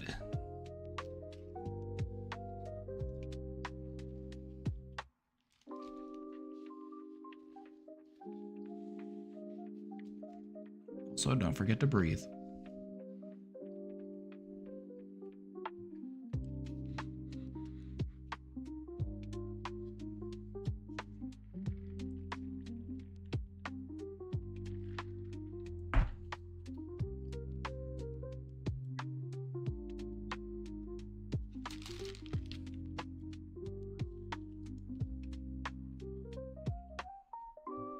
You know how I know that socialists and the leftists are going to win? Because we have the better therapists. It's true.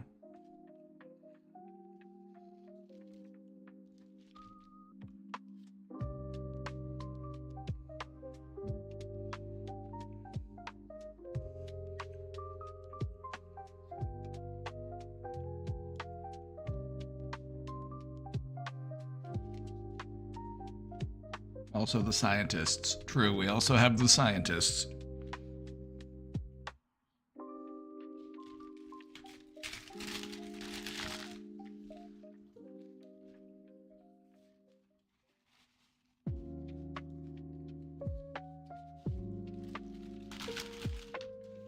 A lot of right-wingers probably don't even believe in therapy, which is funny because they believe in the power of prayer. And praying is just, you're going to God for therapy. Saying, God, give me guidance, give me direction, give me strength.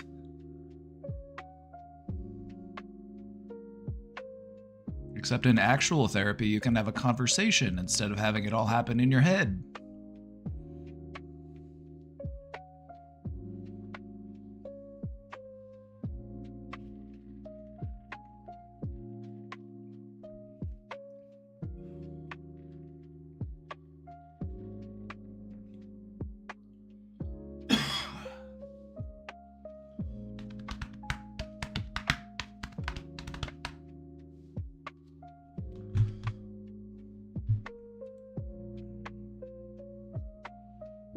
Are we hanging in there?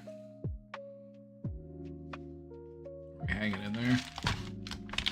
Well, I've got some more fries at the bottom of my bag. There we go. Oh, now we're talking.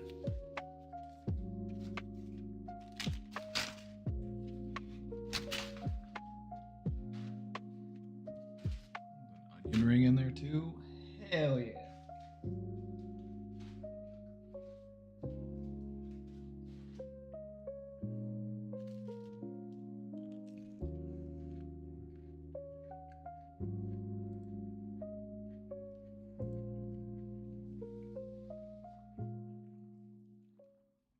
I've been saying this a lot today, and I really just want to run it back. I really want to reiterate that it's okay to feel sad right now. It's okay to feel hopeless. It's okay to feel despair. But don't do it for a second longer than you absolutely have to.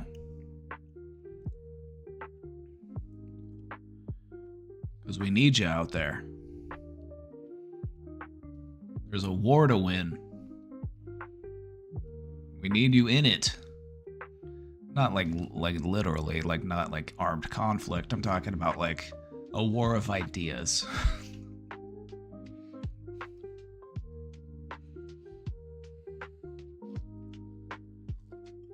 We need you at your best, soldier. So take the day off.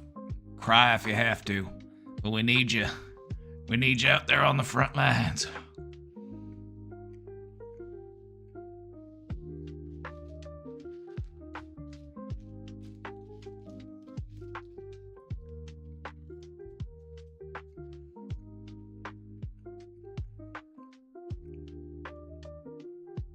So give yourself some time.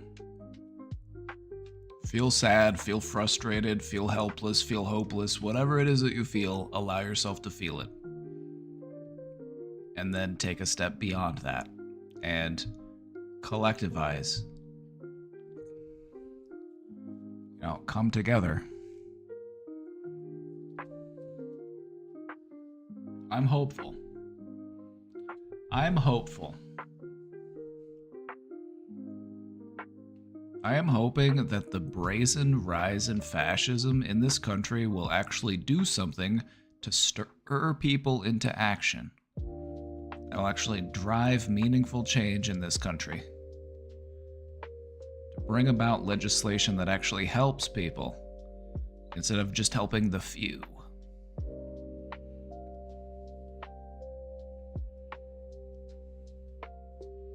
things are possible and we can make them happen, but not if we fall to hopelessness, not if we fall to apathy. That's what they want you to do. They want you to give up. They want you to cave. They want you to just curl up into a ball and die.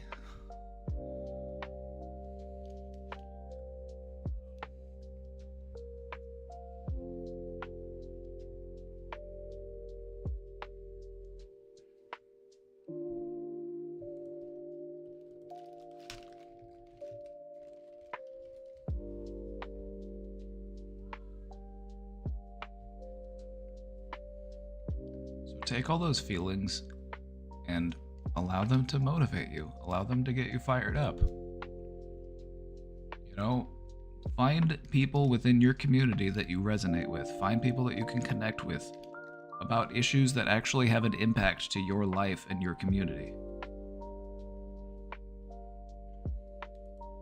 If there's something that you want to see nationally, fight for it locally first. You know, work on getting kids lunch in school, work on getting, you know, sustainable housing, work on all of those things in your community because it can happen. You can achieve those things.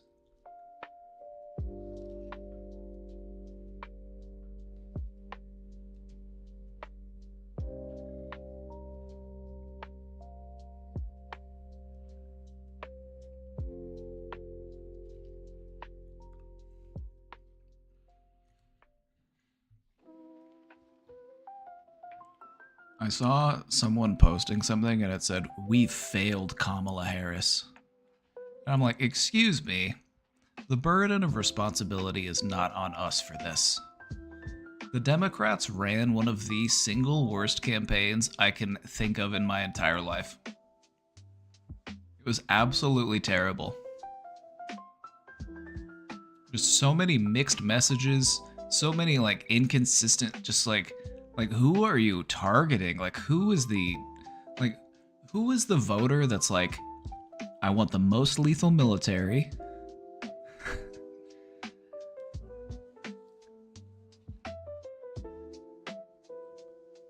The campaign was dog shit, and they gave nobody anything that they actually wanted or asked for. Now, don't get me wrong, they actually did give some things that people wanted, but they were just like scraps. Stuff that they should have had a long time ago.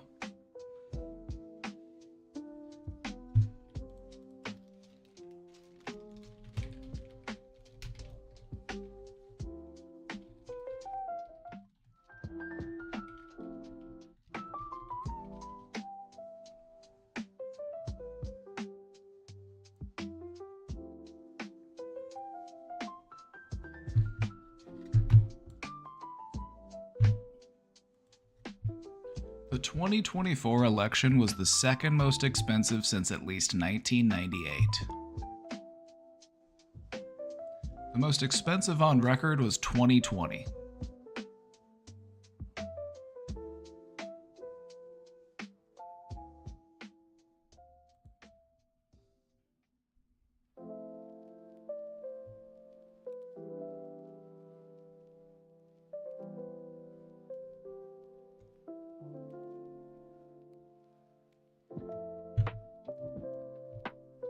$5.5 billion just on the presidential race.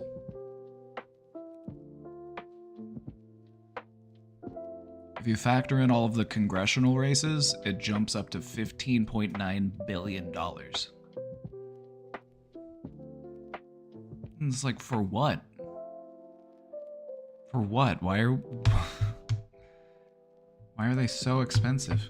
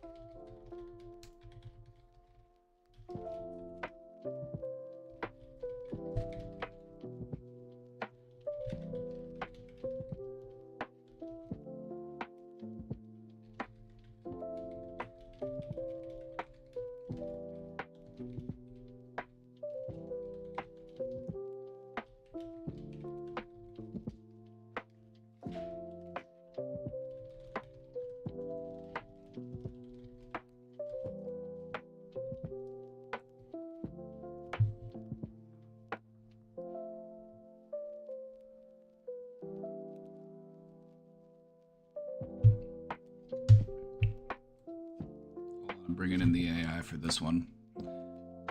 Approximately $16 billion was spent on the election campaigns in 2024. How many people could that money have gone to help? Run the numbers, please. If you were to put $16 billion towards housing assistance, if we estimated $1,000 per person, which could help cover a month's rent or mortgage payment, that would support 16 million people. Assuming around $250 per month per person for groceries, $16 billion could provide food for 64 million people for a month, or 5.3 million people for an entire year. The average basic healthcare coverage is around $7,000 per person annually. With $16 billion, we could cover 2.3 million people's healthcare costs for a year. The average annual cost of in-state tuition at a public college is about $10,000. With $16 billion, we could cover a year of college for 1.6 million students.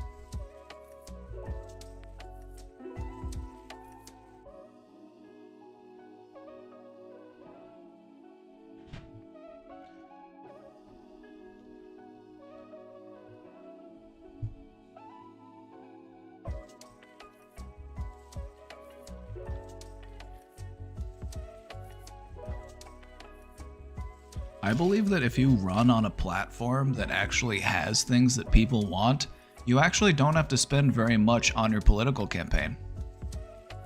Just look at the first time Donald Trump got elected. Like, he did, if I remember correctly, in 2016, Donald Trump didn't actually spend that much money on his election campaign. He was just a populist.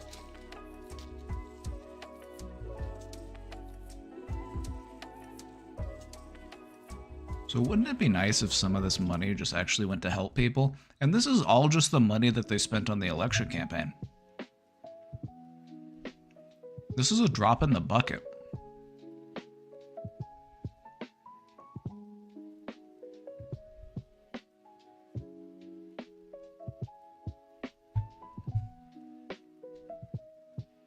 Anyway, if you weren't angry enough already.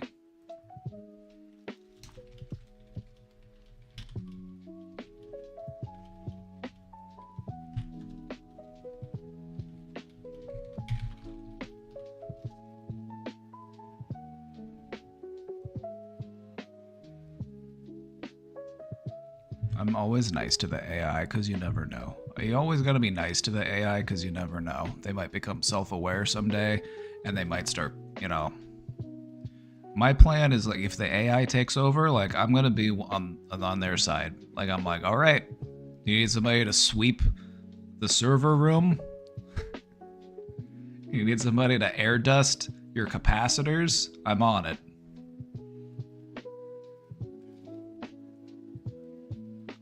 So I'm always nice to the AI, just in case.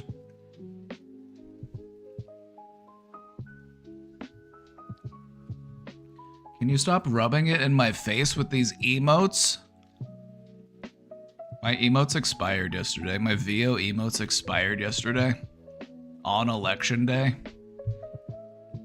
And it's so fitting. It's a bad omen.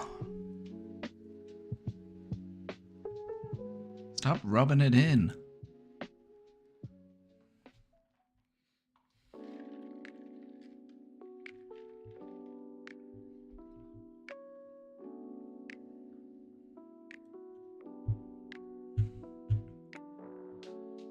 All right, chat. You've got every right to be angry. You've got every right to be frustrated and concerned. Channel those feelings into action, because now is the time. Not gonna let, like, nobody was interested in voting for a Democratic candidate who's just gonna capitulate to the center right. Like, there is actually a massive progressive population in this country, and we have ideas that are actually very popular. But the people who are actually in charge of, you know, running the media, they don't want you to know that. They don't want you to know that. They want you to think that you've got no choice but between the Pepsi candidate and the Coke candidate.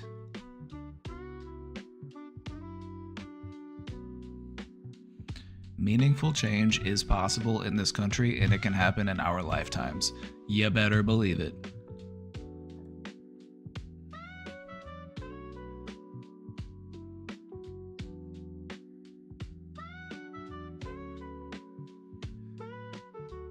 This election was the most terrible I've ever seen. I've never seen a clean sweep in 4 major areas of power. Yeah, the Democrats got absolutely blown out of the water, and you know what? They deserved it. They deserved it. For the shitty fucking campaign that they ran, giving nobody anything that they wanted,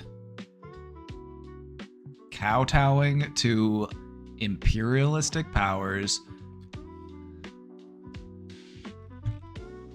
arming a genocidal maniac, giving absolutely nobody anything that they wanted, and they expected you to just smile and vote so that we can get back to brunch on Sunday. Yeah, they were going for the Cheney vote. They didn't care about your vote. They didn't care about, you know, college students or like progressives or any of that. God, I wish, like there were so many signs at Trump rallies of like portraying Kamala Harris as like a communist or a socialist, and I was like, I fucking wish. I wish she was the socialist nightmare that you think she is. I would love that. I would be thrilled.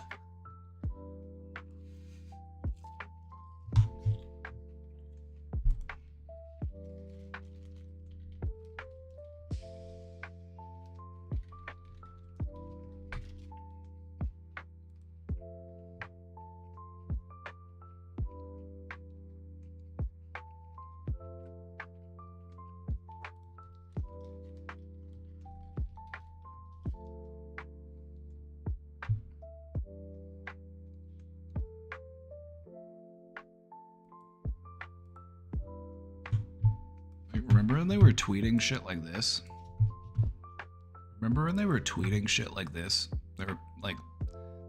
They were literally using like AI generated images. This is another thing that was really unhinged about this election, is that you actually started to see AI factor into the political campaign, and the Republicans had zero problem with doing it. They had no problem whatsoever at doing it. And you're not going to get them to stop. So you gotta outsmart them. You gotta beat them at their own game. You can't say, hey, that's not fair. You can't do that. They don't fucking care. They don't fucking care. You gotta beat them at their game.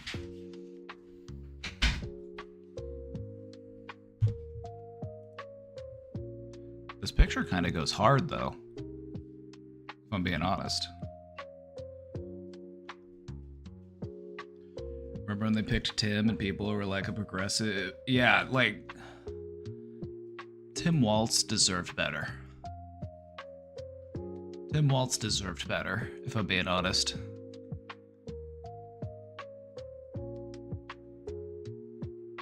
They really fucked him over.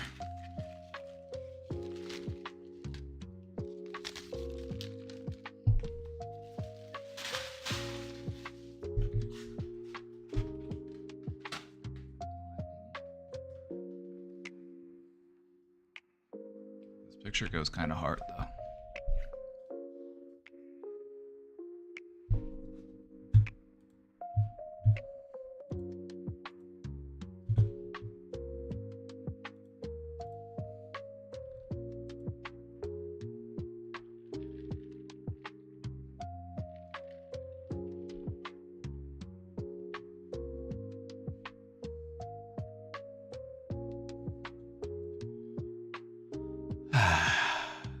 Well, I'm going to go look after my mental wellness, and I'm going to take a break and unplug and not think about politics for a little while. So I would recommend you do the same. You know, take a break. Hug your loved ones. Talk to your friends. Have some fun. Eat a snack. And we'll come back to it tomorrow. Don't worry, I will radicalize you. You don't need to, like, don't worry, we will win.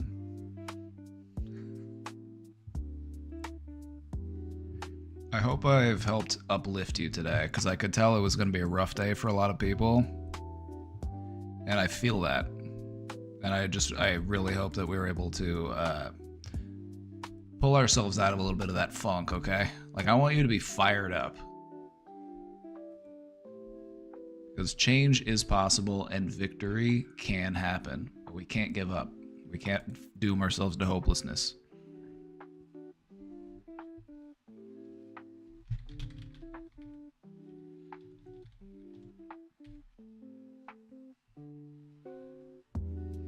Have a great night, everybody. Go say hi to Casey for me. I'll be back tomorrow. You'll have a great night. Don't give up the fight. Sleep tight. And if the bed bugs bite them back.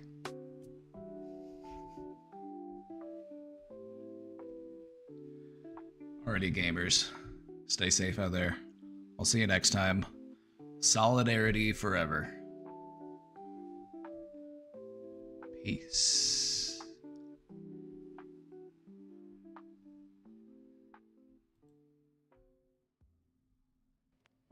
Also, be sure to check out the Discord. I think I'm going to post the slides from today's presentation in the Discord, because I think it's good information.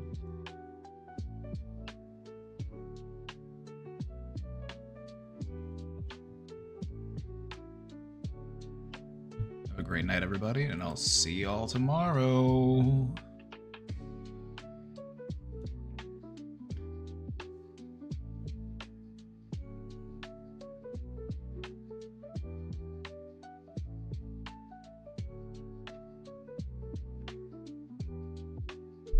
Sipping on that solidarity.